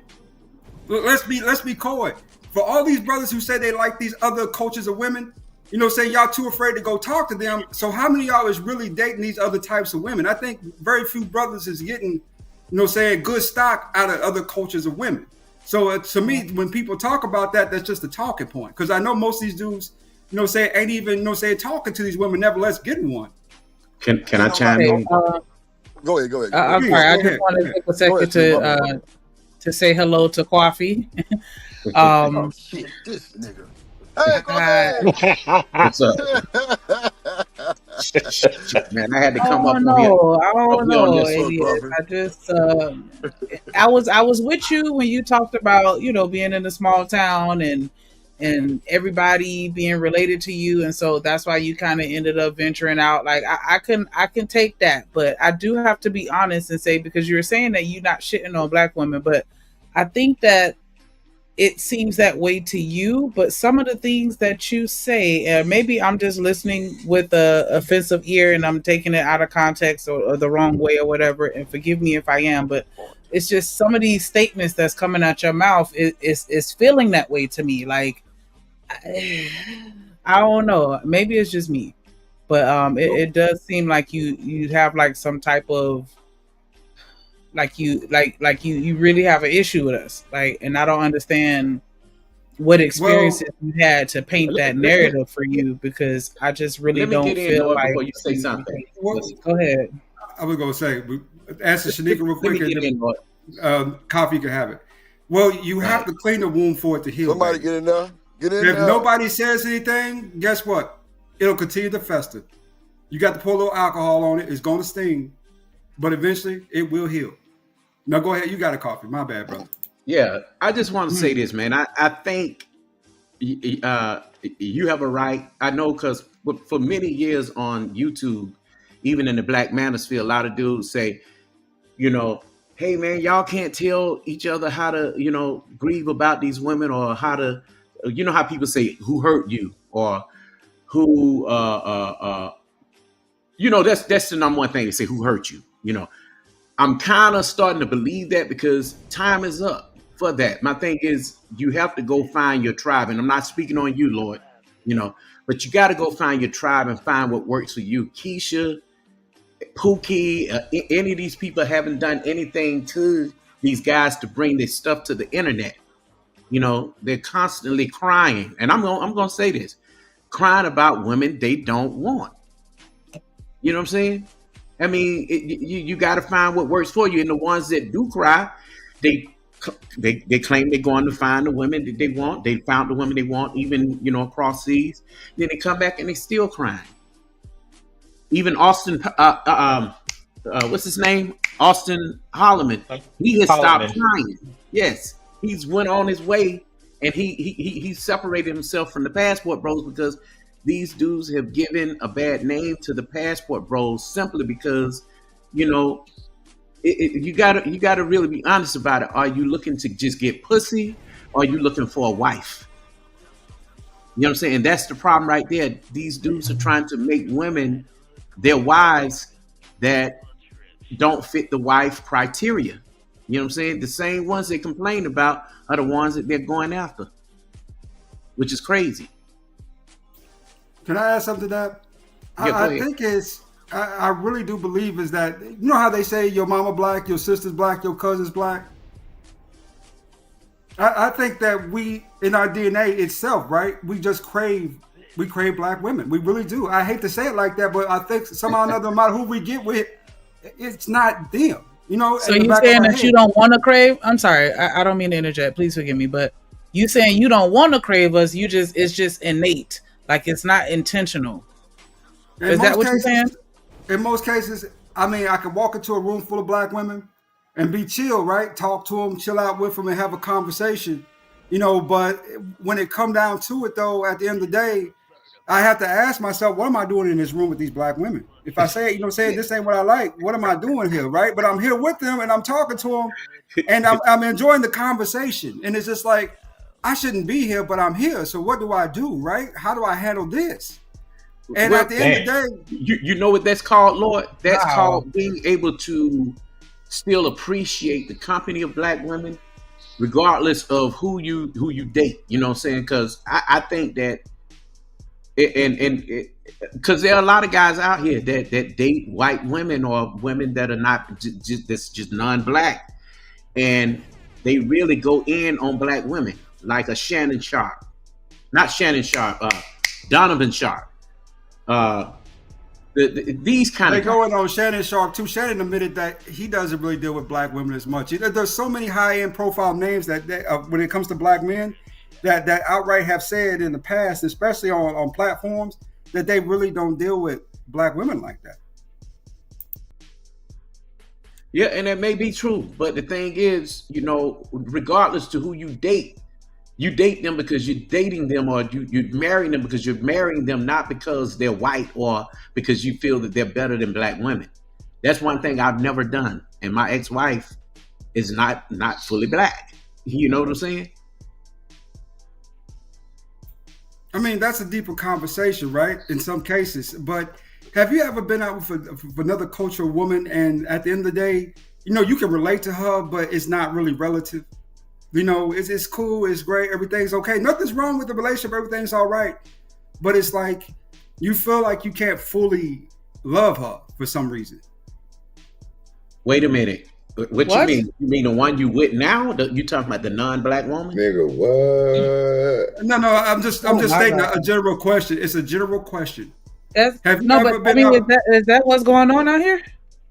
I think in a lot of cases. Say that again. Rephrase that, because that's common for you.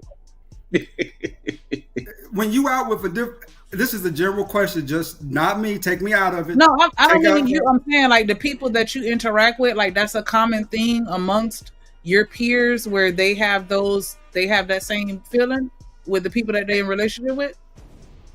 I'm going to be honest with you. I sometimes I really think so. I listen to my homeboys, right, who also date out, and saying that you got to ask yourself a question.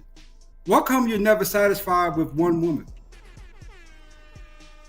Hold on, let's stay where we at real quick, because I don't want us to skip past that and start talking about dating more than one woman. You talk about dating one woman and you're in a relationship with them where you care about them, but there's just something deep down inside of you where you just can't go all in with them. That's what you just said, right? Did I misinterpret that? That is the correct way to phrase it, yes. Is that the non-black woman? Is this the non-black woman that you're dating, or the black woman, or just The a non-black woman? woman. You were just speaking in general. Just in general. Just keep it general for now. We'll bring it in just as a we woman. kind of bring the conversation, right? So is that a common keep it thing general. amongst men to be with a woman that you care about, but you don't really, you can't go all in with them? You don't really fuck with them like that? Is that, and so that's the question that I'm asking. Is that common amongst the people that you have interacted with? That's a lot of waste. Not me. Keep Anybody. it general. Keep it general, please. That's a lot of wasted time, brother, for real. Not saying you, but that's a lot of wasted time. I think we spend too much time on what we don't want instead of trying to be successful in what we really want. You know what I'm saying? Do we really want a woman, or do we want to just, play around? What is it? Well, and I'm sorry, I wanted to real quick speak. Let me add some more context to it. Oh, go ahead. I'm sorry. Real quick, I just wanted to shout out OG Do Dirty. What up? Thank you for joining us. What's good with your love? You up here If you moderating could chime in for nice. 2 seconds and let me know your thoughts, please. Man, I'm lost like a mug. I'm trying to figure out what Lord 88 is saying. I'm with you with it. He's saying that he don't love them. I guess because it's a different race of woman, not black. So if it was a black woman, would you go all the way in? Would you be able to go 100%? Because right now it sounds like you're going about 80. That's such generous. A difficult question to ask. Not even 80. Yeah, that's what I say. That sounds generous. Yeah, I'm giving him the benefit of the doubt because I don't know where he's coming from, because he didn't just say black. He said the first thing he wanted to talk about was all. So I'm going to give him the 80%. But then once he started talking, I know it's going to drop down to 60, because the way that he said that he'd rather date outside instead of date within that's the part I'm lost at. So I'm trying to figure out, why would you go to the white or the Hispanic or anything else? Like, what's the problem with the black? Well, let me say this then, okay? Let me give some more context to this, if this is the case, right? How do you perceive, right, women? Men are highly visual. I am like extraordinarily visual, right? If I like it, if I see it and I like it, I usually go for it, right? I go for what, my eyes don't lie to me. I like what I like, right, from a visual perspective. So in a lot of cases, you get the visual, right? And then it's almost like a dog chasing cars. When you finally catch the car, you find out that it's just a car, right? It's not that much different from any other car that you've been with. It's just the same kind of thing, right? Versus, it's just a better exterior to the car. It's got a Lambo body to it, but it's still got Kia motor. You know what I'm saying? So it's just like, in your head, it's kind of strange like that. I will say this from my context and experience. I think, when I actually felt love, it was with one woman in particular, but she got married, which was cool. My first fiance, I felt love for her too, I believe, right? A lot of love. It was crazy about her for one point. That's why we was together like we was together all the time. But, as you kind of grow along and you kind of, I guess, phase out of that, right? You start looking, around more and more. You start saying, okay, what are my options for real? Who can I know? More likely, let's bring up a bigger piece of the context here. Who can I keep and who I can't keep, right? Who do I want and who I really don't want? So you get to the point where you just start dating these different types of women and you get a taste of all these different flavors, but it still ain't as good as chocolate. You know what I'm saying? So you're like, damn, that chocolate really had me going for a while. I love that chocolate. But when you go to the chocolate, that's not the same flavor either chocolate that you once had. It's a different flavor of chocolate. So you're like, oh, it's really going to be on your program. I get it. Yeah. You know what I'm saying? So you work things out, right? Because believe it or not, people say, oh, I can't be with somebody if I don't love them. That is not true in the least bit. You know what I'm saying? Love is just as much of a business as a business or a corporation is. Love is a business, right? You invest in that business and you expect, to get some type of annual renewals, and you expect to reap some of the spoil from your investment, right, in that business. You expect to get something in return. Now, if you invest into a business, which we would call love, right? You feel as if, you're not getting, your full return, right? From that particular, you might be getting some returns on it, but you're not getting a full return. Then you tend to stop investing, right? Because you're like, hey, I'm losing money here. At a high clip, over investing in this business where I should be investing someplace else. And when you invest in the other businesses, you love that business. You know, saying you love the gains you get from it, right? You say, okay, I'm getting way more gain than I'm putting into this and that I'm investing. But at the end of the day, you like, you know, I can leave this corporation tomorrow and go to another corporation. That's a whole lot of work, brother. I'm just being honest. That's too much work. Too much. That sounds like I don't want this to come off disrespectful, and I understand how it might, but that's not my intention.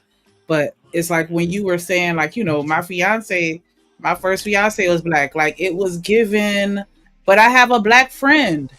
Like, I don't know. Like, it just felt like you don't really fuck with us. And I mean, that's cool if you don't. I mean, but I'm just really not hearing the validity behind it. Like, I was with you with the small town and everybody being related, but what happened? Like, I don't want to give the who hurt you vibes, because that's not what I'm saying. But I mean, like, what have you experienced as a result of interactions with a multitude of black women, where you can consistently say that we're this monolith, to where it's like, nah, it could be 98 black women in a room and one Hispanic woman, and I'm gonna beeline to that Hispanic woman because I know she's gonna be able to give me what I want in the relationship.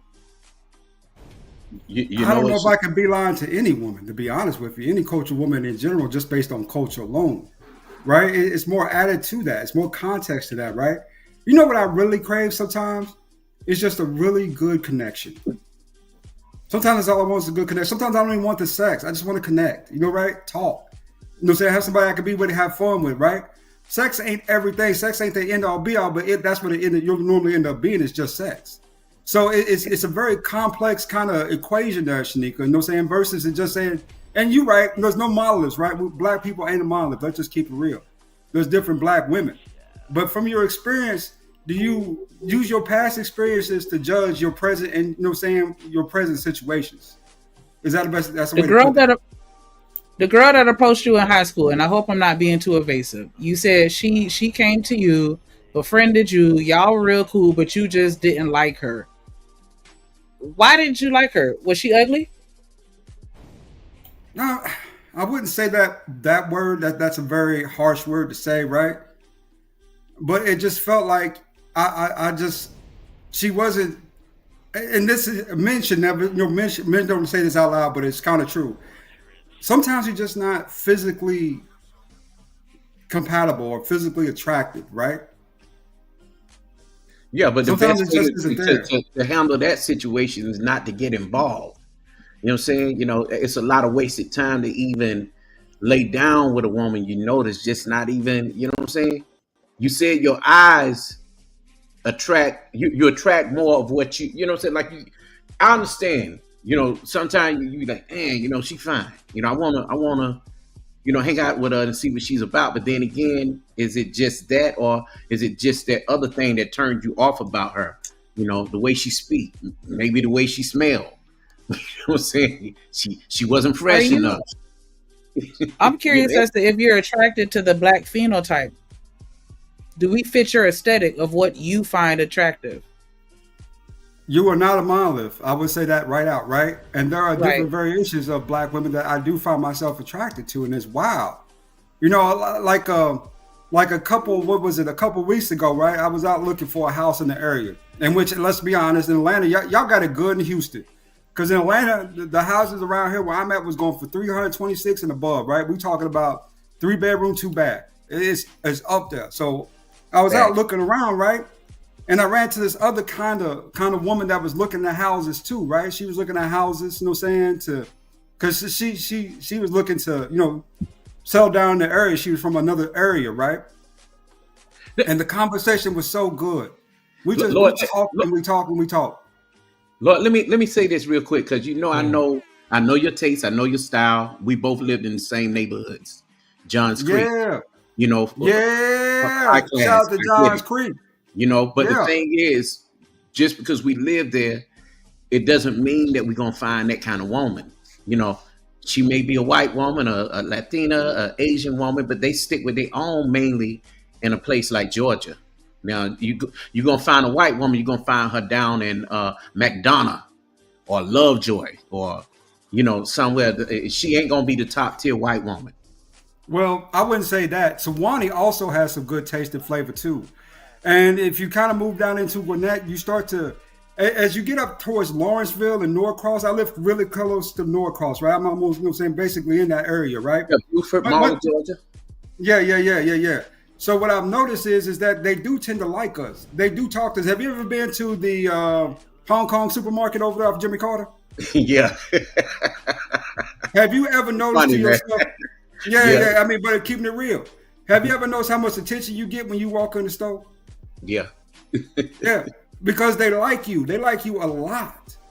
But the one over there off of Lawrenceville Swanee Road, I used to go to that one when I had a home out that way. Yeah. NAFUM, the NADUM, stuff like that. You hit those up.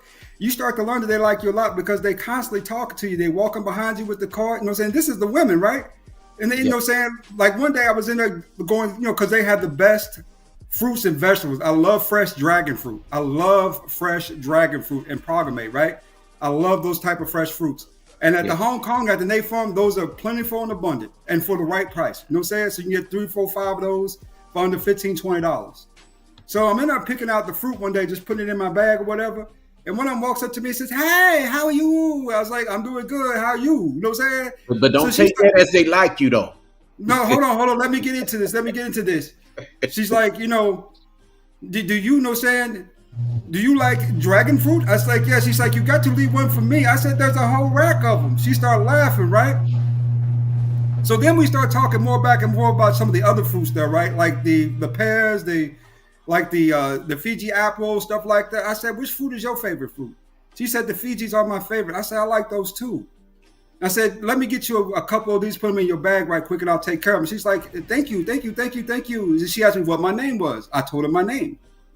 She's like, so do you live around here? I was like, yeah, I do live in the area. She's like, what do you do for a living? I said, I work as an engineer. I'll leave it at that, right? And the more she kept kind of asking questions, the more she started kind of relating more and more back, conversation-wise, to the point where I did end up getting her engineer, brother. She wants your money. Look, see, Coffee, you trying to make context out of it, the variation, right? That's more of a assumption. I'm just bullshitting with you, man. I understand where you come from. Yeah, and me and her exchanged numbers. I called her up and me and her talked for a minute, right? It didn't really go nowhere because at the end of the day, I just really wasn't feeling the vibe. Because like you said, there's a lot of pre-context when it comes to being black, right?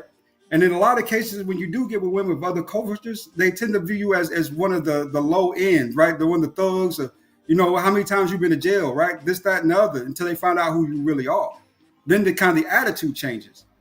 It's more of I think in a lot of cases, women of other cultures do really like black men, but it's a fear of, from what they've been told and what they've been programmed to think, right, about black men that really hold them in place or hold them back. Yeah, so but they're more out here, though, Lord, in California, not out in the South, not as much. Not the top tier white women or non-black women. Yeah. I mean, we ain't talking about, Muli, top end, actress in Asia, right? That type of beauty and grace. But she do look good, though. She ain't got she's 30-something years old, ain't got no kids. And she just, looking for, a genuine connection with a man that she can be with. There are so many women in this area that fall under that suit. Because one thing we don't talk about enough is that a lot of women, not just black women, but a lot of cultures of women have come up over the last 5-10 years, right? When it comes to the money thing. And they tend to kind of get their own stuff, buy their own houses, do their own thing, right? Those women are perfectly single women. They just... Hey, let me say this real quick. Conscious Moron, he be tripping out sometime. That's the bro too. I don't think that no man standard should be too high. He want what he want, and that is what it is. I mean, Conscious Moron, we know you would date a hood chick. We know that easily. Now, as a black, you like. No, I have dated some black women in Atlanta now, to be honest with you. And one of them was a hood chick, and she used to beat on me. She would literally beat on me. That's a whole fake. You needed some correction. You're done. Whoa. You're done. You know how low Daryl, that is to does the speak, and Shade that boy Room need go that after correction. people playing their content? You say what? Is it safe to play Shade Room content, or they be striking people? Put the fair No, use they up. don't You be got your tripping. fair use? You got your fair use? Put your Yeah, fair They use don't be but up. I don't tripping. They know. I cool. just know some people it don't matter. Like it's it's copywritten or this like the Breakfast Club. Like oh shit, not the overlay.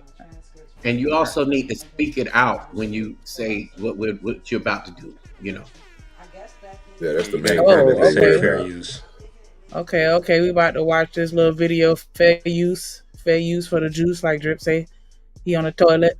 But this is the update to the Dubai chick, right? Because remember she had disappeared for a little second or whatever, and I think they were saying like she was in jail or who knows. But now the boyfriend. Yeah. Wait a minute. Emperor Kojak know best. He said, "Be careful about playing the Shade Room stuff." My bad, Con. Oh Clearly shit! nobody's working. Conscious moron came up here to tell me off. No, I would date a hood rat chick with a college degree. I absolutely would. I know you would. I know it. What? Well, not a hood rat, but a hood chick. I won't say hood rat. You've been around here a long time. I remember you told us that you and your dad used to talk to women together. Absolutely. Oh wow! I learned from the player. Okay. Yes. But this was when I was much older. Not when I was in high school. I was in my 30s when we did this. But yeah, ain't nothing wrong with a hood chick, man. You a hood dude, right? I am not a hood dude. I'm not a hood OG, dude. What it do? No, hell no, not me. No, sir. I don't like disrespectful women. I don't like loud women. And I don't like masculine women. Oh Lord. What's going on here? So if a woman has an opinion, does that make her masculine? Masculine to me is stepping outside of who you are as a woman, telling a man what he need to be. And when he tell you about you, it's my body, it's my choice. And that, you need to stay out of women's business. That's feminine. That bullshit. I mean, you gotta say this. And the simps that let them get away with it. That's a problem. What you mean, baby? I mean, how you just play the audio? You can use conscious moron. I will say this: that there is a distinct line right between feminine and masculine when it comes to women, and in a lot of cases, you know, saying my dealings with a couple of them, right, have been some masculine type behavior, right? Like they will yell at you, get in your face, you know what I'm saying, and you know, saying threaten you, right? Say, you know, saying do something, and at the end of the day, you know, say if you do something, what's gonna happen next. You know, because she ain't gonna, say she gonna straight up call 911 and your ass is gonna see them bars. You know, you're gonna be in that pinstripe suit. And they know that, right? They leverage that against you in some of those circumstances and situations, right? Also, South, but they're gonna lock you, they're gonna lock both of you up if in certain states.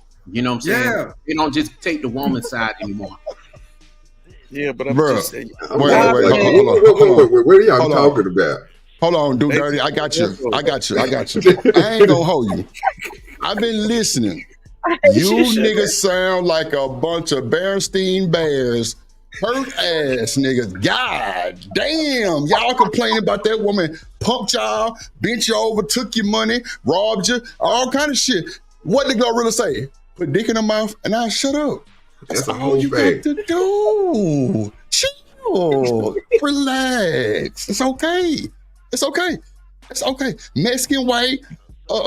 You see Cam came from Ecuador, got on the stream, showed his woman like, yeah, nigga, we vibing. Like, come on, fellas. Like, I thought we was players. What happened to finesse and game? No? Okay. I go back on mute. Y'all got it. Drip, now you called us Bernstein Bears, but I would go to say as far as sir that you is a simp, nigga.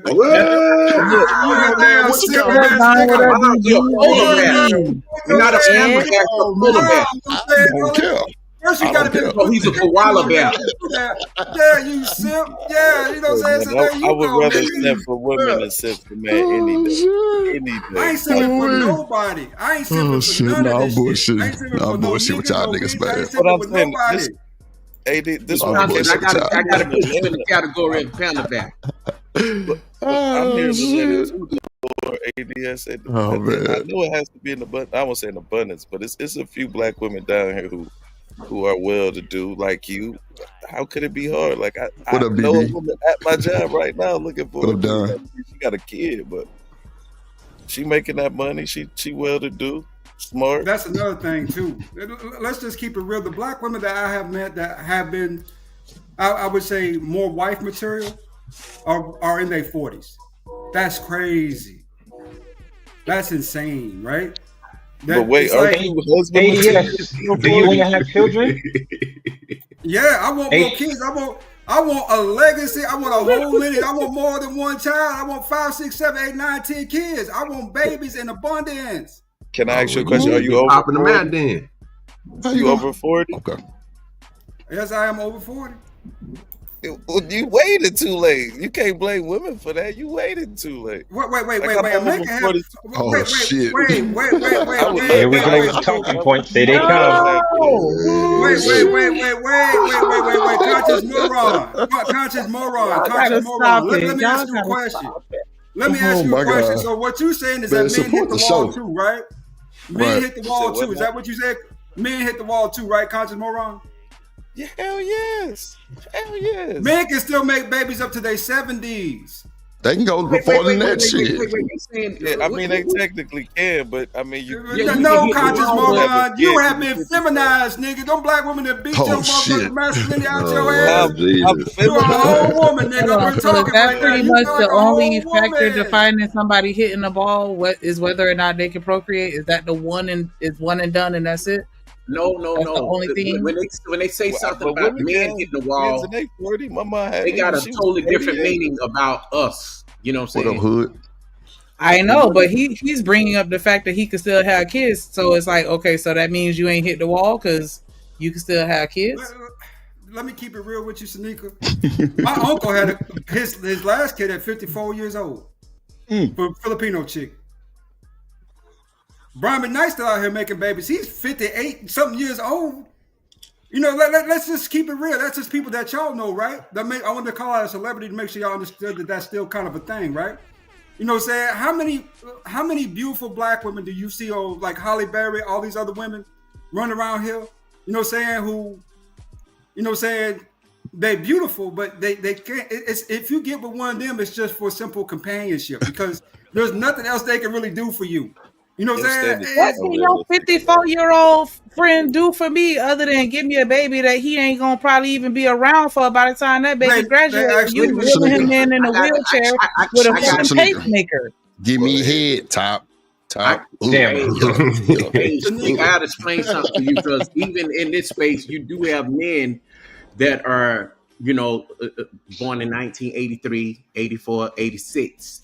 Their fathers are every bit of and they said it on camera on the different channels. Their fathers are 80. Yeah. See, what y'all tried to do was this feminist wave 5 shit where men and women hit the wall together. That way y'all can cut that off, right? Nobody said that. It ain't work. No, it ain't work. I didn't say that. I definitely didn't say that. I was just asking, is that the defining factor of hitting the wall? Because it seemed to me like you were saying that men don't ever hit the wall because y'all can always have kids. So I'm like, so that's what it is? Like we hit the wall when we stop being able to have kids? Is that what the wall is? No more kids? That's what Kevin Samuel said. That is a whole fact, Shanika. Biological Sam's messed up the black community with his data tips. I ain't never heard of no wall, but that's crazy work. That's a I ministry. never heard no wall drip because you a man. The wall really only applies to women. Oh, you smell like having a baby type shit? Or, yeah, they say like when a woman turns like 29 or 30, she's hit the wall. She's no longer really of value. Who said it? That's the manosphere talking. Don't be mad at me. Oh, I'm Don't gonna be say mad yeah. at us. I don't even know who the manosphere is. That's not a manosphere But she's talking still point. That capable is of procreating. So how can that be the wall? MV value chart. That's a sexual market value chart. That's part of that chart. That chart's been around since forever. It's just y'all don't never read it. You know what's crazy? I seen an ad for like ED, and the dude was 29 years old. He said, "I need help with ED." Like, did he hit the wall? Since he needs help. That at nigga 29? just has a weak dick, nigga. Sometimes Is that hitting the wall? Like, you know what I'm saying? If you got a weak dick, you got a weak dick. You know, I mean, that's just on him. Yeah, right? there's a part of hitting Yes the or wall. no? Is that him hitting the wall? Yeah, it is. And some dudes can't be honest about that. That's a conversation that we don't have in this space. It's the truth. You can't alpha your way through a woman that you just can't, satisfy. What up, Cody? Man, Quaffy, that's crazy. I wouldn't tell you niggas shit. Now, let's call this out. If we're gonna say that, let's call this out too, right? Let's call this out too, right? I wasn't even here. Shanika, come on, man. Look in the back in the chat. In the back. Which one is? Oh, okay. That will trigger your channel. Well, what happened? Did I trigger? No. Don't say it out loud. I'm telling you. I got you. Oh, wow, my bad. But back to what I was saying though, just because he has a lower stature, that could be due to one thing you see is the healthy white guy who has ED on TV, right? That's a common thing, right? But in reality, most of those guys who get ED, that's due to health concerns or issues. You know what I'm saying? They out of shape, they overweight. You know what I'm saying? They got other medical conditions, right? Not even that, Lord ABS. There are a lot of dudes, even at a young age now, that still have ED, and I think some of it has to do with what they eat and how they was raised, in addition to the drinking, the smoking, and the drugs.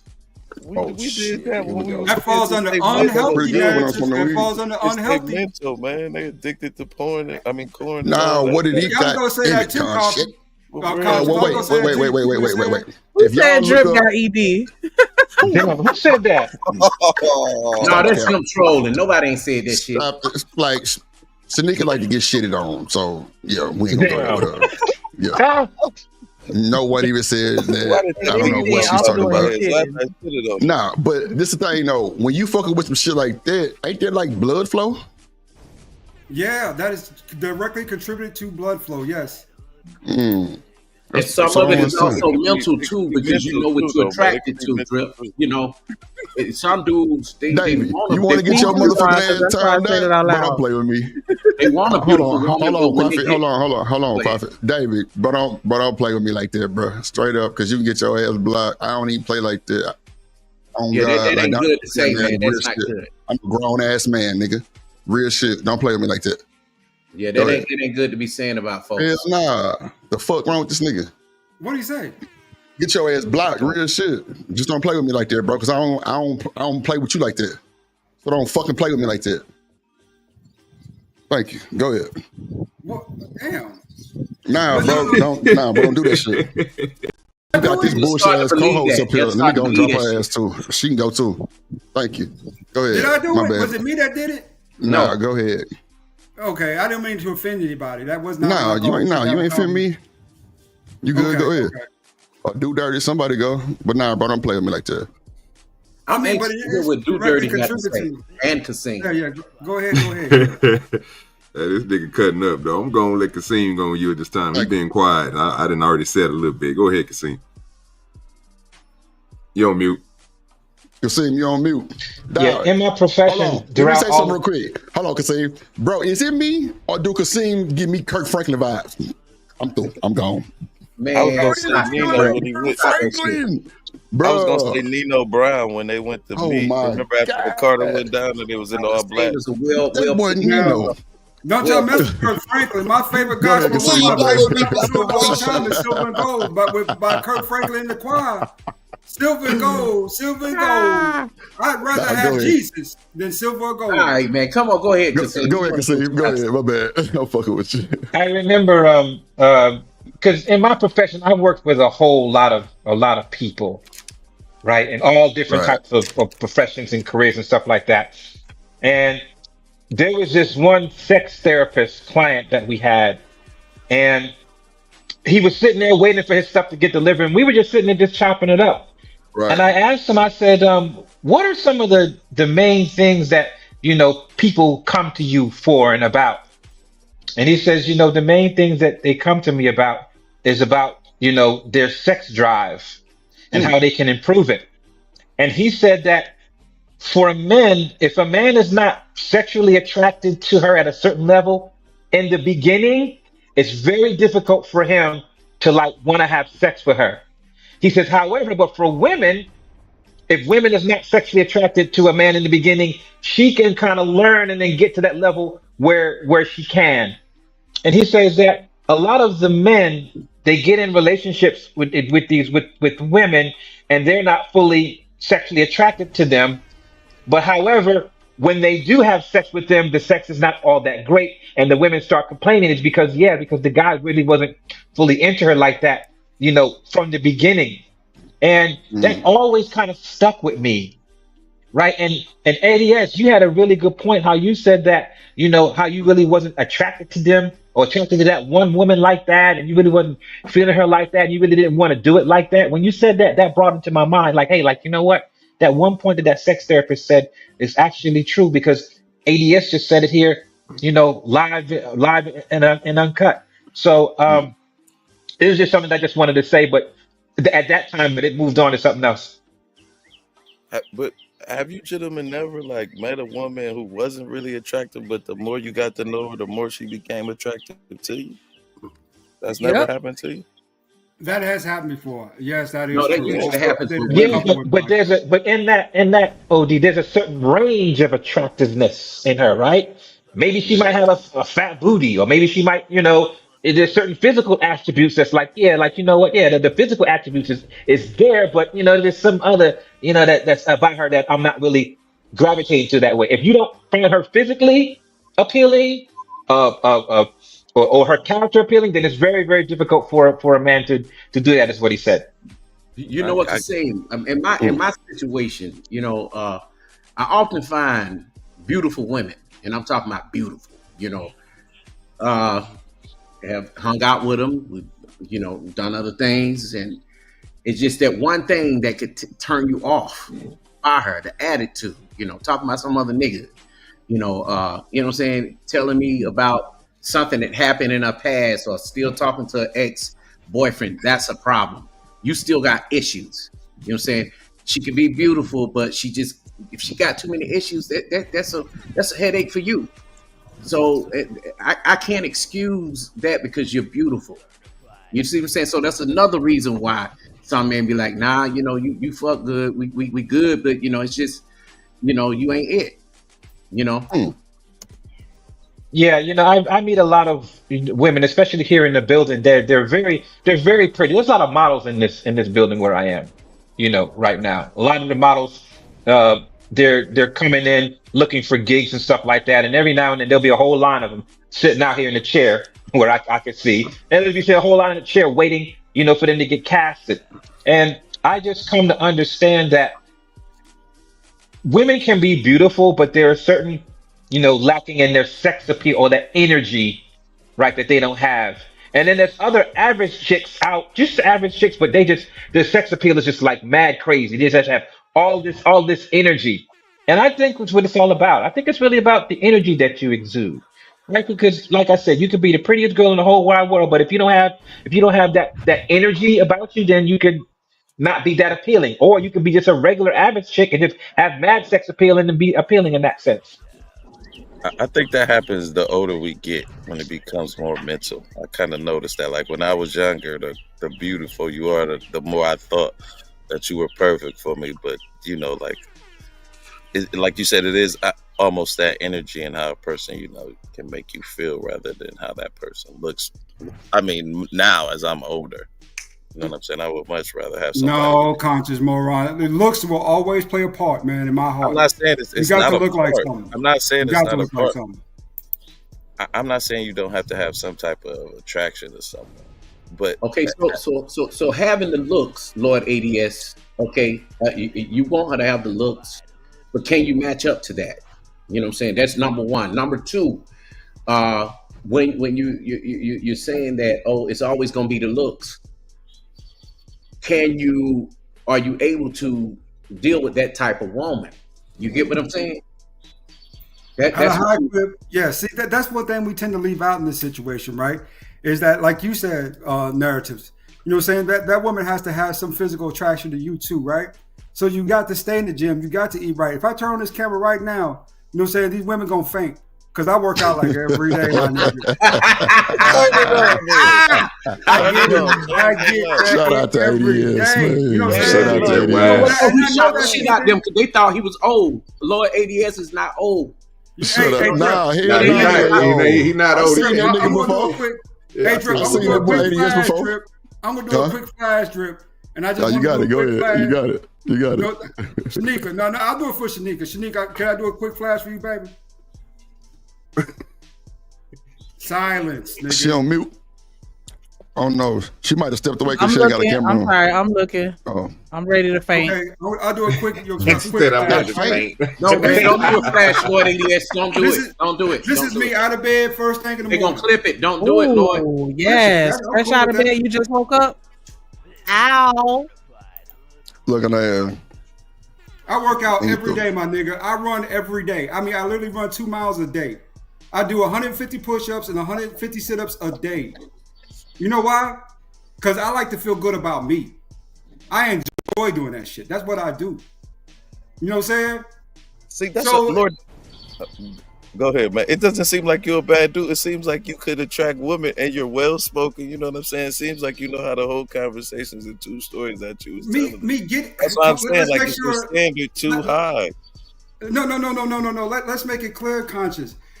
I attract women. I mean, like I said, I know that I'm an attractive man. You know what I'm saying? For 45, I know I look real good for 45 compared to other 45-year-old niggas, right? I look really good for 45. He looking for a certain type of woman. Exactly. It's more about what lines up. You know what I'm saying? With some of it's going to be preference. A lot of it's going to be preference, right? But I'm saying Type if you matters make it too. so like airtight, she has to be this, she has to be that, and no compromising. Like I've got a litany of preferences of women. You know what I'm saying? And but that's what I'm type, saying. right? Like, can any of those flaws be like, okay, maybe she ain't this, but she that? Like, no. Is there any exception to the rule? No, like that's what I'm saying. Like, I have. Let me say this. Let me say this out loud. Let me say this out loud. I've tried being with women that I don't like. I've tried to be with women, saying that I don't care for. I try to say, okay, maybe it is me. You know what I'm saying? Maybe I need to lower my standards a bit, right? And when I date I'm not them, saying lower your standards. I'm just saying, bro, don't ever say that. Don't ever say that, bro. Don't ever say that. Let me say this. I'm saying, like, let me say this out loud. Let me say this out loud. And when I date them, I hate them. Damn, Lord, what's wrong with you, man? Hold on. You know what? They wrote some shit about you in the chat, though. That's you don't doing all them damn push-ups and running. They tell me you got a 1990s flat top. Oh my God. So now you gonna hate on the full head of hair. Most y'all niggas can't spell full head of hair, nigga. Nevertheless, go say talk about That's one. true. No, I got a full head with your chest and no gray. Yeah, so let me get back to it, right? And it's nothing that in some cases what I've said, sometimes it's nothing to do with them. That's one thing I had to learn. It's not them, it is me. At times, or you think it's all the times? You know, at times I know it's me. Now it ain't me all the time. Now some of these women are just difficult to deal with. Okay. But but at times I've come to the realization that woman's done nothing wrong. It's me. I don't like her. Ain't nothing wrong with that. But you know what though, man? It's gonna be problems. You know what I'm saying? But I think that when y'all go through problems, talk it out. You know, every time there's a problem, don't mean, hey, I can't deal with it no more. I can't talk out that I'm not physically attracted to her. I can't talk that out. But I mean, 9 times out of 10, you're not gonna be with somebody you're not physically attracted to. So why even put that on your radar? As like, initially, I'm gonna get with this woman I'm not physically attracted to, but I think it's gonna work. Like it wouldn't work. So why even go down that lane? Because at the end of the day, you know what I'm saying? You really, for me, I crave that stability, right? Because I know in the business that I do that married men tend to do better long term, right? When you want to build, because that's one thing I do crave to do is to build with somebody, right? to have lineage, to have a real family. I mean, a whole open family, right? A big family with a nice house. The American dream, my American dream, right? So sometimes you think to yourself, okay, if I just go ahead and settle on this piece over here that may not be the most appealing piece, but guess what? She cooks, she cleans, she's good to me. Do you know how many women I've been with that have been really, really, really, really, really good to me that I just felt like I couldn't be with? Yeah, but let's say this though, Lord. So wait, hold on. Why couldn't you be? You said many. But why Lord, couldn't you be with one of those women? What was the deal breaker with all of them? But hold up, Conscious. Hold up. The thing is, I think this is where a lot of the men online, especially in the Black manosphere, go wrong. And I'm not speaking on Lord because he want what he want. But today, man, she got to have more than the fact that she can cook and clean. You can get a maid to do that. No, that's all I need. What up, TNL? Okay, men are simple. That's all I need. I don't need a woman for money. But put it this way, I've taken care of far more women than have taken care of me. Whoa. I've taken care of far more women than take care of me. So see, this something's that I don't know. So you know what, the ADS, care of your woman, and you come on, man. I hear you, but I don't think that's necessarily true. I think men need more women just to cook and clean, right? Yes. They want the femininity that comes with it. Men need femininity, right? And when you have the right woman by your side, that's in your corner, that has, the right mental, and she's giving you the right feminine insight, man, that's some powerful stuff. That's what men want. They say they want a woman just to cook and clean. Then you can get what's that robot on the Jetsons? What's that robot name? Rosie. Whatever her name is. Yeah, Rosie. You get a Rosie, but they not. Come on, you had a Rosie in your house, you'd be like, no, Rosie, I need you to do something else. There may be sometimes there's some things I want to explain to you of what's going on in my mind and my plan that I have. I want to see how responsive you are, to it. So I think that's respect. I think that's cap when men say that all they want is a woman to cook and clean. And the thing is, if they can cook. If you getting a woman just to cook and clean, can you make sure that she really can cook? Because trust me, just because she can cook for you, it don't always mean that it's good. How many meals does it take? Let me call out something real quick. Let me call out something real quick. I can cook one band. Hold on, Coffee, and then Lord, it is, and then come. I just want to say, Conscious Moron is a chef, and plus I can cook really good. We don't need women to cook. Man, ain't nobody verified Joe cooking. No, I'm bullshitting. Go ahead, Coffee. I'm bullshitting. Go ahead. I need her to be my goddamn secretary and do what I tell her to do. Mm-hmm. And you do. Mm-hmm. Secretary, please. Boy, you trying to start a war, Coffee. I know. Trying to start a war. I just want her to be quiet. That's all. I got next, right, Drip? Yeah. Go ahead. It did come. I want to call out something one of my concubines said in the chat. ADS doesn't need therapy. He needs a reality check with a side of silence. Bitch, that's what I'm telling you to do. Sex, sandwich, and silence. Tell me that ain't masculine. Tell me, SSS. Tell me that ain't masculine, what she just said. That she's telling me what I'm telling her to do. How's that cooperation? Let me look at this. What's she say? Lordy Jesus. You should go to therapy. Boy, y'all cutting up in the chat today. Shout out to everybody. What up, Petty Pendergrass? Down in the beard. Go ahead, Con. It's on you. I Look, mean, he ain't I got shit to say. Yeah, it's just. Go ahead. I think your standards are a little too rigid at times. You know what I'm saying? You got to. The older you get, I think. I don't want to say the more compromising you have to do, but I think the more open-minded you have to be. You know what I mean? So, like, what if you met the perfect girl, but she had a kid? All those things that you wanted, but she had a kid. Would you be down with her and be willing to build with her? I have a son. I would be willing to give you the exception of one. One is okay. 2 is kind of questionable. 3 is like, I'm gonna need a whole chit for that. You know what I'm saying? I'm gonna need you to do everything right. You know what I'm saying? I'm gonna need you to be super. I'm gonna need a super good upside to you. You know what I'm saying? To being with you with 3 kids, right? You know what I'm saying? I don't get it, man. I really don't get it. Like, it seems like you're reasonable at times. Like, I don't know.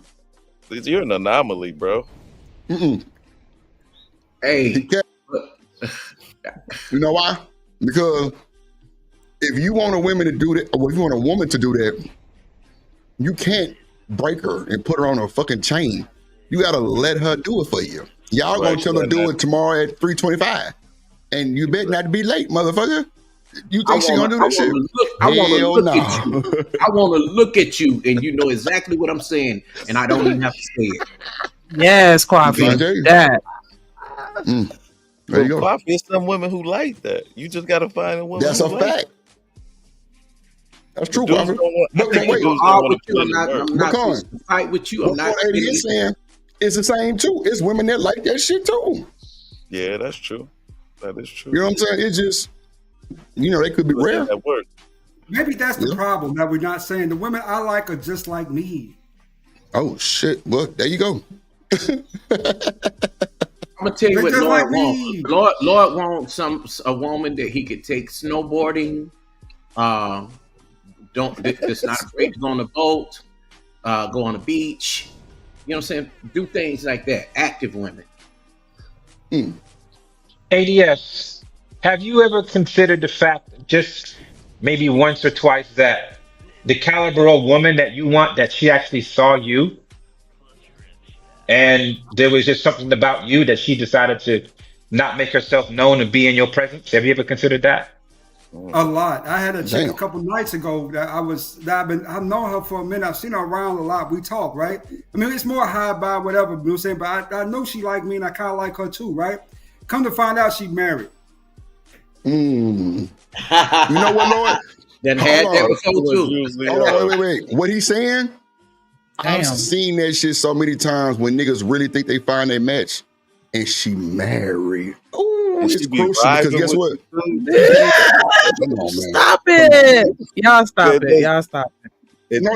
I'm not blaming women. I'm saying men too. Men too. No. I'm not talking to you. I'm sorry. Think about it, Con. Think about it. They saying you called Lord ADS ugly in so many words.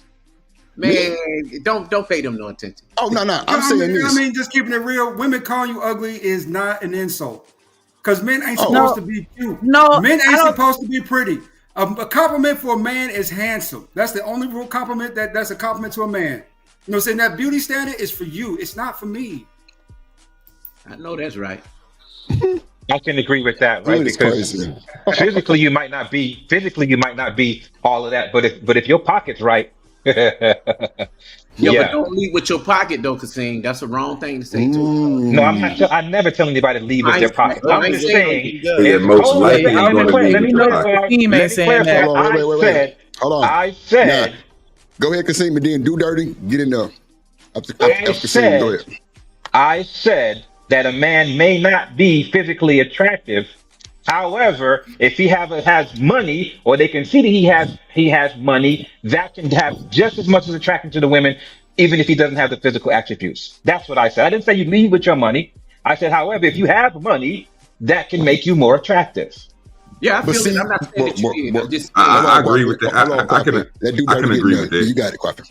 Go ahead. I can agree with that. But what I'm saying is, most likely, dudes though who don't have that, you know what I'm saying, attraction, but they got the money, they're going to lead with the money. But I get what you're saying. You still got that physical attraction. They're not looking at, they still like what they see, and you got the money. But you saying if they don't have the looks, but they got the money and it's presented in a certain way, not that they're giving anything, but it's just the way that they upkeep themselves, the way that they live their life, that'll give them. I see what you're saying. If I said I agree with you. And if they have a little bit of sense of humor, they can crack a jokey joke here and there. It's a lot of ways. I don't see how these niggas be having hard times like that. Cool. Well, let me just clear something up. I don't think I'm not saying that Kasim said that, but I'm just speaking in this space. A lot of dudes listen to their favorite, content creators on game. And they give these dudes the wrong information. And it like a Theo Woff. Theo Woff got a lot of money in this space from the Black Man. Look him up, Theo Woff. And the problem is with him. Yeah, he get a lot of guys jobs in tech in the Black Manosphere, and he run his own, tech company. He dealt he in the realm with Kevin. Can't find a woman. That is some shit. I'm sorry. Yeah, that's true. Let's go back to the money thing, right? that's more of a form of overcompensating too. You have to be very careful of that. I see all types of 4 foot some amigos and really big trucks. That's overcompensating, right? So when you overcompensate, you got to keep that up. You got to be able to, maintain that overcompensation, right? Because that becomes the woman. If you was buying diamond rings and things and taking on trips from the beginning, she gonna want that all throughout the relationship, nonstop. So why would you want to lead with your wallet in that? You know what I'm saying? Ever in that case, you know what I'm saying? I never wanted to lead with my wallet. Like my dad said, if you lead with your wallet, as soon as your money comes, so is the lady. You would lead like that if you believe that you don't have any other attributes that would have a woman to stay with you. You don't have enough self-confidence in yourself. You don't have enough interpersonal skills. You don't have any other skills that you think that a person would stay with you. So it's like, you know what? I don't have that, so let me just go ahead and breadcrumb her into this trap, with the money. Then boom, now she's in the trap. Now I got the money. Now guess what? Now my real self starts coming out.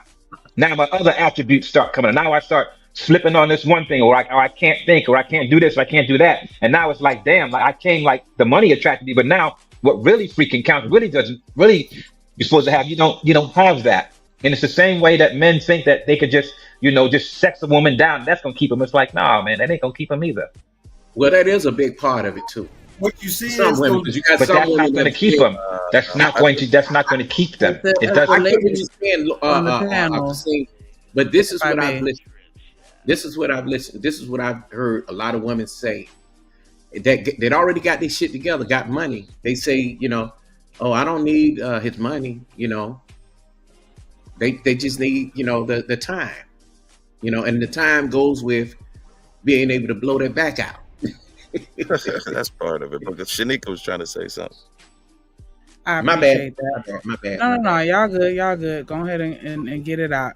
But I was just going to. Need the lady I was just going to validate what Kasim was saying. Like, as far as just being a woman that is fairly attractive, I've definitely encountered a plethora of experiences where men absolutely lead with their money. That's the first thing coming out their mouth. Let me buy you this. Let me take you there. Let me do this for you financially. And like he said, it'll get to a point where it's like, okay, now that we're actually spending time with one another and I get to see who you are as a person, it's like, nah, I'm good. The money is not going to keep me. Absolutely not. Like, money is not enough for women because y'all use it too much as your foot in the door. As the foundation, yeah. Yes, correct. Because they don't develop the other attributes, right? The good conversation skills, the integrity, letting your yes be yes and your no be no, showing good judgment consistently. That's why they choose to stay. They're attracted to the money, yeah, but the other attributes make them stay. And it's not just in that relationship. It's not just in that relationship that you'll get. It's when you get those other attributes, everything in your life will get better. Your profession will get better. How you deal with people in general, interactions, that'll naturally get better. So just don't do it for the woman. Do it for yourself to make yourself more dynamic. Facts. So you know what, Kasim, another thing that I see, that internet women and the apps and Plenty of Fish and all them Christian Mingle, totally different from real life women on the streets. That's a fact, DB. On the streets, it's totally different. So I think you got to get off the internet too. Yeah. I mean, that helps. That's we have to understand the bad boys are winning because they have the charm, the charisma. They know how to handle themselves around women. Yeah, they pay attention and they know how to blow your back out because they're in tune with women on a level that a lot of these men that lead with their money aren't. But what is real money though? I'm just trying to figure out what is real. We can't really uplift them either in that particular case, right? Nah. Just because a man has ample more time to spend with women, that speaks to a lot of other things, like him not having a damn job. It's like you see niggas on case, hold on. Let me cook. It's just like anything else in life. The saying, the more you practice, the better you get at it, right? So if you got nothing but time to spend with women, you've been enough but time with women, then guess what? You become really good at manipulating women to your advantage. That's just something that naturally happens, right? Now, if you ask me the truth about it, you know, when it comes to the guy who overcompensates with his money, his fallback is naturally simping. It's naturally simping. I mean, simp God is by title, but Will Smith is the real simp God, nigga. That is the simp God above simp gods, nigga. Damn. Because he will lash out at another man on behalf of that woman, even though it's unjustified and unprovoked, right? Just to please and appease her. You know, when you get to that level of simping, yeah, that was you have to really ask yourself, you know what I'm saying? What if a nigga talk about my woman at an award show, I'm slapping his funk ass too. The fuck? Because you a simp. First time, because you a simp too. Guess what? Women not leaving, they staying, slapping niggas for fun. The fuck? You better not respect my goddamn woman in public. Oh yeah, I'm folding you in real life. That's a fact. But I get what Shanika's saying though. I just have to respectfully disagree about the time part, because it's not about the person being unemployed and being able to sit up in your face 24 hours, 7 days a week. Especially the dude that's the community penis. He got too many other women that he got to entertain. You ain't getting all of his time like that. Like, more training, more exercise for him. That's all that is. No. What she's saying is you got to get into their mind. Like literally, like it makes me think. You know what I'm saying? If you can turn a woman's mind on, then you already got her body. You dig what I'm saying? Before you even touch her body, you in her mind, and she gonna always remember that. What still speaks to my point, conscious moron, with experience, right? How do you learn how to get into a woman's mind? Is that you're dealing with more women? Hold on, that's the problem. That's the problem right there, Lord ADS. All women bring in text time. That's how you get. Not all the same. Like, you're gonna have to like literally learn women. It's like books. Like it's a lot of books, but all books don't read the same. You're gonna have to read each book. So each but the more women that you're with, have to get into her mind. But the more women you're with, the more your experience grows with every type of woman throughout culture, right? There's some guys that just makes it easier to identify a certain woman's traits, but that doesn't mean every woman is going to. That means you also learn what their likes are and what their dislikes are as well. What's the problem, Lord ADS? If you can get into if you can get a woman's mind, you already got her body. So what's the problem? Not necessarily so in that case either. Let's also bring up the point, right? I'll bring some more evidence to the court, right? You know, when it comes to, men who are LGBTQ, right? Now, they capture more women's minds than any real straight man does because they relate to them on so many levels. Doesn't mean they get their body. That means they just get, good conversation. And that woman might give them let's be honest, for a woman to give you money, she's not attracted to that man, no. No, that's not true. Come on, bro. Come on. That's not true. Hold on. So you think she's trying to plow, dude? Hold on. Let me finish up, conscious moron. I'll answer your question. Yes, I have seen multiple times in Atlanta when women are with bisexual men. Men who sleep with other men. That's why you they go for those guys. You see how you moving the goalposts? Because you know what? No, that to me that is homosexual. If you sleep with any other man, any capacity, in any way, shape, or form, that is homosexual by trait, in my opinion. You just going off the deep end just to prove your point. Women, you kind of are, Lord, because you know. Okay. I'm back out. Y'all can have it. No, hold up. No, hold up. Let's just say this. Shit. Now, Lord ADS, you both of y'all being in Atlanta, y'all know that that's only in one area, and people will put the bad mouth on Atlanta. If you're not really from Atlanta, you'll find dudes that will come there with that shit, And that's really in Midtown somewhere, Peachtree and Piedmont Park area. That ain't all over Atlanta. Piedmont Park, Lord, you can't come to goddamn. You can't come to Bankhead with this shit. You can't go to College Park with that shit. Them niggas gonna. I don't want to say that. Now, narratives and dialogues. I told you I lived off Garby for a minute, right? I lived there for a while. Garby? What you doing on Garby, man?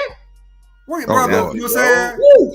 Baptized in the funk, my nigga. When I first came to Atlanta, I got baptized, nigga. What's up? Baptized. You know what I'm saying? So, that's a rough ass area, boy. So what I learned is when I lived off of one of the big things. One thing I loved about Garby over at College Park, the girls they was easy to talk to because they were in the same vicinity. Prostitutes, Lord, come on now. Oh my Jesus! Old National and Garby Road. The College Park, if you talk, brother, now before you disrespect the whole College Park, remember the Ritz is in College Park too, right off of Old National Highway, which is no more than 1.5 miles, 2 miles away from Garvey Road. 85 Park or 85? Which one? 285, brother. 285. Okay, all right. Now we talking. Okay. Yeah. So you talk about the Ritz, and then College Park was popping for a minute. And let's just keep it real. The women, when I lived downtown, the women were really easy for me to kind of get at, right? Because they like me and I like a lot of them. We all know saying we talk sometimes, do this and that and the other. So when I see that, right, and I hear that from our perspective, what I've learned is that this is going to sound very funny to you, but let me just keep it real. It's always a caveat. It felt like at one point in time during my experience here that I got more women when I did not have a job than when I did. That's true. It was wild. Like the attention I would get damn near being homeless. I'm living in a hotel and these women is hollering at me. I'm living in a hotel. Now you see we can't blame Pookie and Ray Ray for them for the women choosing them. Vicinity makes a big difference too. If you're in the same vicinity as them and you see them on a regular basis, those women are more likely to talk to you than not. That's one of the honest truths.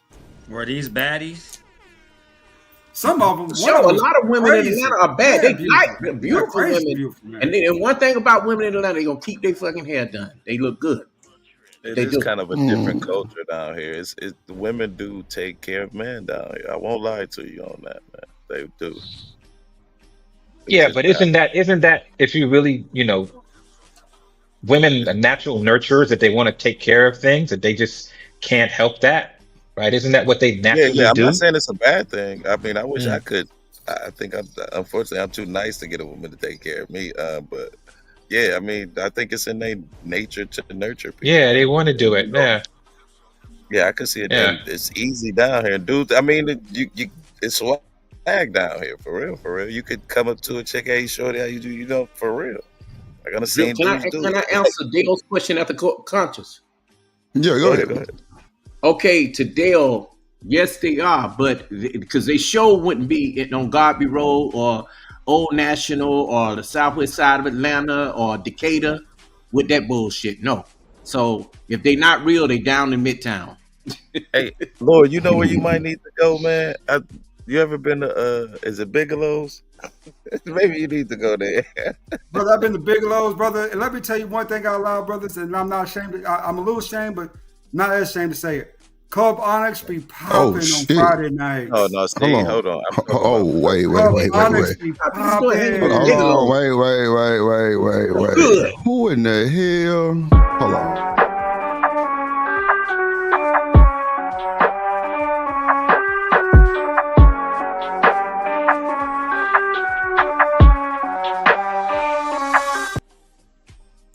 Shit. I did tag him, Mr. President, in the building. How you doing this morning, sir? Good morning. What up, y'all? Good morning. Good morning. What's up, everyone? Now my niggas, it's time for me to go take care of my business. Take care. Have a great day. So, I want to say something right quick. You had said something just previously that make a lot of sense. When you say you could be homeless and just be in a vicinity, a woman will talk to you. It's no difference from when women getting attracted to men off here. Men not presenting their job, their income, and who at the band, right? They go off based off the man personality, what he says, if he keep their attention and stuff like that. You know how we look at people on here. We don't worry about what's in their pockets, what's in their bank. None of that matter. How you present yourself is what matter. Who you is. This being on these platforms make you have to produce your personality, your character, and that's what women do naturally. So when men say that women desire men with money and got to have all this stuff, those are lies. Because if you come on these platforms and keep a woman so entertained to the point where she go on a back chat with you and have a jag-off section without even showing them a liquor income, that's how they do in real life, though. Shit. So you saying most men have found their women on the internet right here in the back chats? No. But yeah. But what I'm saying is, it's a high stream possibility. This is no different from being in the streets, right? You know how y'all be just lingering around in the ghettos outside. Ain't nobody thinking about no money. Ain't nobody thinking about no career. Nobody thinking about. Sometimes they don't think about your car. They look at it and be like, "Oh, that's it raw." But it's mainly about interacting and having fun. If you get a woman to have fun with you, get her entertained and stuff like that, she going. Just like Now, you I ain't gonna going. hold you, JP. I ain't gonna hold you. I've seen that. I've seen women that don't really go off the money on for the fun on because they probably already handling their business or either they got money to where they can have a decent conversation with a nigga and not even know if he got money or not. That's a fact. Like, I don't think everything goes off money, especially if you marrying somebody. Like, all that shit go out the window. Because you got to understand the nature of a woman. The nature of a woman don't have nothing to do with monetary stuff. The nature of a woman is very emotional. Like, you can have a lot of money, and let us say I'm broke, but if your woman see you putting me down and making me, don't let me start like she start feeling sorry for me. She do anything possible to make me be great or be sometimes better than you. Like, if I can most connect with women do her got their own money emotions, too. Most, I think actually most women do got their own money. Some do, support their partners if they see they grind and they might believe in their vision. Some kick them niggas smooth out the motherfucking window to the field goal. But hey, that's neither here nor there. Jilly do some ugly old pants. I do not like them pants she got on. Lord It is Jesus, some here we silly go. women who give money up. Oh man, don't do that. Don't do that. Don't do that, Jay. No, I like jelly, but I don't like them pants. How much to drop this nigga, Drip? Just name a price. No, bro. Ain't I like jelly. I just don't like the pants. No, seriously though. Good. Go ahead. Seriously though, women is more. I think niggas putting they own twist on how they think a woman is and how she gonna decide her man. I think men made a determined factor for women, and this is why they always get their feelings hurt. And this is why a lot of these dudes don't waste their lives trying to get all of this degrees and money and stuff, thinking that's gonna automatically attract a woman, but that's not necessarily. But is a it woman will choose a nigga that's sleeping out? A woman will choose a nigga that's because a woman like to spend time with her man. And if you working 24/7, I mean, you leaving her clueless. Like, you leaving her. A woman, when she got a man, she like to feel that affectionate. But if she know you gonna be gone majority of the time, she loses. So a nigga on the streets, we be on the corner. I'm selling dope all day, but at the same time, we spending time together. Man, that's but a bad analogy, JP, you want to know what the difference is in those two scenarios? What type of The difference is that the guy that works a lot and things like that, he takes care of the household, and then when he comes home, she wants to spend time with him. He's not really in her presence like that, right? However, as you said, the dude that's on the corner, when he over there with her, he's mainly like being present with her. He's actually like focused on her for a little bit, right? Looking at her and she's explaining herself. She can feel that, okay, I have this man's like full undivided attention. So now I'm going to pour into him. And that's all the difference is, right? Because the guy in the corner, he just want to hit. So obviously his first thing is going to be, not okay, necessarily. No, I'm just saying. That's the difference between the two. So I know I had to do this from my own experience. I had to change my presence when I was with my girl. Because a lot of times when she be sharing stuff with me, I wasn't really paying attention. Yeah, I'm there sitting there, but my mind is on work. My mind is trying to solve problems. My mind is trying to do everything. And she can sense that. And she's like, you know what, Kasim, you ain't paying me. You're not paying me no attention. I'm like, yeah, I am. And she's like, no, I can see you. Your mind is wandering. You're not really focused on what I'm saying. And she was absolutely right. And when I had to change that a little bit and to get my mind off of what I had to do and really focus on her, that's when the dynamic changed. I started to get better results. And I think a lot of men don't have patience to do that. It's something that they should work on if they want to get better results. But let me chime in too. Go ahead, Crawford. But I just want to ask you, Jay Prince. So you thinking that it's a crime to have, things. You're a man that has education. You're a man that has, your own things. Your own everything. Something to offer. But no, that's not. I'm not saying it's crime, but what it is sacrifices. So if your goal is to like build all this stuff, don't look for a woman to settle down with, because women look okay. Let's just say it seems like women don't like niggas to be at work. Like if I'm in the street, No, that's wrong. no. Think about it. If I'm in the streets, right? Dealing with the wrong women, man. No, because women don't like for you to be in their face all day neither. But let's just say we in the streets, and I spend my time with her, but I go hang out with my guys. She gonna hang out with her girls. She know I'm not there at any given time. We can meet up. But when you at work, you work at 8, 12, 16 hours every day. There's gonna be 5, 6 days a week. That's no difference. That's no different from saying.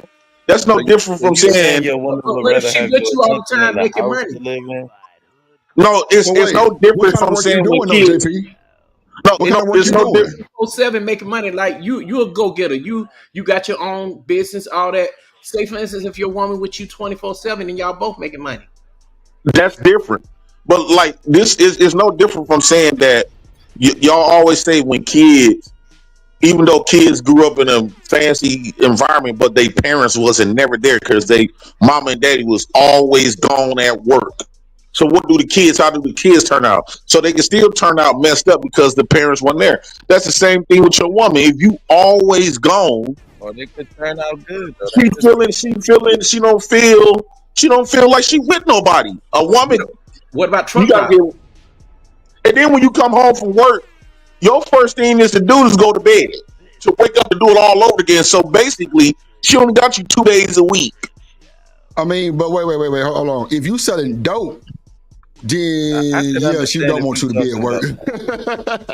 But if you got a job that you're going to, clocking, punching in them numbers on the time card, and you bringing home that money, nah, bullshit. Now, I can recall a little That means situation. you just has changed your relationship from something substance to monetary, because now instead of having this substance bond with each other, emotional bond with your woman, now the only time you get to really put a smile on her face is when you put monetary money in her hands. That's it. So your relationship is no longer substance. It's more monetary. It's more you billing your marriage off your check every 2 weeks. So who do you think she respect more, Pookie, Ray, the dope boy, or the man that's you saying high that value people who like live like. Go ahead, somebody. One of y'all, Coffee Con. I was saying to JP. So which one you think that she value the most, the high value man or the dope boy, the Pookie and Ray? The Pookie and Ray dope boy. A woman will fall in love with a homeless man. I've been homeless plenty times, and I got more women being homeless. The only reason why I was getting women at my when I was working is because I was working with women. So we spent a lot of time together. Hold on, go ahead, Con. What was the caliber of those women though? Because you didn't stay with them. They all the same caliber. Ultimately, right? I think that y'all like to tell yourself that it's different types of caliber. Though? What was it? I think that there's no such thing as a different type of caliber. All women is the same in nature. They all, when they get with a man, they look for that same affection. In all women, it's not no different type of caliber. You got some women that was raised to understand the process. But if you give the woman and let the woman have their way, they will want their man way more days out the week than a nigga 2 days out the week. I'm gonna. A woman would love me more if I spent. You spend more time with her. Yeah. Hold on, Con. You got to set time out. Hold on, JP. Hold on. Go ahead, Shenanigans. No, I was just gonna say I can't really speak on this conversation because my man had 2 jobs. And did you want his folk ass to be at home or at work? What? He had 2 jobs. Exactly. So man, That's I a woman up there, guarantee you, JP.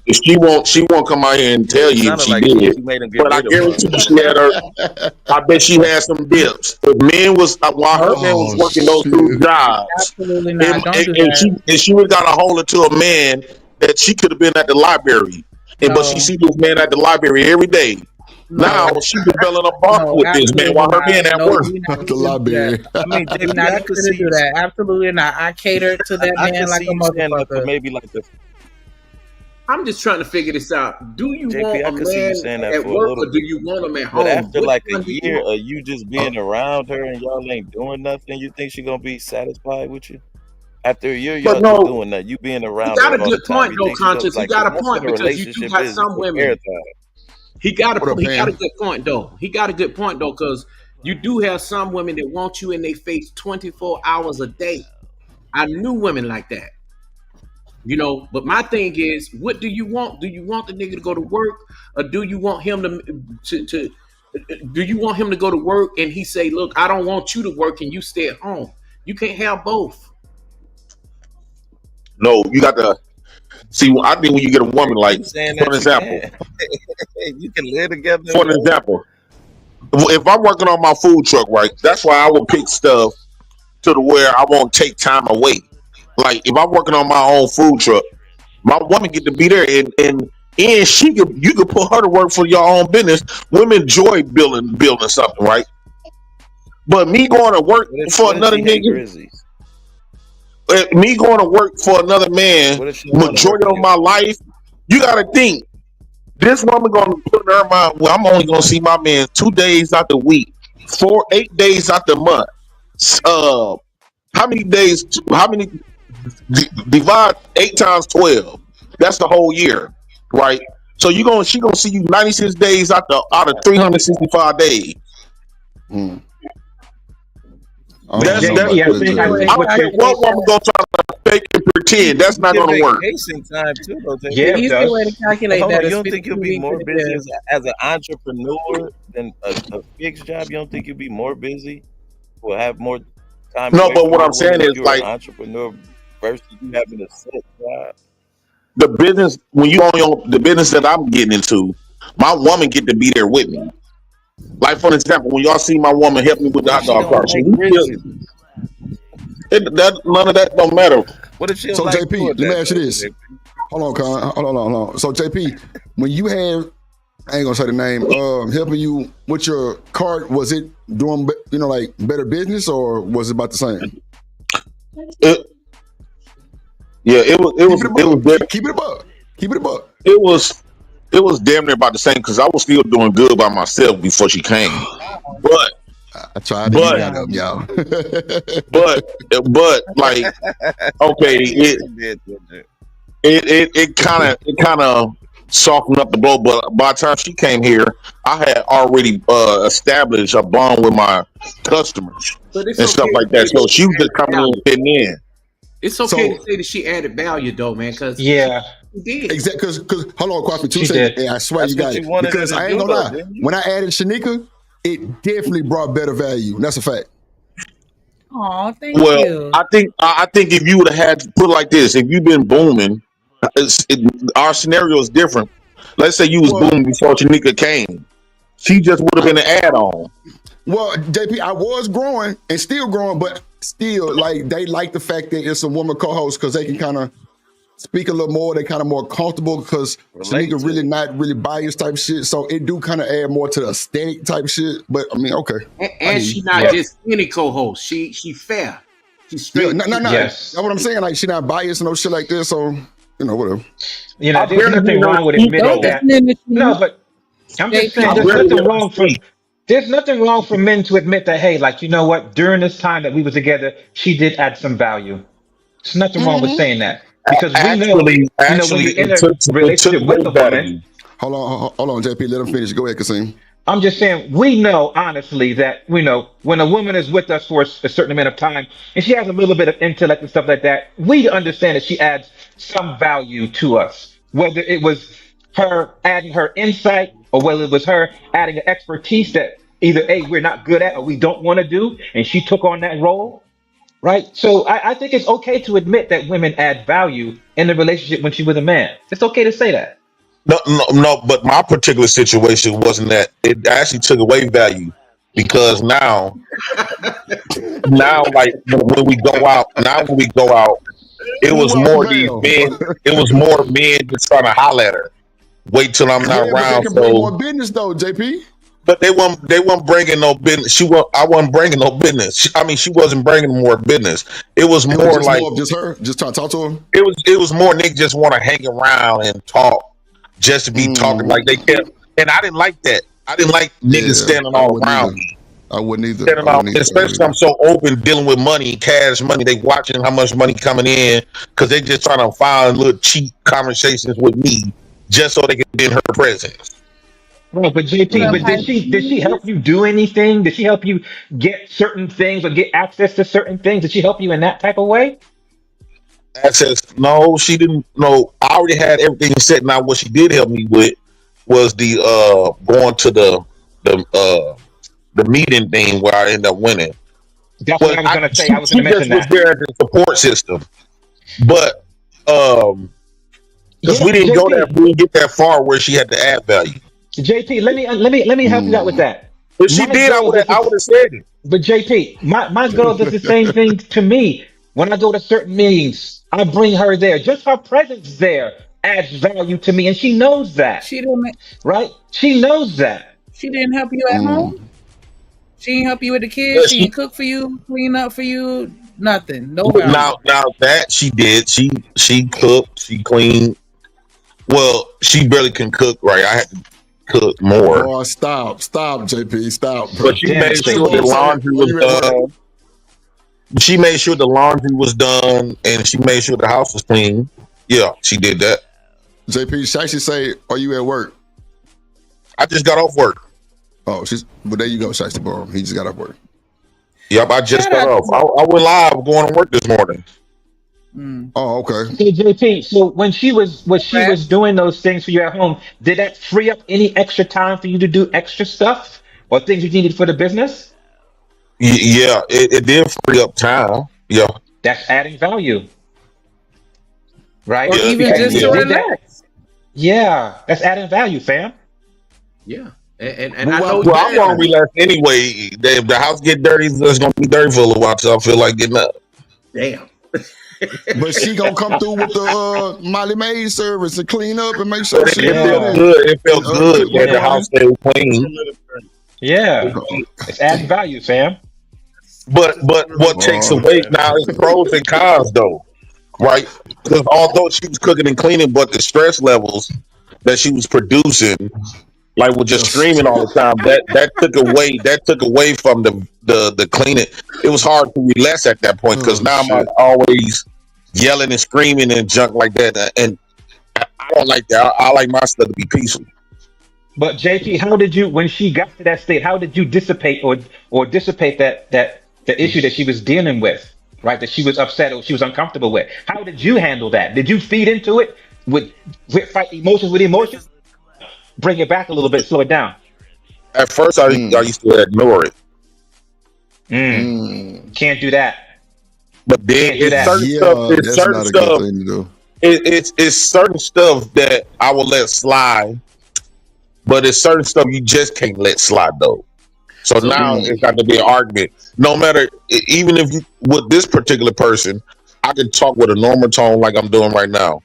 And when you try to say she did something wrong, or even I'll change that approach, say you did this wrong, and I say, okay, let's do some correction. I try to change the approach, and it still wasn't working. Like she felt like everything she did was right, and nobody on the planet could tell her nothing. Like when we went grocery shopping, I'm telling her we's a family of 5.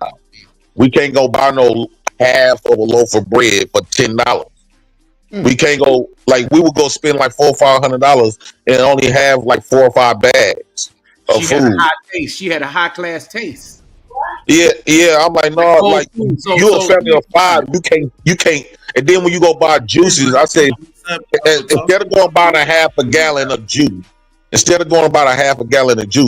for $5, they got gallons of juice, a whole gallon for $1.17. You I will get about 5 of those. You didn't have Costco JP, or Sam maybe Club? maybe she was trying to get maybe JP, maybe she was maybe her mindset was like, hey, I'm trying to get the family to eat healthier, right? Better products, better proportions for these kids, because sometimes that costs more, right? Versus you just getting the little juicy juices that can really not really healthy for them. Maybe she was thinking in you that right. particular aspect. You right. She was a big stickler on eating healthy. There you go. But is that a bad thing for her? everybody Is that in a the bad house thing got to eat, for right? her? But JP, for her to have that, JP, for her to have that mindset saying, "Hey, I'm with this man here, and I'm with these kids. I want the best for these kids, right? And I'm going to use my knowledge and my expertise to get the healthiest meal possible for these kids can have the best chance of being healthier." Isn't that a good mindset to have? Oh yeah, but you can still do it cheaper, like. But then, like when we run out of money, you know what I'm saying? I'm like, now we got to do extra stuff because we run out of money spending all this expensive stuff. Sometimes like I used to tell her, every time we get money in our pocket, you go look to go spend it. You go try to find something that we need, and if we didn't have it, you wouldn't even think about it. Oh wow! But JP, that makes sense. Couldn't that have motivated you to saying, "Hey, like you know what? I am in a totally different dynamic right now, right? I have a full family unit now where I have children. I have a woman that really cares for my children, and she's looking after them as her own." Right. So now there's a certain lifestyle that we're going to have to live. And what I have to do is I have to find a way to increase my lifestyle because now I'm not the same. I'm not in the same dynamic no more. The dynamic has shifted for the better, and I should move along with it. Hold on, real quick. Go ahead, Shanika. Hold on, JP. Let's Shanika get that super chat real quick. Go ahead, Shanika. You there? She threw. Okay, shout out to the Curtis Scholar. She said, "Hey, Drip, Shanika, Chad, love the Saturday show, and you through. Appreciate you, little baby." Get a black, get a black, get a black, get a black. I played it right. Take no. Get it right. Get a black. Take no. Why not trying to compromise? Get it right. Take no. Come on. Appreciate you. 55 folks here. Y'all send some donations. Yeah, hit the like button. Yeah, I've been off. Shanika ain't doing shit. Chilling. Pisces Hayes in the building. What it do? Brownie back in this thing. What it do? Miss Joy, what's up, Miss Joy? Yeah, we still streaming. Destiny's Children live in effect. Davey Riches is the manager. That's Destiny's Child. What up, there? Emo, G's. Okay. Go ahead, Coffee. You got it. Yeah, man. Hit the super chat, hit the cash app, support the show. Let a nigga know you love me. Don't worry about Shanika. We got a GoFundMe fund for her hair. Yeah, see through. Matter of fact, she really was fired last week, but okay, go ahead. What up, Emperor Kojak? Go ahead. Yeah, this is the question I have for JP, not JD, JP. So y'all didn't have like Costco or what is it? What's the other one? Sam Yeah, we had that. All these. Okay, well that works then. You can buy them. It was just. No, but I think that I would have had if I would have had somebody that had experience in raising kids, and because you know real parents know what to do and what not to do.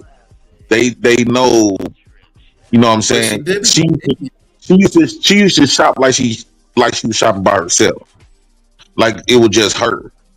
Instead of trying to shop for a family of 5 and still try to manage to have a little something extra. So I think, and then she was too energy for me.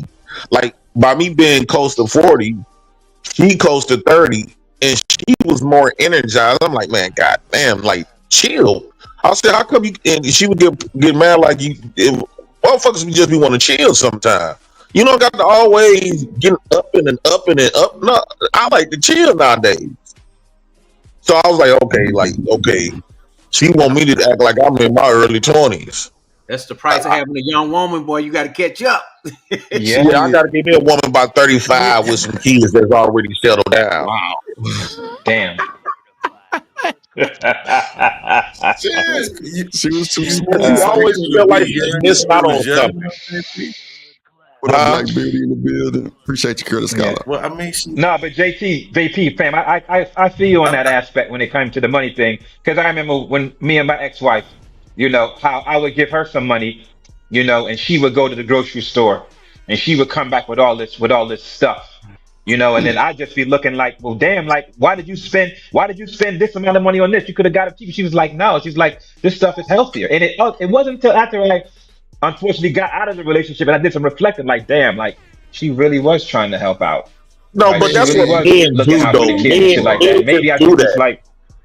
Because see, men do that. Men always naturally blame themselves once the relationship's over with. It seems like we was programmed to do that. We always looked at trying to make us to be wrong at the situation, and then you'll find yourself get back with that woman.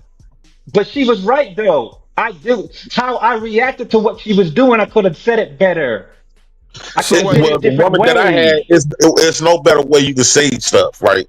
Like I was live one time, and everybody was in the chat like, but he was just trying to tell you he ain't even yelling at you. They was even telling her in the chat. They were like, Flora, she was cussing them out. And I'm like, well, this is what I got to deal with. You ain't no talking to her. It's either her way or no way.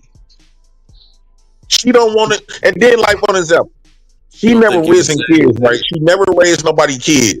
So she got people with, I got experience. I got almost 10 years experience. My sister got 20-some years experience with 8 different kids. She don't want to listen to nobody. Let me ask you a her question. own beliefs. Let me ask you a question, JP. So are you saying that she was thinking, she wasn't thinking only just healthy, she was thinking just about herself as if she was like, college? And yes, it was mainly by her. She was, because you got to keep in mind, she was the only girl in her mama's house, and she was like, she got kind of like spoiled. So, and then you got to think she never lived out on her own, so she don't know about if you don't work, you don't eat. If you spend all your money, you just gonna go shit out of luck. If you don't pay them bills, you gonna get evicted. She know her every day. She wake up, her mom and them gonna make sure the shit everything is there. Not everything. Hold on, JP. Think about different that ball leap. game You said when you out of your mama house. Somebody to living with 4 people. You dig what I'm saying? Think about that leap that she had to go through. Yeah, she I understand didn't live that. with anybody before. Now she living with 4 people, 3 people. That's How why did you you help try her to adjust to that? conversate You with her. realize like this gonna be different for her. Yes, I did. I said that, but that's why I used to try to conversate with her. And I used to try to tell her, I said, nah, I appreciate you for coming down here, but the problem that I'm having with you, every time I'm trying to discuss something with you, you would take it like I'm trying to scold you. Or she always used to say that you massaging this and here come this controlling stuff. I said, dog, how's I'm been controlling? And all I'm doing just trying to teach you. I got experience being outside since I was 15 years old. You don't. This your first time being out on your own. What up, Rooster? College football. What up? So I just can't deal with nobody that can't listen. I can't deal with no woman that can't listen.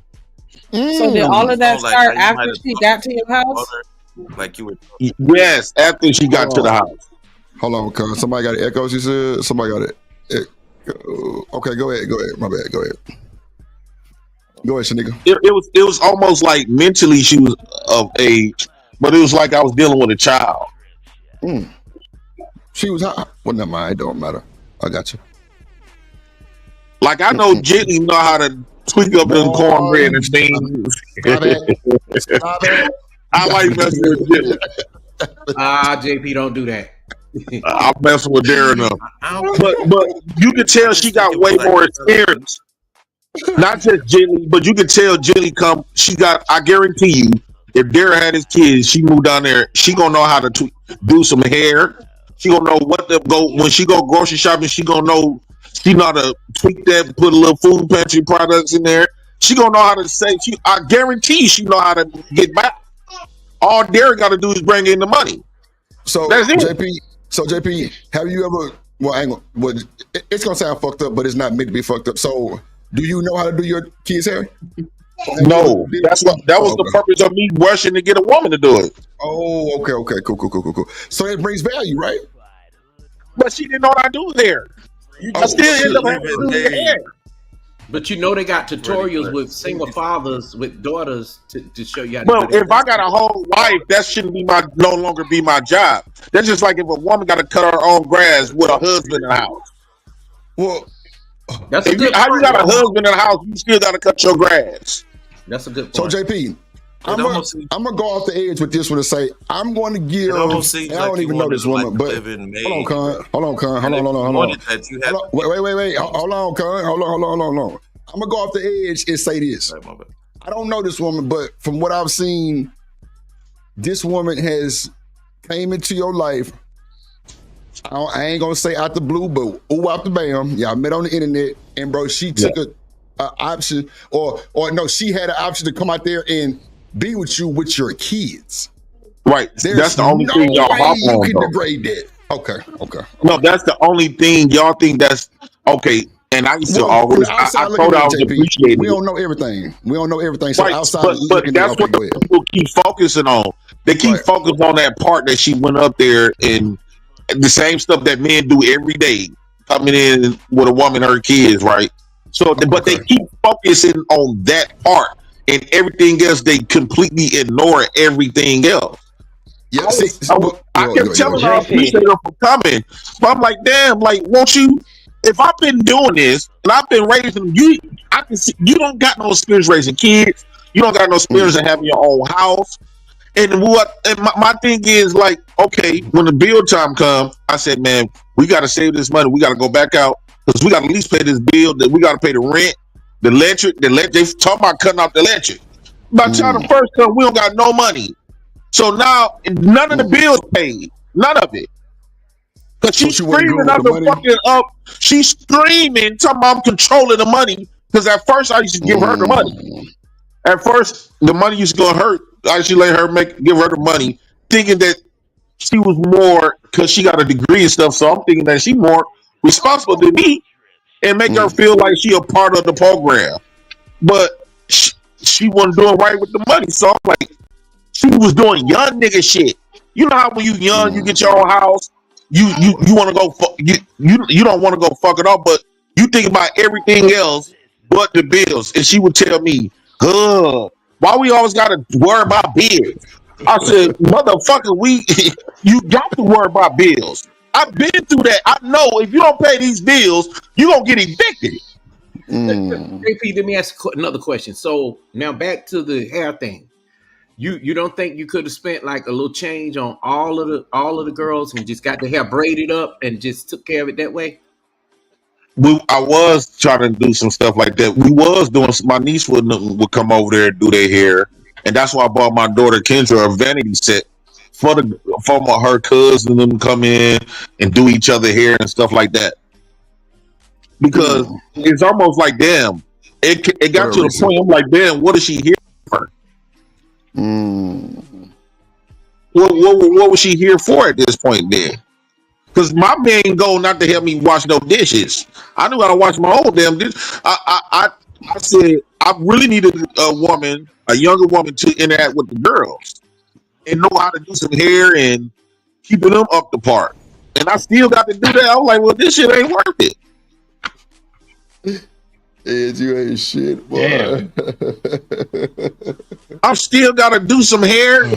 I had to do her hair. Wait a minute. Who else? Hey, whoa.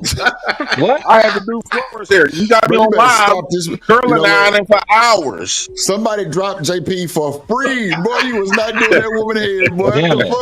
Fuck? Man, you didn't burn her with the curling iron, did you? Did you burn her? On accident, slide purpose. Oh, shit. Damn. No, I didn't burn her. Shit. She trusted you with the curling iron to the head, man.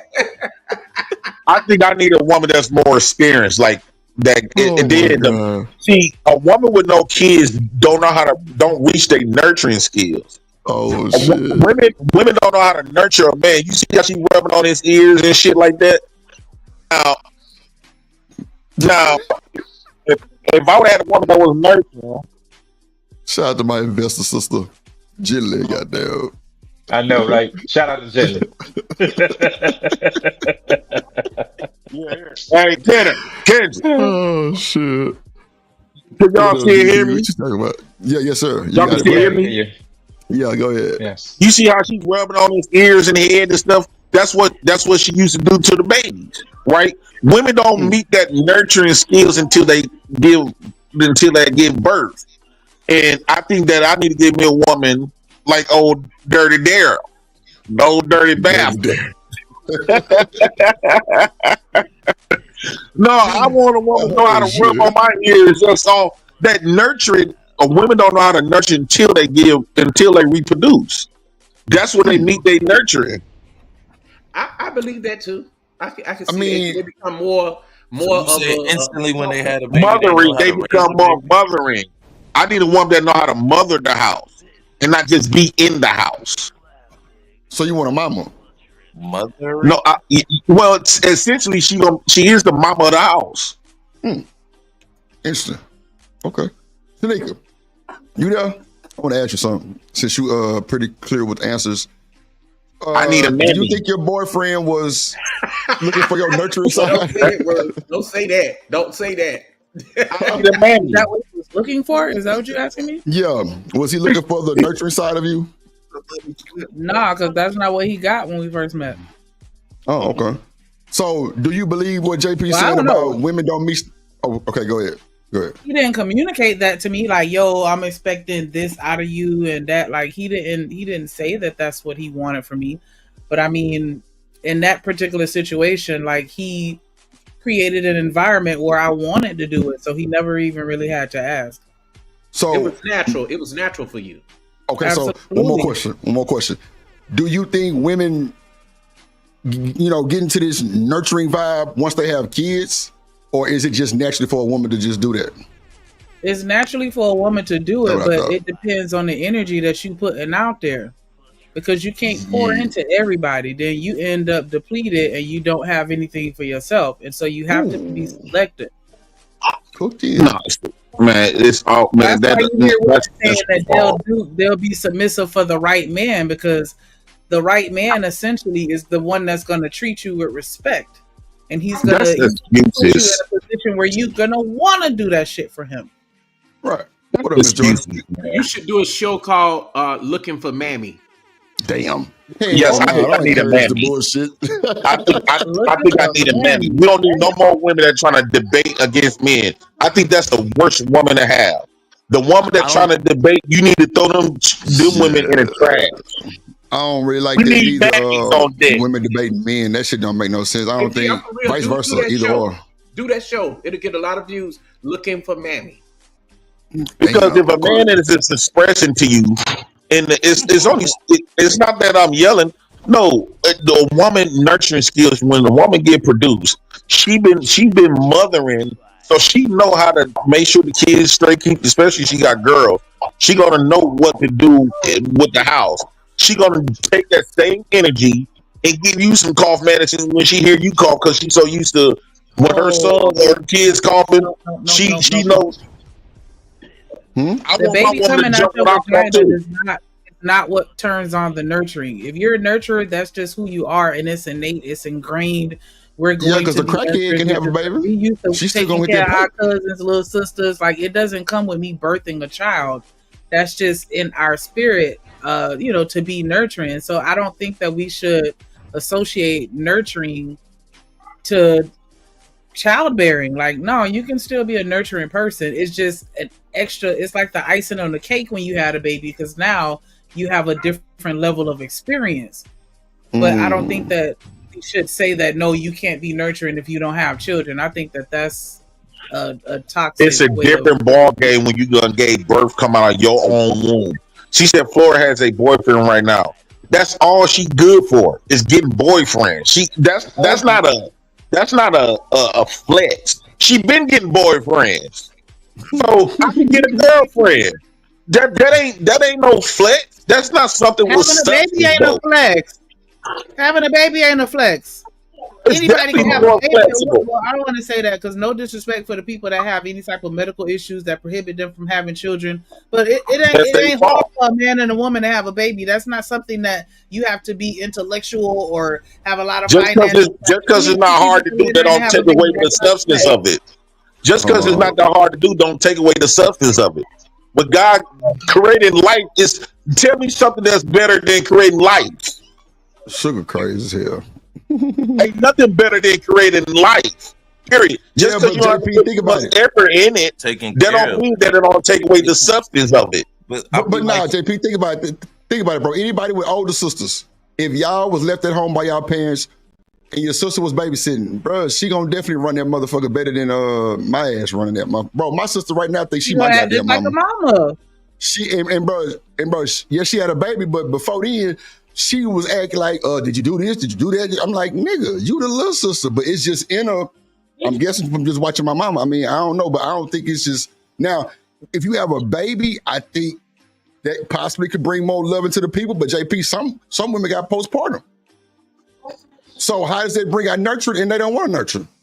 So it's kind of like a double-edged sword sometimes, and I don't mean to go too far down the rabbit hole. I think that you have a better luck with a woman with kids than a woman without kids. Use typically a woman without kids, especially if she attractive, right?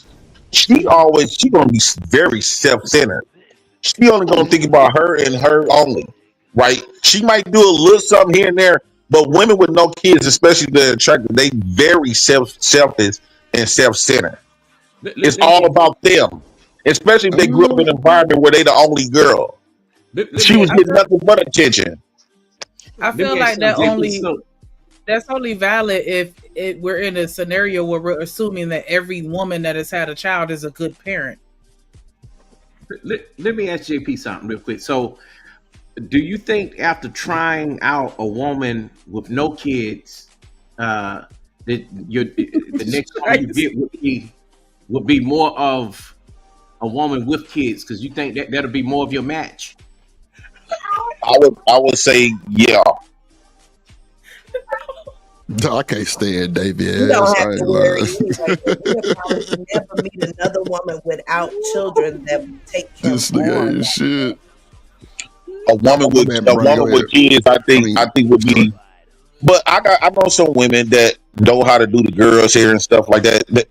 I just think that anytime you get a woman that don't know how to do hair, that's the only thing they think about is going around getting fucked.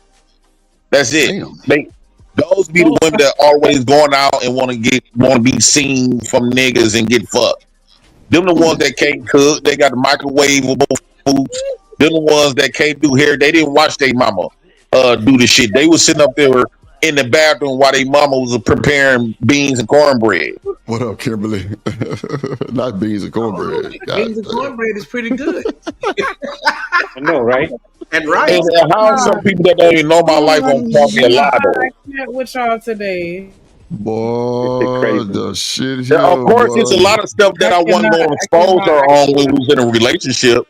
See, they called me a lie. Of course, there's gonna be some stuff that I wasn't going to expose her on. That's a dud. So that's why they don't know no better. They be talking like they be knowing my life. That shit be weird. Well, I think they kind of go off what you tell them, JP, or either what they see on your live stream. That's why I be kind of. Well, I'm not going to show the full clip. Right. Yeah. I thought so.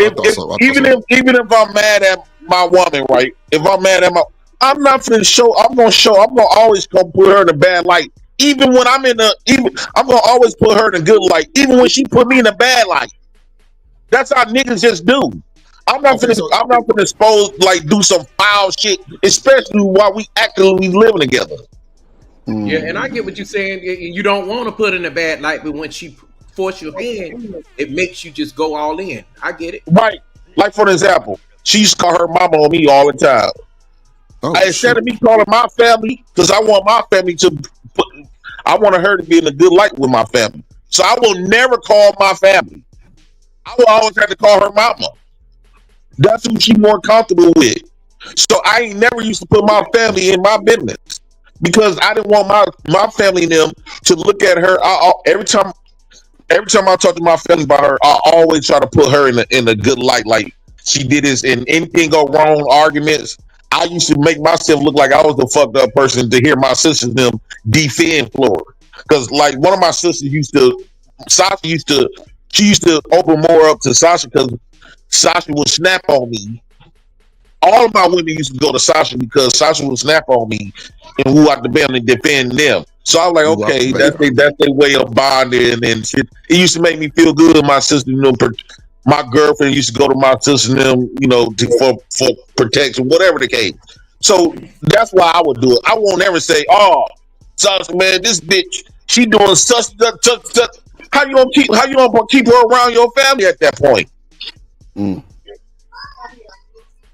What up, Brandon? What up, Kimberly? But you know what? Miss Joy. Yes, sir.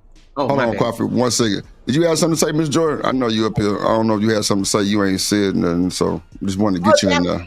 They hear me again. Yes, ma'am. Go ahead, man. Miss Joy, tell them niggas to shut up. Shit. Go ahead. Go ahead, Miss Joy. No, I said something like 5 minutes ago. It ain't even no big deal. Nah, go ahead, Miss Joy. You good? Go ahead. I was just trying to tell JP he ain't got to worry about no more women without no kids, because that'll never happen again. He was lucky that ever happened. Well, what you mean? It might happen, Miss George.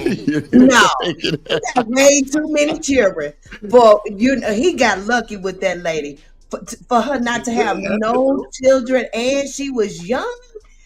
Honey, that was like a unicorn. I cannot believe you. Child, man, child, I do that all the time, child.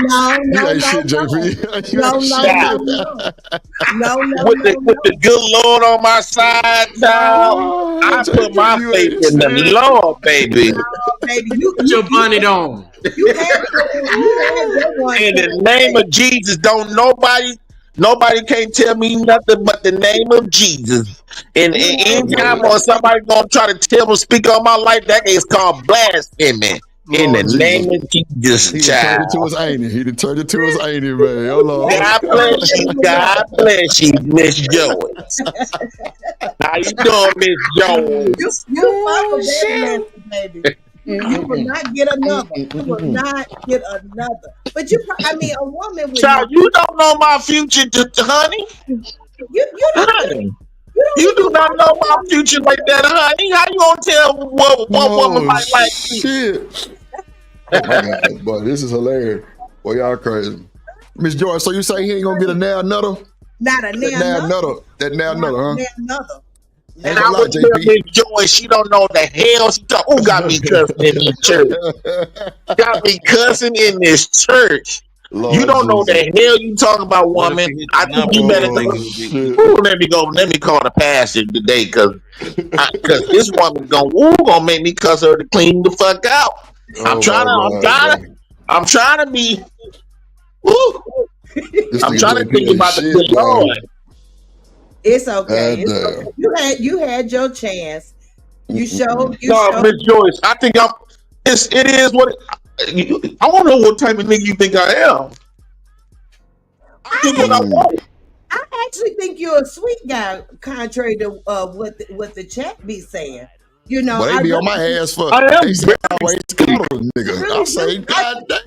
I really do think that you're a sweet guy. I just think that your approach is a little harsh. You know, you gotta be a little sweeter. You a man that's almost 40. You got 3 kids. You should be sweet, baby.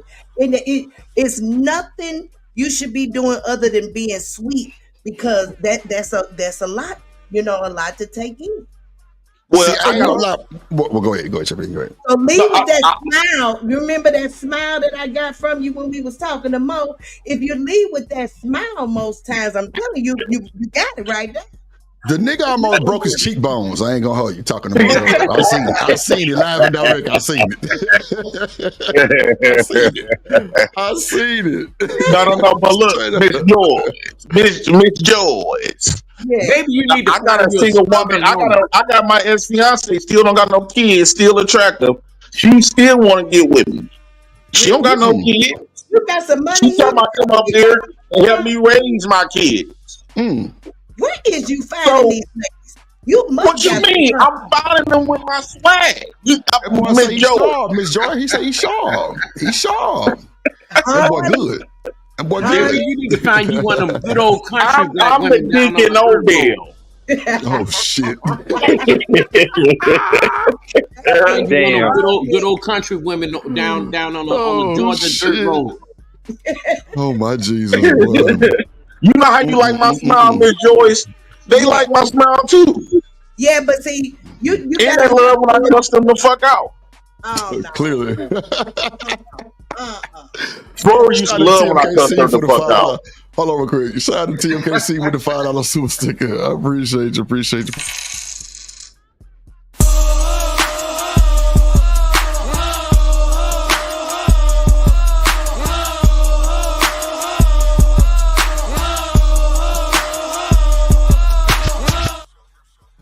Go ahead. My bad, y'all. Go ahead. Sugar Bomb, don't be saying that shit over here because you don't know if that happened for real or not. Oh, Lord Jesus. What up, Keels? In the building. The Curtis got to say, respectfully, the Lord is on your side. God Thank you, Miss Joyce. Finally, a woman with some sense. These young heifers, Joyce, these heifers don't know they be. I can't stand that wench, Sugar Bum and Robin them. Them wenches, they just let it get cussed out too. What up, Miss Jill? They love when I cuss their ass the fuck out too, because when I be nice to them, they get to start talking shit. But the moment I get ready to go upside and cuss them the fuck out, now they get the cheesing and shit. That's when they get quiet and talk like they got some goddamn sense. When they get cussed, they clean the fuck out. So they want to be talked to like that. I be damn, boy. Shit. In the name of Jesus. In the name. You know, some women like them little heifers in some wild skanks. Sometimes it is a little sexy, but honey, you know, it's there all you go. CJP, Miss Joy might be on the end of that goddamn fishing pole. I don't know.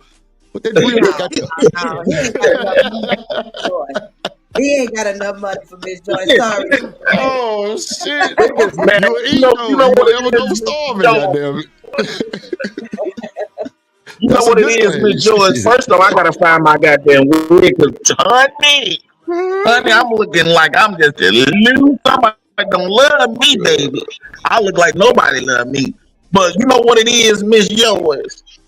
The Destiny wenches, they just mad because they don't got a man to cuss them out every night. Oh. You heard me, Miss Joyce. Hey, JP. I know you frequent Kendra G a lot. I just wanted to ask you this question real quick. What do you think about the newest people, the newest dudes that's on there, like Awesome? Do you think I like those, Daryl?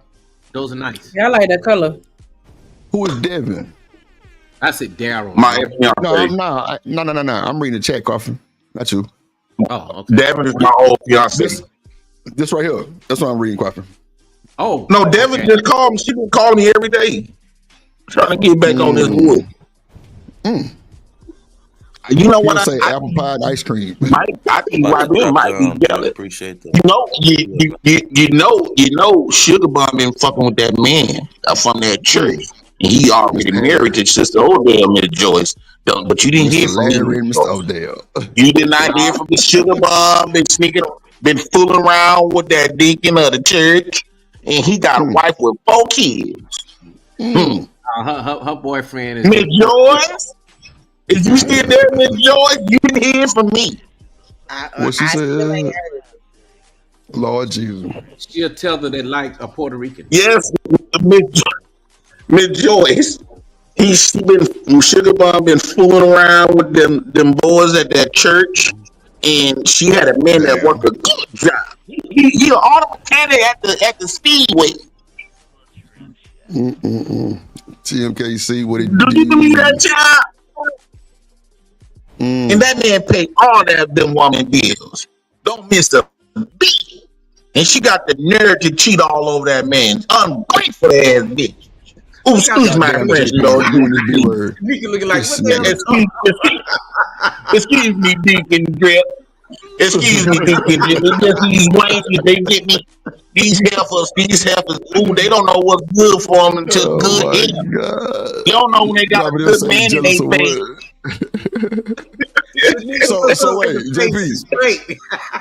So you going back to doing the CNA stuff? Like, what the hell is going on here? That's what I'm doing Y'all today. Crazy for real. Oh, okay. How that shit go? It went pretty good, actually. That's my first time doing that in a long while. Yeah, I ain't been doing it. I go to work early in the morning. Oh, No, okay, so I'm going to. what? Well, the job. This is my second job, so I went into the man. I went into their house and take care of them, just me and a resident. But my so other job residency. Yeah, so that's my second job that's going to people's homes. But my main job is going to be at a group home. So, are you gonna have time for the food truck? A nigga CNA. Yeah, so Wait, once I start my main job this week, this week, I'm only working 5 days out of 2 weeks. So basically, let's just say if I go in Saturday at 9 o'clock in the morning, I will come back. Your shit cutting out, JP. It's cutting out. I get to sleep there and everything, huh? Your shit was cutting out. JP, whatever you do, don't tell them what agency you work for, because you know how they will try to dox you and tell your job. So no, Black Beauty. That's a fact, because you know y'all hear me? And Miss Joyce, we didn't properly introduce ourselves, Miss Joyce. My name is Shirley. And I got 4 kids and 30 grandkids, and I go to St. Matthews on every Sunday and Wednesday, and sit by the choir, and I participate in the choir. Yes, hold on, Shanika, go ahead. Okay, now Miss Shirley. Go ahead, Shanika. And my husband's name is Flo. I missed that part. What? Talking about the CNA? Yeah, I didn't know he was a CNA. No, so my CNA job, I just go there. So when I start my food truck, I'm only working 5 days out of 2 weeks. So let's say if I go to work Saturday at 9 o'clock in the morning, I won't come back home till Monday 9 o'clock in the morning, and I get to go to sleep there and shit. Oh, so that's the job you were saying. Out of 14 days out of 2 weeks, I will have 9 days to work on my food truck, which is cool. So this is a job you were talking about like 2 weeks ago that you had got? Okay, gotcha. Yeah. Okay. So I go back to my, on these jobs, you got to do all these orientations and trainings and shit. Hey, JP, did you hear what I said? Because I think you broke up. I said, whatever you do, don't tell them what agency you work for, because these folks, they look in the docs. Oh, yeah, definitely. Don't tell them. Child, they can dox me all they want to. The good Lord on my side, child. They can't stop nothing that what the good Lord has in store for me. You tell them wenches that I'm protected by Jesus, baby. And anybody come across that, I rebuke you in the name of Jesus. Amen. So, Shanika, are you a little disgruntled because JP's a CNA? I mean, what? Because you was like, child. I mean, what that mean? I'm not disgruntled. I'm just shocked. I wouldn't have thought that would have been his industry of choice. Hell yeah, that's where all the women at. Shit, you ain't never lied, boy. Shit. And you doing easy work. Do you cook for your client? I wouldn't say easy work. They work ain't easy. Well, yes, I'll be preparing meals and cooking and stuff. So they will set a menu out for me. Then I will have to cook it for them. Okay, cool. Can you use grease, or you got to use like special shit, like special? I can cook whatever. I can barbecue. I can fry. I can do whatever. I can cook their little meals and shit. Or they like give like a little card or something to go get it, or what? No, they gonna go grocery shopping. They gonna do all the grocery shopping. That's real. That's real. It's like group homes is so smooth, laid back, chilling. And I'll still be able to go live while I'm there. You can bring your kids, or what? At my other company, I could. The black people, they said I could bring my kids, but I don't want to deal with them because they pulling up with Maseratis, thumping some ghetto music. So I chose the white people jobs to go to. Because I didn't want to get my money played with. You know, when you deal with niggas, you ain't gonna get your check every 2 weeks. Especially with them used Maseratis, them leases. Yeah, a lot of because they done been unspent your work check on going out and shit. And now when you looking for your check, they don't even answer the phone or nothing. So it's like contract work to where they pay you, or like a company pay you. You look like you go dead. Oh, my bad. Hold on 2 seconds. So are they paying you or is it the company that's paying you? No, with the black people, that's their company. They own their own company. Oh, they own their own company. Right. You know what? I know a few Africans that got the same little shit going on. I got you. Go ahead. Yeah, go ahead, Coffee. My bad. You know, it's hard though when your paycheck ain't down. It'll make you go tear that whole damn place up. Yeah, you damn right. So I didn't want to play like I didn't want them black folks to play with me like that. So that's one thing I trust white folks in. They always want to make sure your money on time. Well, I ain't gonna see that now. I'm just saying, period. You know, you don't work hard all week. Then white folks make mistakes too. You don't work hard all week. The thing is, when niggas get money, they get to start going shopping a little bit too much. They go buy shit that don't matter. Maserati pulling up. Now, I went to the interview with the black folks. Now, these are the bosses. They husband and wife, black. They like 45. They come to the interview. First off, they thumping. They was already late. I'm there before them, and they late. And then they pull up. They playing some ghetto music, some drill music, thumping in they Maseratis. And then they come. They got the leather jacket, the printed type of jacket. The nigga got diamond necklaces and grills. The woman got diamond bracelets, diamond watches. All this, I said, oh hell no, this feels like a drug deal. But JP, I can't hold you. A lot of the niggas that I know that they actually got group homes. That's how they rocking too, bro. Because they young and their mama probably left it to them, or either they helping their mama and then took over. Yeah, they definitely getting that money on, and they definitely coming like they going to the club. That's a fact. And they don't even know how. They didn't even know nothing about the business. I was up there scolding them in the interview. I'm telling them in the interview. Yeah, it's crazy. I'm like, oh hell no, this gonna be a problem. No etiquette. Yeah, see, the state don't play with their money and shit, so don't play with mine, goddamn. They do not play with my money. And then you can tell they don't know nothing about leadership, right?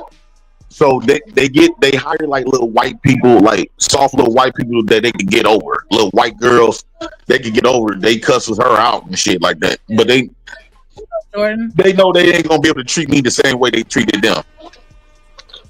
And then they know all my niggas. They know my niggas. How you know my niggas? They in the Fed. Miss Jill, that's true, bro. Miss Jill just made a perfect comment. She said they possibly could be moving work through the group homes. That's a fact. I've seen that too. A whole front.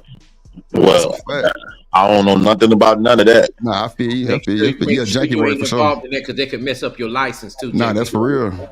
For sure. I think now the play is on the government for real.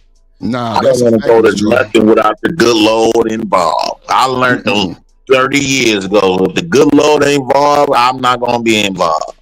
Because anytime you got some the Lord in it, everything gonna prosper like it's supposed to. Just like my flowers that I gotta go put some water in. Go give me that goddamn jug so I can water these goddamn plants. Because one thing about the good Lord, if the good Lord energy is there, it's gonna be all right. Ain't that right, Miss Joe? That's what I know. Boy, the check cutting up. The Lord said, "New phone." That's what I know. Damn. I'm trying to stay away from these young little wenches. The only thing they worry about is a nigga going to the nigga house with a wet ass. Lord Jesus, not a wet one. Come on, broke with a wet ass. And asking my man, that's their daddy. But how you asking my man for some money to pay your damn car note? Then you just come back here in my house with a wet ass? Damn, soliciting. Well, being said, all women was prostitutes. You agree to that, JP? You think all women are prostitutes? That all women are prostitutes? Well, how the way they trying to shape it? I don't think so. The women that fuck with nigga that without no money. Well, let's say this. I don't think that all women are prostitutes, but you do have those that have prostitute behavior. And when they have it, they don't want to say what it is, you know. So what's the prostitute behavior, Coffin? Cash out me before you talk to me. Okay. Oh, my Jesus. God damn. Yeah. Now, watch this. Instagram. Now, Coffee, hold on, JP. So if a woman come to you and tell you to cash app me to talk to me, you got to be a desperate, delusional son of a bitch to stay there and entertain it. You should have hit the exit left long time ago if she telling you to cash out before you talk to her. Now, is that a man problem or that's a simp problem? Okay, somebody problem, goddamn shit. That's a lonely man problem. Yeah, because if a nigga stay with that shit, it's crazy. Oh no, that's a horny man problem. I mean, but we can't act like it ain't happening though. So I can't wait, man, to get my camera to film in Oakland where these niggas be pulling up in these nice cars, getting these prostitutes. Oh nah, it's profit. Bissonnette Street in Houston, bro. It's horrible, bro. These niggas be shooting videos on the blade with the prostitutes. I mean, this girl had no panties on and a whole lace outfit. You can see everything. Beautiful though. I've been unfucked for them when they keep fucking around.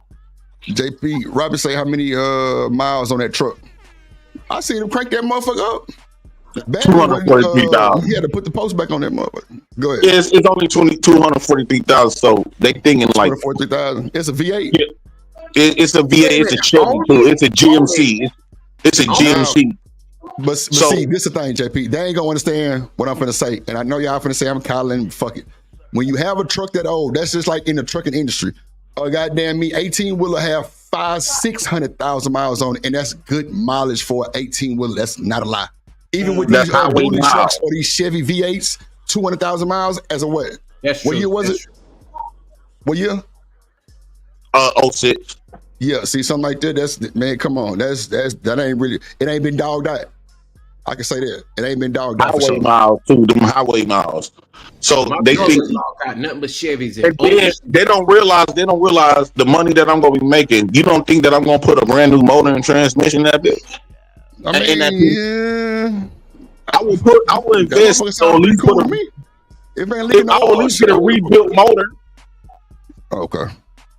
And add on new parts. I wouldn't fuck with it. Really? And then I don't gotta drive far. Most of my stuff is like 2 miles away. All around. So it's not like I'm driving 30, 40, 50 miles. And then some places I'll be able to leave my truck parked there. So it's not even running. It's like this. Before my truck break down, I made enough money to replace the whole motor and engine. That's for damn sure.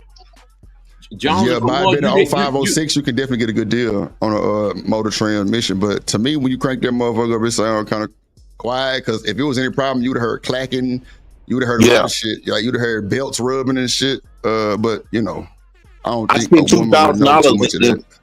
I spent $2,000 on the maintenance work, so I had got the injectors done. I got the pumping done. Well, shit, all you gotta do is put spark plugs in that motherfucker, and you got a good ass motor. If it's running like that's that. It. The mechanic said, the people at the shop said, "Dog, this motor and transmission is fire." It's a GMC, what, 5.3? 6.0. 5.3. Oh, so, JP. I ain't gonna hold you. I had a 6.0. They have a problem with the rear main seal, which is the oil leak. With the actual rubber is only $2, but it's in between the transmission. That's what makes it like an expensive job. Main seal leak. That's what I got done. Huh? That's what I got fit. I said you really. Okay. What you say, Quaffin? I said you really into them trucks, huh? Bro, I had a motherfucking GMC 6.0, and that son bitch had that rear main seal leak, and I damn near wanted to give it right back to him, but I ended up getting a good deal on fixing it. But it's just like I say, the seal is $2. That's it. But the work, they have something like the labor. They have something out here called Hot August Nights, where what's that? They have like car shows. Oh, okay. And man, those cars are so beautiful. I wish I was really into older cars. I would invest, Right. but I got one. I have a 1993 Toyota Supra. That's one. Coffee. We have some shit called Cars and Coffee here. It's like at the mall where all these white people and black people pull up in their Lamborghinis and you know, foreign ass Mustangs and all kind of little weird shit. And I don't know why Robert M. She just be coming for me now. Every time she speak of me, she come and like that made me think everything she was doing was fake the whole time. Ooh. But no, my thing is with the truck. I'm gonna pay to get that seal fixed if that's the case. No, I mean, you don't spend about $1,500 to get that fixed. Yeah, or I mean, well, really, that's like probably going to somebody that work at a shop. But if you know somebody that can do it really good, you probably come off about $700-800. But if you had 200,000 miles and it ain't happened yet, it's gonna happen. It's just something that happened to them trucks. Like that 6.0 bad for it. That's why I asked you, was it a 5.3? Because the 5.3s, they actually fixed it in like 04, but that 6.0 came, and that's when they start having the same problem. But I mean, you know, as long as you keep oil in the truck, it'll run. That's a fact. Yeah. So what I was planning on doing, like the moment I start making a couple of, grand, if I had that oil, I would have just get it fixed, pay that little $1,000 to $1,500, get it fixed, and boom, don't have to worry about it for a while, a couple of years.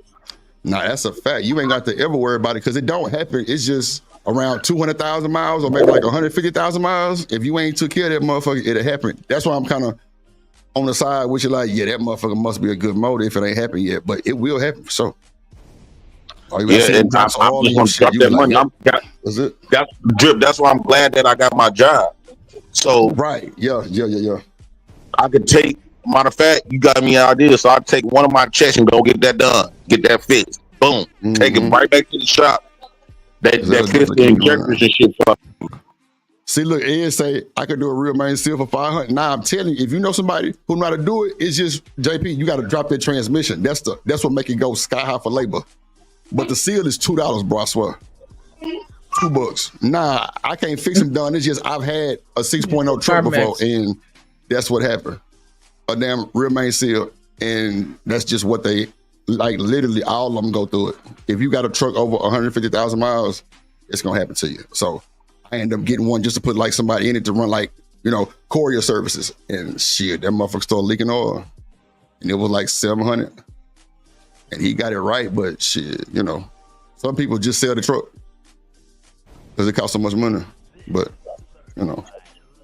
So that's why I'm glad I'm keeping my job to help me keep my truck maintained and stuff. So that's why I'm glad that I'm only working 5 days out of 2 weeks. That give me 9 days, to do my truck. But I've made my 80 hours as long as I pay my rent, do little stuff for the kids. So all I got to do, boom. If I need that, matter of fact, I'm gonna get that fixed. Shit, I'm gonna drop that. That's some good money. But my next truck I get is gonna be all trailers. I'm just gonna buy 40 trailers. Robin them put me on some game. And she said don't believe Amazon that. Sell them Amazon. No. Wait. Well, hold on. What you finna say? Say it again.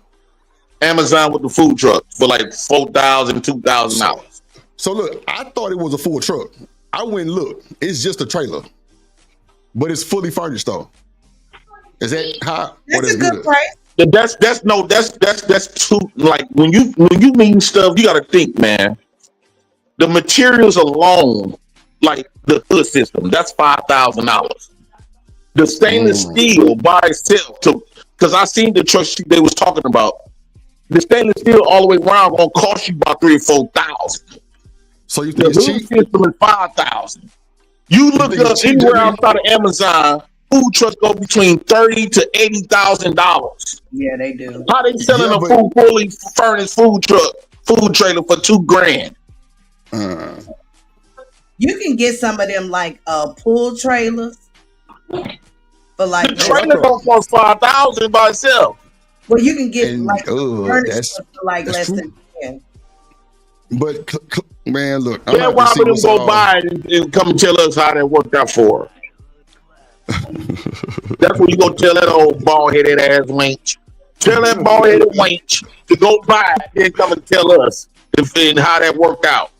If she ain't gonna go by, tell her to shut. Tell her I said to shut the fuck up. Lord Jesus. Hey, I left something in the back check. I enjoyed y'all. I'm getting down. That's a bad Quaffy. See you later, brother. Good morning, Quaffy. Boy, that's crazy. All right, but yeah, because I went and looked and seen them. I'm like, damn, they ain't bad, but and they got the goddamn chimney. Some of them got the little chimney thing. I was shocked, bro. Like $4-5 grand. I was like fully done with the burners and shit. Talking about the diamond plate. I seen them trucks. I went in and looked at them. I seen them. Yeah. I'm like, man, I'm not gonna. Cheap? You think it's a cheap quality? I think that, man, that's it, man. I wouldn't even trust it. It's too cheap. The trailer itself gonna cost that price. That's without nothing inside of it. Brand new trailer. You look up some trailers, the same trailer by itself is gonna cost about $4 or $5 grand. This shit that I put in my truck is not cheap at all. Why you think it took me 4 years to get this shit? Once I would have been done. I just put another $8 grand in the truck. Another 8,000 and still gotta put some more money in there. Is that diamond plate shit cheap out there? Because I did my party bus floors diamond plate just for like the alcohol purposes, so it don't stick and like get in between shit, and that shit worked out pretty good. But I paid $1,000. I almost paid $1,000 for that diamond plate because I had to get multiple pieces. I had to get 3 sheets.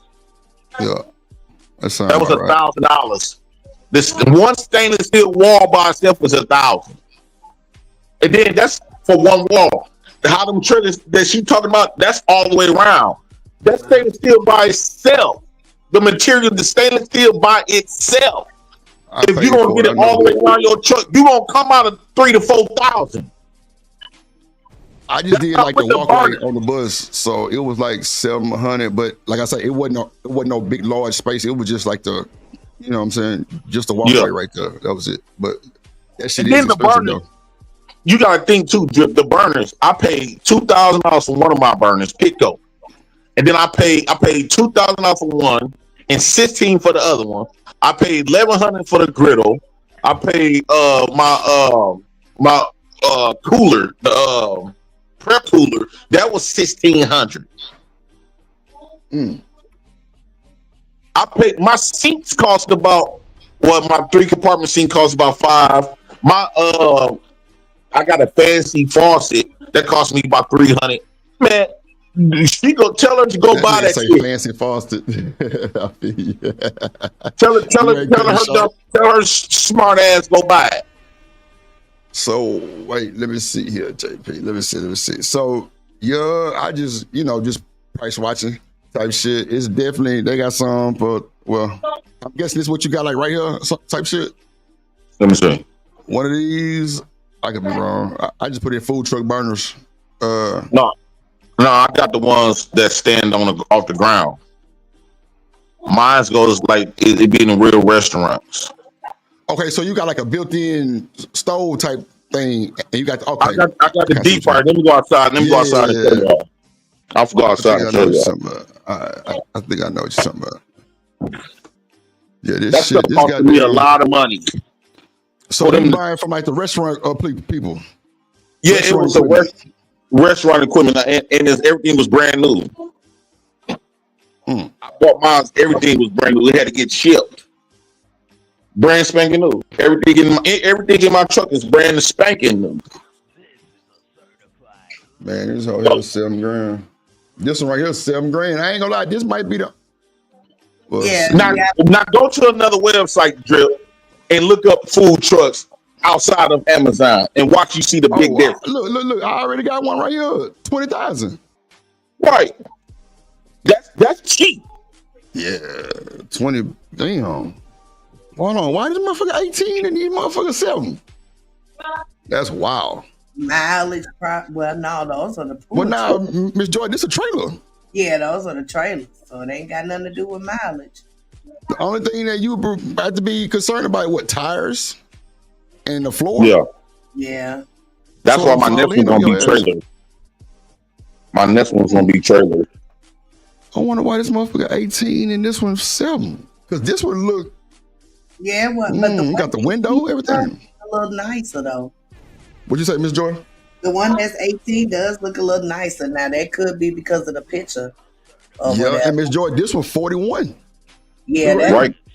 Is that a pull one too? Well, that one's longer. You can tell. Yeah, but I mean, I ain't gonna lie. My 40-foot gooseneck was 13,000 just for the trailer. Just for the trailer by itself, right? Yeah. That's what I'm trying to tell them damn dummies. That was used. That's used, right? I'm trying to tell these damn dummies. They be thinking they know they too smart for their own good. They so smart they dumb. Let me see. Yeah, they were 50. I told you, them prices gonna keep going up. Yeah. And look up a food truck with a porch on the back of it. That's the one that he was just looking at. It had a little porch. Yep, sure did. Yep, that was what 20, I think. This one right here. Yep, another boy 59. God damn. Ooh-wee, baby. I wonder what the fucking difference is. I told you I came out of all these years, Drip. I came out at least about 40-some thousand in that truck. Easy. Damn. This one fully equipped. 16,000. Yeah. That motherfucker like a goddamn snow cone stand. What you gonna make? Boy, look at here. 41 for this one. Yeah, daddy. Wow. I told you, man, them things cost a lot of money. My hot dog cart costs $5,000 without all the other stuff that I put in. Yeah. How they gonna cost more than a food truck? A fully furnished food truck. That's a nice hot dog cart for $5,000. Shit. This goddamn trailer here, wow, $6,000. This ain't nothing more than one. Yeah. Two little Drip. One person fit in there. Ooh, Jesus. Yeah, this one here, 20. Damn. Yeah, they get expensive, honey. My daughter is a pet groomer, and her goal is to have mobile pet grooming. So, mobile hair grooming. Yeah, yep. And you gotta have AC in them, Miss Jordan. Say that again. I say you gotta have AC in them. You want to open it for me? Yeah, I'm sure. Mm-hmm. Dealing with a dog. Yeah, I'm pretty sure it's a lot of stuff. See, there go my floors. Oh, okay. This one of my deep fryers. This is my sink. My faucet. That costs about $300. There go my other. And Pico is name brand. There go my prep cooler. Okay. That's my deep freezer. This is my hood system with the fire suppression system on there. That's probably what it was. Did the young lady know that you had this stuff going on, Mr. Press? She was with him, but she didn't believe that it's gonna finally come to fruition. Cause you too mean. No, she didn't believe that. Women these days, they want the end result out the gate. They ain't finna wait. That is and true. I ain't gonna force them to wait. Don't try to push yourself back around when this stuff be up and popping. That is true. That's why this window cost me $700. Windows are expensive. I had to get one from the store. That's a fact. Look, and I got the window that you can do this. These my walls. Yeah. Shanika, this is me the link to the show. Go ahead. This is my water tankless water heater. This gonna be digital. That's where you see these big tubes to put my water in. Have you did the electrics? Yeah, my electric done. I paid $1,500 to get that done. That sounds and it runs all the way around the truck. It stops over here, but it runs all the way around the truck. See? You see the little switch? Mm-hmm.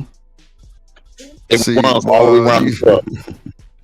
These folks here. See, I see the flyer that said April 31st, but clearly there was some they've been trying to make fun. Yeah. You ain't shit. Huh? What you say, Shane? You ain't shit. No, I thought it was for real until I seen the 31st. I'm like, shit, goddamn.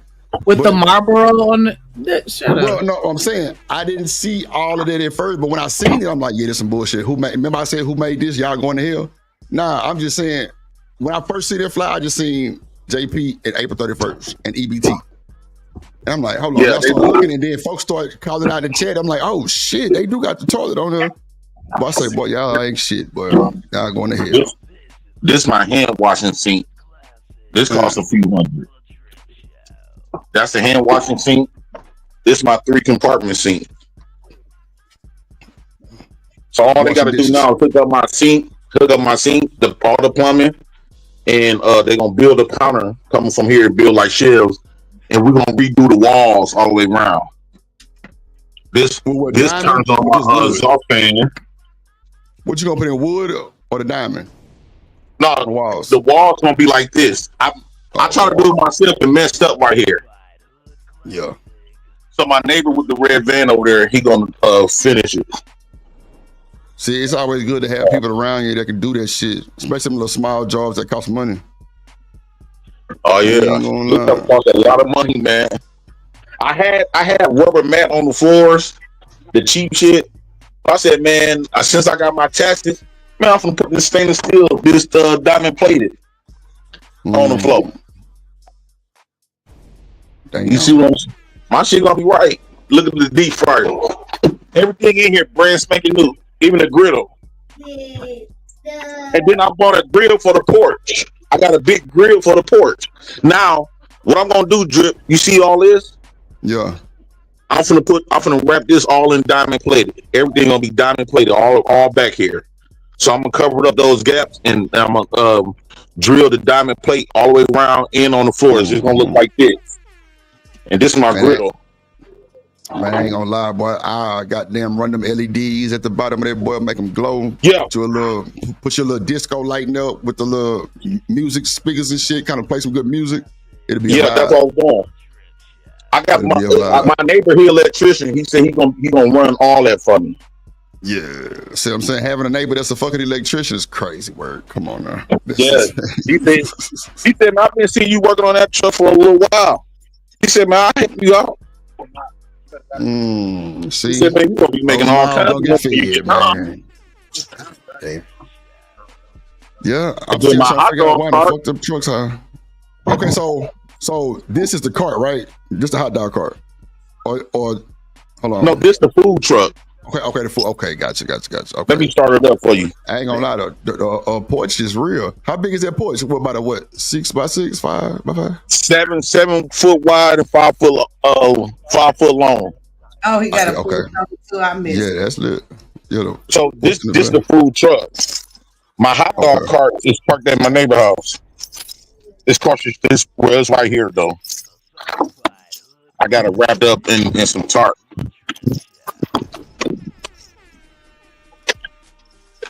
Private say the truck not gonna pass inspection. I thought he said it just passed admission. Yeah, I just passed admission. I just passed admission. Hey, when that motherfucker get on the goddamn street and be parked, boy, it's gonna be a show on the YouTube streets. But telling you, the grand opening, it's gonna be some shit. There go my exhaust fan. Okay, yeah.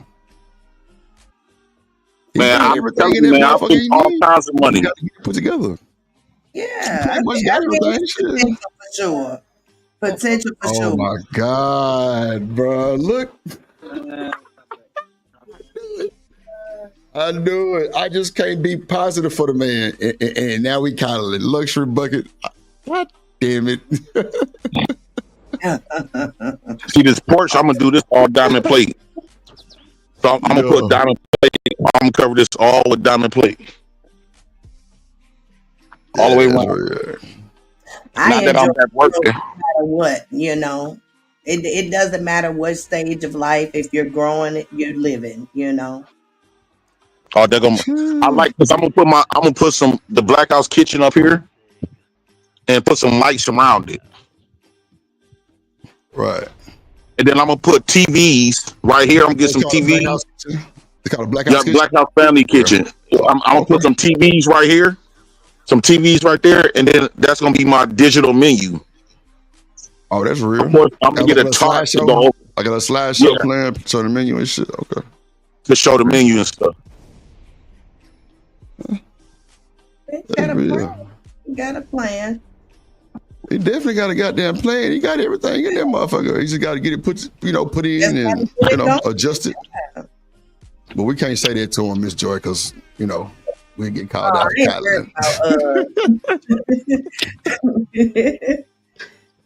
I'm just positive, man. I don't want to see the nigga die and stressed out like that, man. God damn.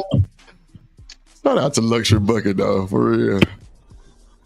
Oh shit! I'm trying to They find. just mad they don't got a man doing stuff like this. I'm trying to find a picture of my party bus floor with the diamond plate. Fuck! I'm scrolling through. Hold on. Let me see. Yeah, this stainless steel wall ain't cheap. That was 1,000. Now match this all the way around. That's on 1,000, 2,000, 3,000, 4,000, 5, about 5, 6,000. You don't need 2 or 3 of them on the roof. That would have been 6,000 by itself. So I don't even trust that shit off Amazon. Everything in here is brand spanking new. Real. This come for 3 years, really. I've been doing it for 4 years, but I started a year after I got the truck. So all this stuff come from all them stimulus checks, my work checks, unemployment checks. I was taking every dime I had and to put it in the truck. Now I'm almost finished. I'm glad I got this Porsche though. Man, what they gonna say when I'll be up and popping though? It's gonna be hating on me. So hold on. See, look, this the inside. This the inside of my Sprinter, JP. I'm Rolls Royce ceiling, lights, fireplace in that motherfucker, everything, TV. That's inside of the Sprinter. Oh, that's what's up. Right that is nice. But I ain't gonna lie, the Mexicans did that though. The Mexicans did that motherfucker like for real, crazy work. Mexicans came through with the come through. Them boys, shit, hey, can't go wrong with the Mexicans. All of those stitching and shit and seats and, wiring that shit up, lights and shit.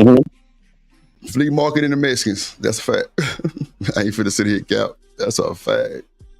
And y'all want to see my hot dog cart? I got my hot dog cart over here. I put a lot of stuff in my heart. I spent a lot of thousands on my hot dog cart. This is my hot dog cart.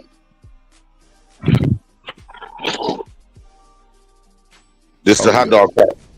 And I got my burners that goes over there.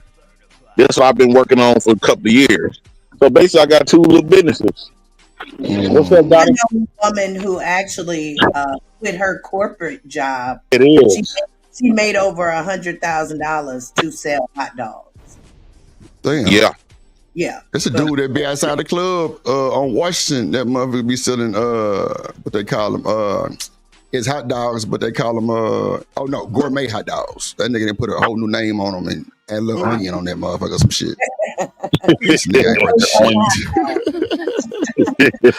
ain't worth the shit. Goddamn. Gourmet hot dogs. Shit. All right, bet. So daddy gonna be popping after a while. Whatever woman come in my life now, shit. You don't think that once I start popping, women ain't gonna be want to circle around me like bees? Well, I think you should wait until after everything. Men should have something to bring women in. When you're going through building stages, it takes a type of woman to stick with a man through a building stage. You know what I'm saying? Right. So he go to grill. Y'all see my porch, right? He go to grill. Yeah. See, I got diamond plate out on the walls too. Like this one of the inside of one of my party buses too. See the poles and shit. The ceiling, it ain't nothing but goddamn me plexiglass and some goddamn what the fuck what is that shit called? Oh yeah, that's nice, Drip. Yeah, Mexicans did that shit too. Got the poles. On the buses, nigga, the AC be on the roof. You know what I'm saying? So that shit worked out for me. But it's the only thing is, if that motherfucker start leaking, you fucked. No bullshit. You fuck.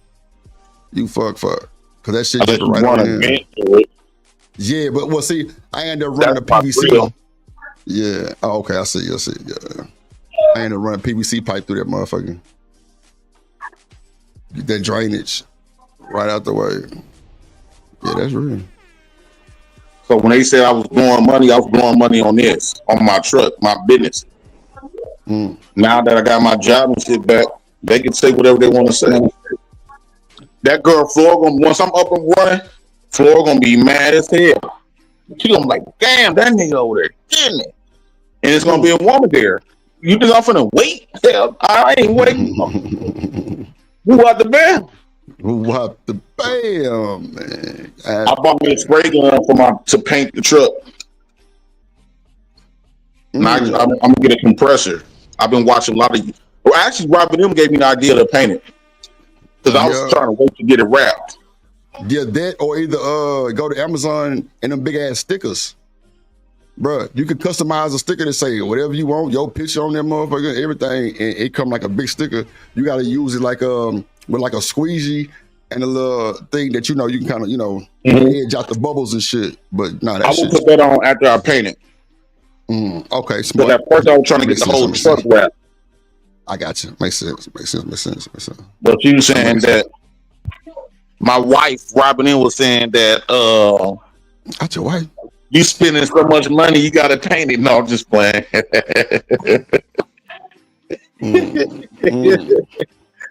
No, I'm gonna paint it though. I already got my paint. I got a diamond because that's a black house colors. So a diamond color, one dark diamond, one light diamond. I'm gonna paint but I'm gonna paint. Remember, I told you I'm gonna get a diamond for the porch. I'm gonna paint the diamond plate dark turquoise green. And the truck gonna be light turquoise green. Right. See, this is another one of my buses, but I ain't gonna hold you. I ain't gonna cap. I bought this like this already done with the fiberglass, with speakers out on the floor, with the pole. But this one only came with one pole. So, how much you paid for the party bus? The party bus.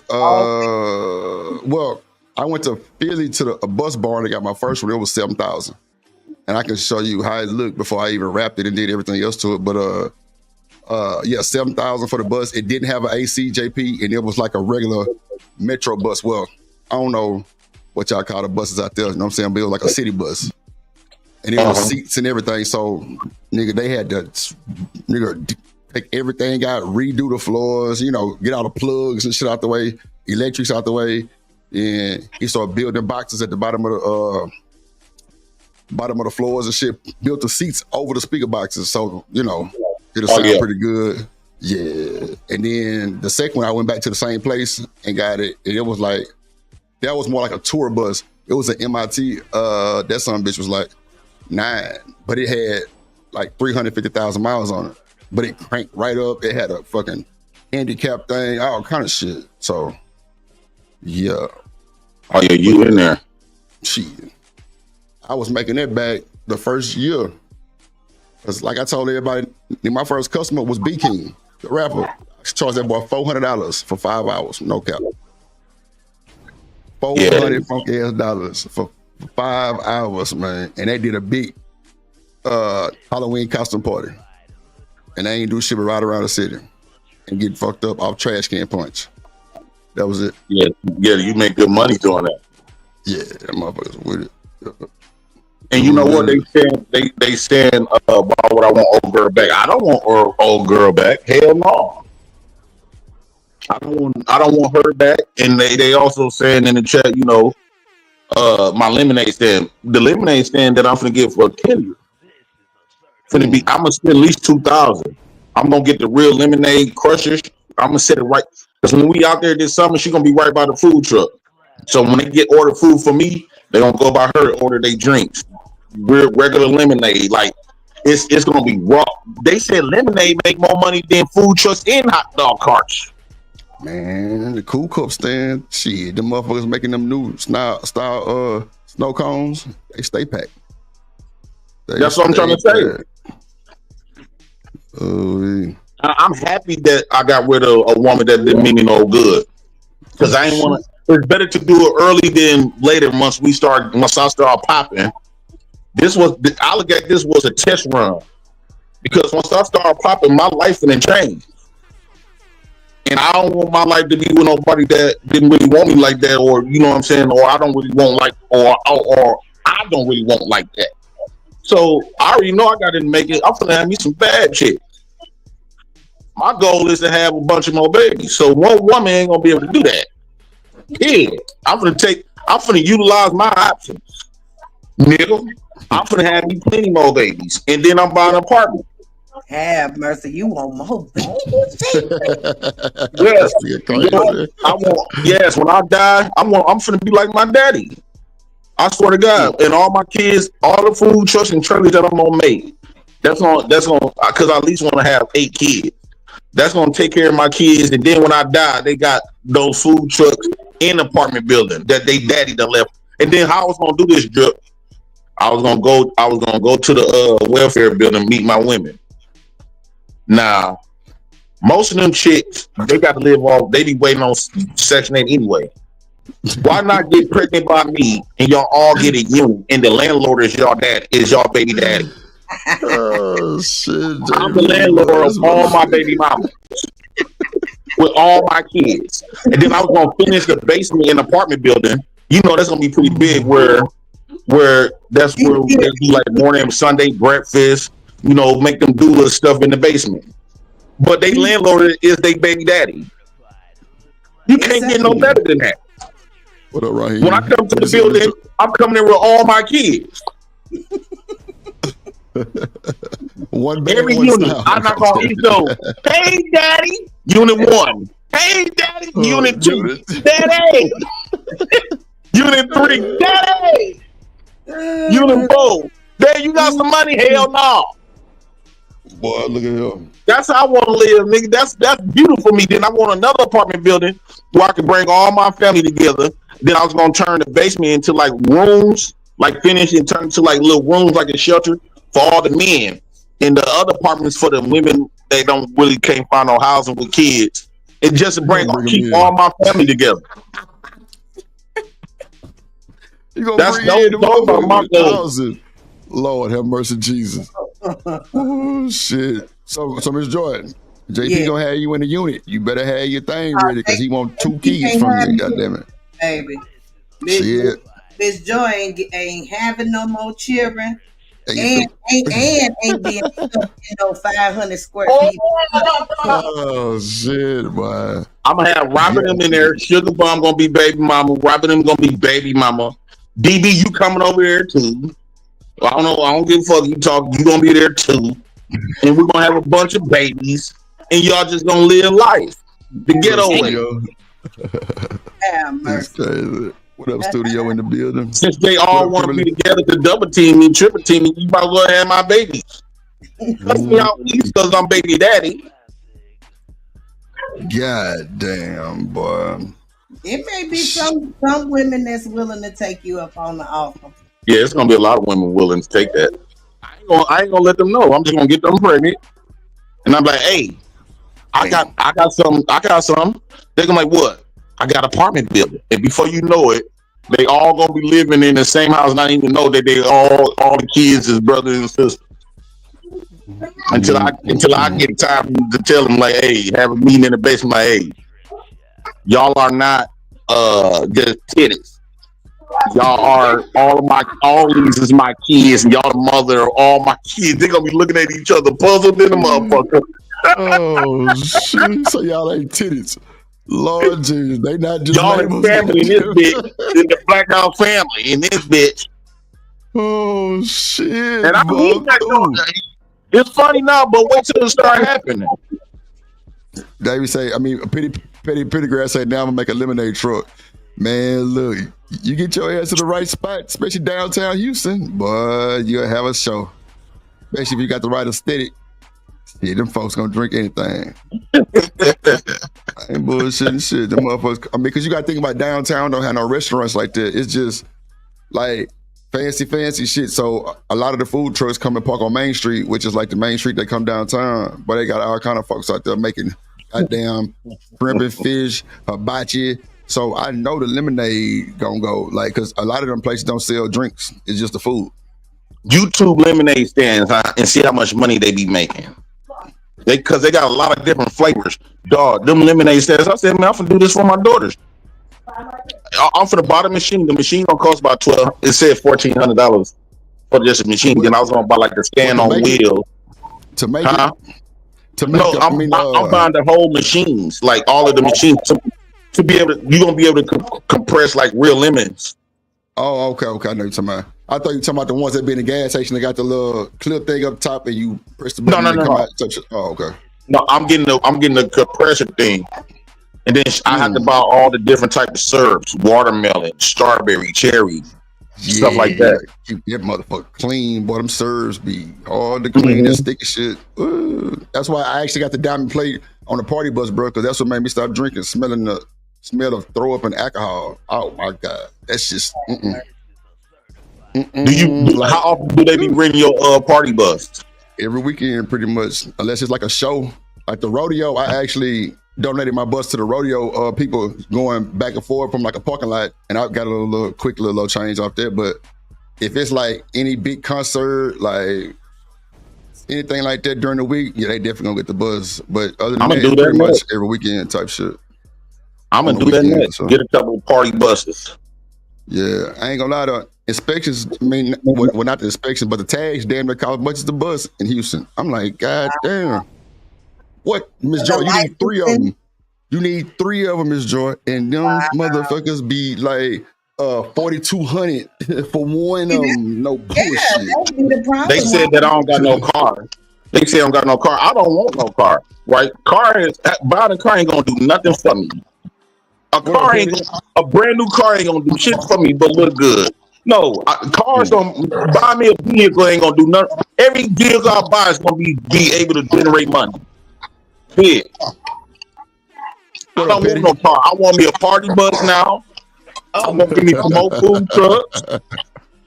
Correction. That's the only stuff I'm gonna buy. The lemonade truck was my idea, and I put that out in the chat. Don't be trying to steal my stuff, JP. You ain't put. I didn't never hear. I don't know you. No. Hey, I know you don't know me. This is our first time meeting, big dog. Salute to you. Salute my boy Petty, man. What's good with you? I'm one of them cats that always be in the chat just clowning and stuff. I done clowned you a few times and stuff, you know what I'm saying? But that's just what I do, and on my channel, that's what I get down on. You know what I'm saying? It's all about fun. Even not petty jokes. These cats in the chat be calling me Petty Charleston White. Lord Jesus. Oh, you do look like Charles. Hey, but it's all good. Oh shit! I'm looking like shit. And I'll be Charleston White. If y'all want me to. This nigga say he can do that. Oh my God. And you keep it up, Charleston might come to your platform. Y'all do like a little skit together. That'd be crazy. That'd be crazy. Boy, go through the algorithm so fast. Shit, boy, can tell that boy shit. Damn. Shout out to that boy Petty P, man. Everything I good just with wanted to you, chime in and just wild out real quick. You know what I'm saying? Shout out to for sure. For shit show. What else, Stan? Yeah, I appreciate you, Petty, man. You always come through with the good jokes and funny shit for sure. I appreciate you, guys. I love it. Hell yeah, man. I'm about to send you a little bit of cash too. So once I get back outside, I'm barbecuing this shit right now. Oh shit! What you show the picture? What you cooking? What you cooking? JP, he barbecuing. Hold on now. Hold on, Petty now. Yeah. Oh, you using the rub? You using the rub with the paintbrush? You got the rub with the paintbrush, Petty Pete? You got the little rub made with the paintbrush? You just be putting that lather. I can't hear your shit cutting up. What you said? The leftover marinade juice to pour over to keep flavorful as I was cooking it. That's all. I don't be trying to do too much extra, man. I ain't G-Guard. What about your coals? You use the coals or the little chips? The little chip thing. I use coals this time. Okay. Oh yeah. OG shit. You know I feel you. Okay. We going through something in the U.S. Nah, for real. I feel you, gang. I feel you. Them generators cost a lot of money too. You say what, JP? Man, them generators. I spent $1,000 on my generator. Yeah, man. Them hoes high as shit. $1,000 on a generator. Yeah. If I was you, I would actually rent one first. I just rent them motherfuckers. They cheap. I already bought it. Rent. Oh, okay. Shit, there you go, Petty P. Learn how to build one. That's for sure. That's for sure. Because I know it. Shit. Yeah. I know Lowe's, them motherfuckers rent them for like a little or nothing per day, but buying them, yeah, you gonna come out that pocket, especially when it's good. I already bought 2 of them. I bought one that's real quiet, then I bought a big one. I spent a lot of money on them generators. For both of them, I paid at least about $1,800. Because one generator was supposed to be for the hot dog cart, and what was supposed to be for the food truck. Makes sense. But I ain't used the one yet for the hot dog cart. So look, when you was in that little club looking place with the hot dog cart, they ain't had no plugs for you, or you just ran the generator? Because that shit should have one of them did. That's why I didn't have to use the. That's why I had to use the generator. In the Black House, they bought me a deep fryer. Oh, okay. Because I was gonna say, nigga, you everybody gonna have a carbon monoxide poison. The fuck? Fucking with that goddamn generator. Shit. Yeah. Blow that motherfucker up. Okay. Yeah, you right. Figure out they had a plug for you. That sound right. Yeah. Man, shit. When we used to pop, I used to be popping, boy. I put one brick and mortar restaurant out of business. But you gotta keep in mind, I'm direct outside. And I got black people food, wings and shit. Lemon pepper wings. And my shit tastes like JJ. Boy, I tell you, Shakespeare Bomb, I can't get a break from you, huh? I can't get You had a very good idea to park outside that place, yeah.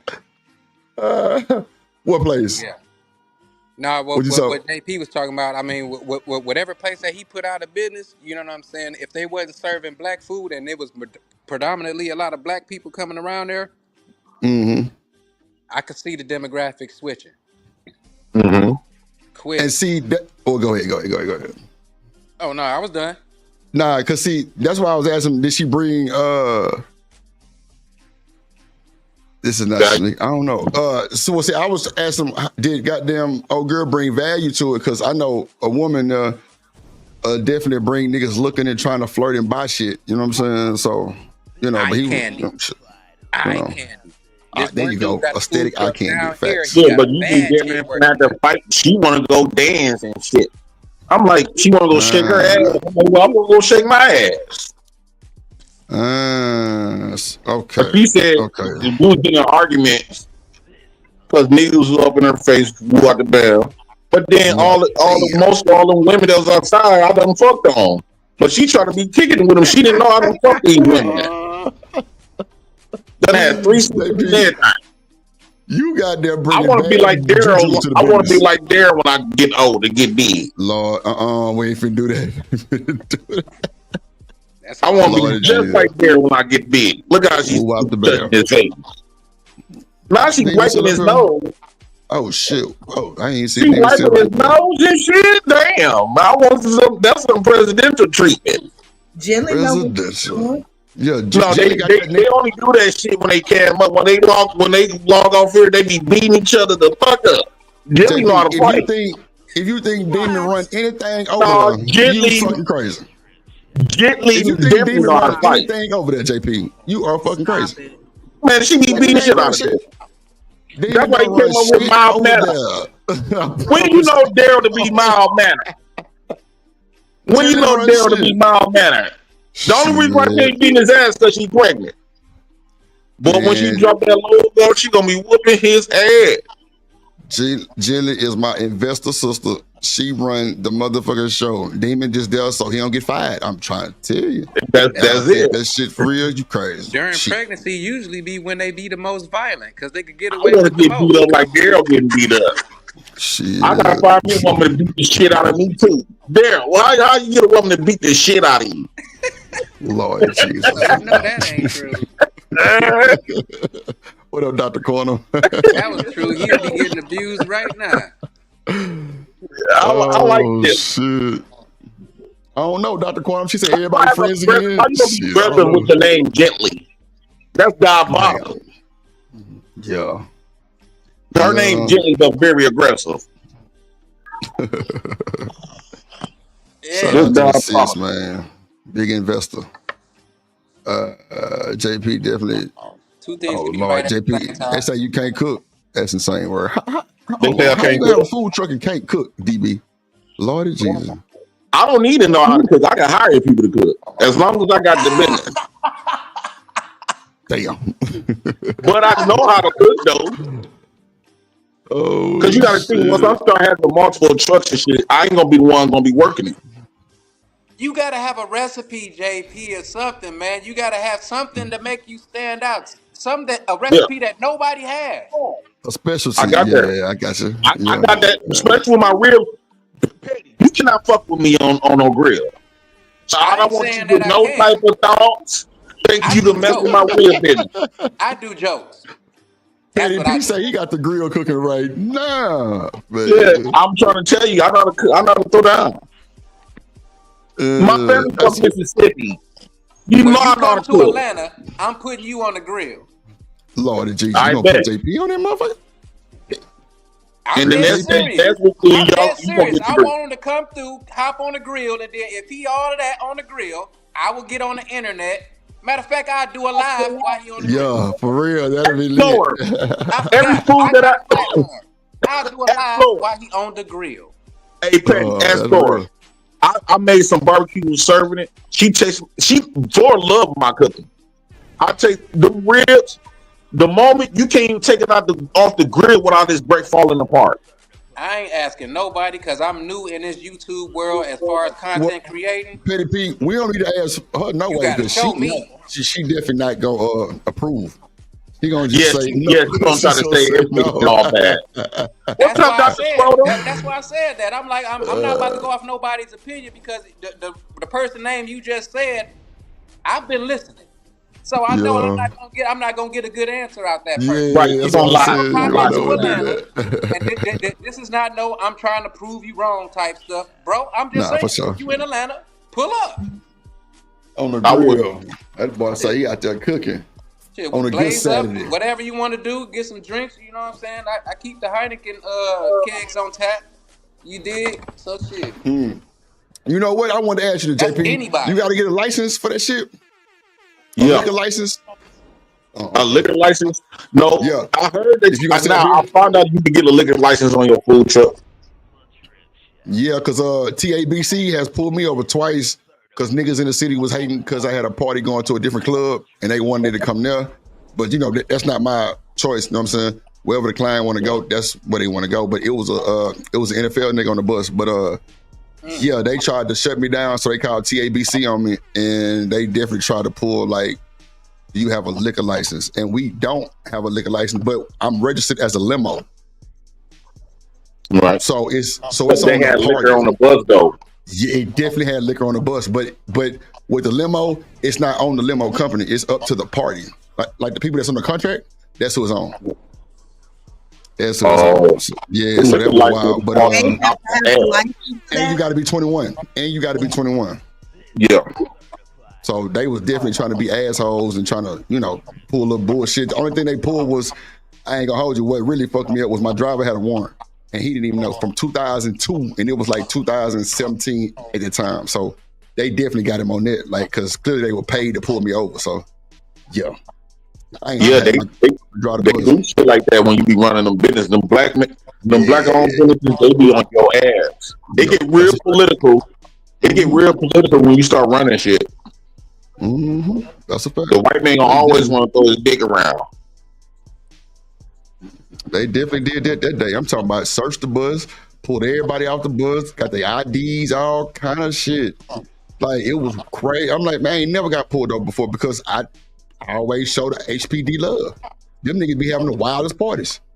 Police officers be having the wildest parties, for real.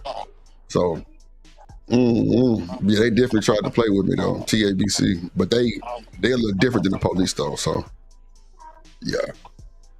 I can't wait. I ain't had no shit missing. Everything was on paperwork, contract, driver was good except the little bullshit warrant. So they ain't even take him to jail. They just told me that he couldn't drive. I said, yeah, y'all fucking with me. Y'all fucking with me, boy. So it's all good. It's some bullshit mishaps, but damn. Yeah, that shit was crazy, bro. Yeah, that's what they be doing though. They will mess with you though. Bruh, that was my first time it ever happened to me. And then come to find out, like, they ended up going to that club anyway because they had messed up their section at the other club. I'm like, wow. And you hoe ass niggas called the TABC on me and tried to get me put out of service that night. That's fucked up. So, It is what it is, man. They were mad because NFL nigga didn't want to do a little contract with them the way they paid him like so much to do like a walkthrough. You know what I'm saying? Like that nigga was with his people. That nigga was trying to be chill. He wasn't trying to do all that bullshit. So yeah, hoe ass niggas hating shit. It's all good.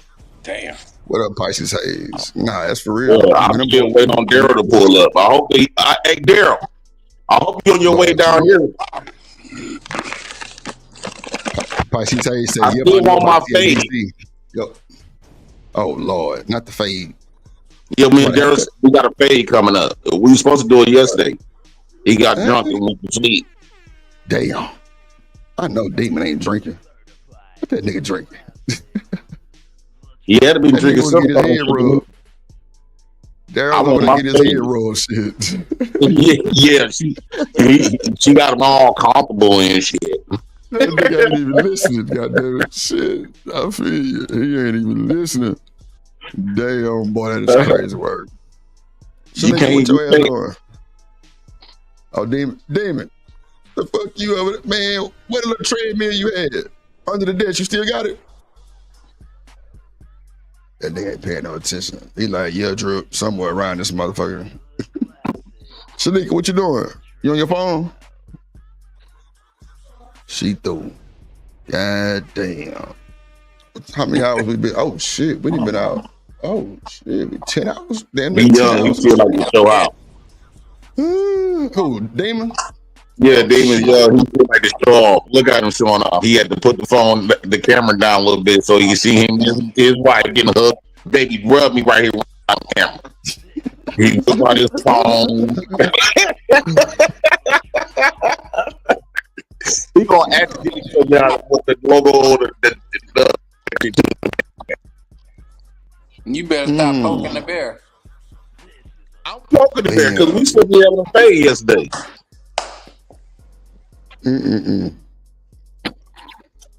I've been trying to tell you, y'all know why y'all keep thinking y'all gonna keep coming try to challenge me. I ain't gonna take you on your offer though.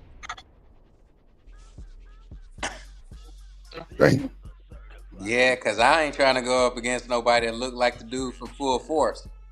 God damn. OG Bobby Johnson, boy. You ain't OG Bobby Johnson, man. Man, I'll Demon be the say small he guy ain't on fighting. your team. We just got to find another big guy, and we can recreate Full Force, JP. We can go to work. You can say Full Force. Full Force. Oh shit. Wanna kick your fucking ass. That shit hilarious. What up, Third Ward in the building. What's good, gang? Yeah, we went on the Saturday morning shenanigan rant. I don't know what the hell Sneaker got going on. Sneaker, Yeah, you in the car? my phone's tearing up. It's tearing up. What the fuck? Yeah, it keep kicking me off the internet. I don't know what's going on. It's some goddamn iguanas in Florida. Shit. I ain't never had Because you know that. Damn. He trying to look like Shiesty Bond with that mask on. What you on? you know, Sugar Bubble is the real gangster though. Shit, hold down the whole fort if you let her. He is. She in the street for real. Sugar Bum will hold down the whole fort if you let her. That's a fact. I wouldn't doubt it. I wouldn't doubt it. Sugar Bum and them crazy. I told Sugar Bum, robbing them and DB, they need to get their own channel. Boy, they'll run through the goddamn algorithm so fast and get monetized 2 months. No bullshit. Everybody gonna follow them though, because they not really funny like that. They just be annoying. Wow. Bro, they can do a channel of trolling JP for president. It's gonna go. It's gonna go. Yeah, we gonna be arguing, fighting every damn day. That's what I'm saying. That's what they want anyway. It's gonna go. It's gonna fucking go. Shit. You said that ain't funny. That was crazy. That was crazy. They just annoying. It's the same word. God damn it. What up, 907 in the building? What it do? That's funny, bro. God damn. What it do? That shit would be funny as hell. Nigga, where you at today? You in the streets? You on Ocean Drive? I'm on 95. Getting pissed off. 95 degrees. Okay. 95. All right, y'all, man. I'm finna get up right quick, man. That's a Y'all bet, stay up. JP. We finna get up out of here anyway. I appreciate you guys sliding through. Oh yeah, no doubt, man. All right, boy. All right, now. Oh shit, man. We finna give out final thoughts. Shanika in the streets. She ain't buy nigga no socks, no drawers. She threw. God damn shit. I say you $1 for a lollipop. Damn, $1. right, I'll Jay. take that motherfucker. All right, Bye, Demon. Drip. Have a Bye, good day. Shanika. All I'm right, about to go in Jelly. Sam's All right, and go get gorgeous. some. Jelly, you better get you a scooter. You better not be walking in them goddamn stores. Get you Oh a no, scooter. yeah, they And... got the little ones in there. They got one there. I'm definitely gonna get that. Okay, yeah. Tell Darren, put you on his shoulder. Goddamn, stop playing. That part right there. That's true. All right, Jelly. Y'all have a good day. Bye. All right, y'all be good. All right, Petty. Man, shout out to them, man. Petty Pete, man. You want to get your final thoughts, GG? Everybody just keep it petty. Keep it petty. Keep it fucking. Boy, this here, boy. This is the one for the books.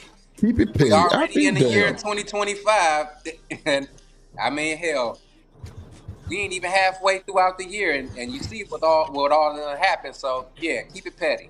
I'm out. Keep it petty, man. Shout out to that boy Petty Pendergrass down in the building, man. That boy popped up on the stream for the one time. Looking at good shit. You made it. That's for sure. Nah, that's for sure. So, Shanika, what you think about the little early morning Shenanigans show on the Saturday? What you think? All right, Sugar Bomb. Yeah, that was cool. Cool. What up? Okay. Yeah. It was cool. I think it was a pretty decent show. Nah, I got you. I knew you were asleep. I knew you would pull up though. I ain't even bother you. So yeah, I already, I wasn't tripping. No, for sure. I feel you though. But sometimes I just be like, okay, I know this nigga sleep. I ain't finna text and let her know the goddamn time of the show. Nah, I mean for real. I don't be tripping. Yeah, that's what I'm saying. Slobbering on the fucking pillow. Pillow just stink. God damn it, nigga. Slob it up. Shit. Wet mouth. Wait a minute. Not wet, boy. Shit. Petty P said, keep it petty. Ain't through. Shit. He said, keep it petty. Nah, for sure, Petty. Appreciate you, gang. Appreciate Destiny's Children sliding. Everybody that came through. T.O. with the support. We got TMKC with the gifted memberships and the new membership. Shout out to the Cash App folks. Yeah, man, it was cool. I actually like this little cool time. And probably won't do 10 hours, but like a good 5 piece would be cool. I ain't gonna hold you. A good 5 piece would be cool. Nigga, you got anything to say before we get up out of here? All right, BBZ, have a good day, baby. Go ahead. Stay sucker free in a land full of lollipops. And you Everybody have a good day and enjoy the day. Don't be negative. Try to stay positive. Well, fuck it, stay petty. That's what Petty P said. Stay petty. Put Saturday on the schedule. Got you, David. That's for sure. For sure, one in the books, brother. I'm definitely gonna knock it out on Saturday. This was good. Early morning Shenanigans. Yeah. Make sure you come with the shit. Shout out to Black Beauty in the building. Let's see. Reese say be safe. You too. Dr. Corner, Miss Joy, everybody that was simulcasting. We had almost I think 4 or 5 people simulcasting, including I thought it was when I was. Oh, yeah, okay. it was including. Yeah, I wasn't including us. I wasn't including the other pages. So yeah, shout out to Coffee Ass too. Let me see. Oh, shout out to the Luxury Bucket List. Always good to see you. Yeah. 907, always good to see you, man. For sure, 907. Thank you. Robin M, always good to see you, man. Always good to see Robin M. Everybody, appreciate everybody, man. Appreciate everybody pulling up, having a good time. For the most part, it was respectful. Third Ward, appreciate you, my guy. Goddamn. Yes, indeed. Let's see who else. BJ, Moderation Gang, A-Dub, Emperor Kojak, appreciate you. Appreciate you. Big Wrench, Texas. Daryl Long, goddamn JP. Yup. Dr. Corner, I said Dr. Corner. Yup. Miss Joy, TMKC. Everybody came through. Emo, goddamn, Ed. Let me see. There's a lot of folks slid on your game. Oh, shout out to all the people that got memberships from TMKC. I think it was Sin, Just Me. It was some more people. I forgot the other people's name. Yeah, man, it's crazy. Shout out to y'all, man. Everybody that was, shout out to Kimberly too. Everybody that was new, make sure y'all pull back up on us. It ain't nothing but a little politicking at the HBCU after party. That's all it is. That's about it. And you through. Shout out to goddamn Pisces Hayes. Yes, Lord. Why you need to call back? I did call you back. Bro, don't make me put the screen on the phone. I'm talking to Kwame. Somebody else. My bad. Because I'm like, you damn sure didn't call my ass back. The fuck? You had me on that, what's it called? D&D, don't disturb with ring, and then you been forwarded. The fuck? I ain't no T-Mobile top 5. Get that shit off my shit. The fuck? I need direct access. No motherfucker call you back in a few. Hell no. What this look like? Who is you talking to? You motherfucker. Oh, me. That was Boy, for I me? can't stand you. Man, Wow. you know what? Shout out to Robin them with the $9.99 for the stream. Yes, ma'am. I know y'all had a funky good time, Robin them. I appreciate y'all every time. I promise y'all I do. Sugar and DB, shout out to y'all. Davey, the fucking manager, shout out to you too. Black Beauty, thank you, ma'am. Thank you, ma'am. Thank you, ma'am. But it is that time to get off the internet. Yeah, so never trust a girl with a big butt and a smile. Stop. Or that's anybody. Ooh.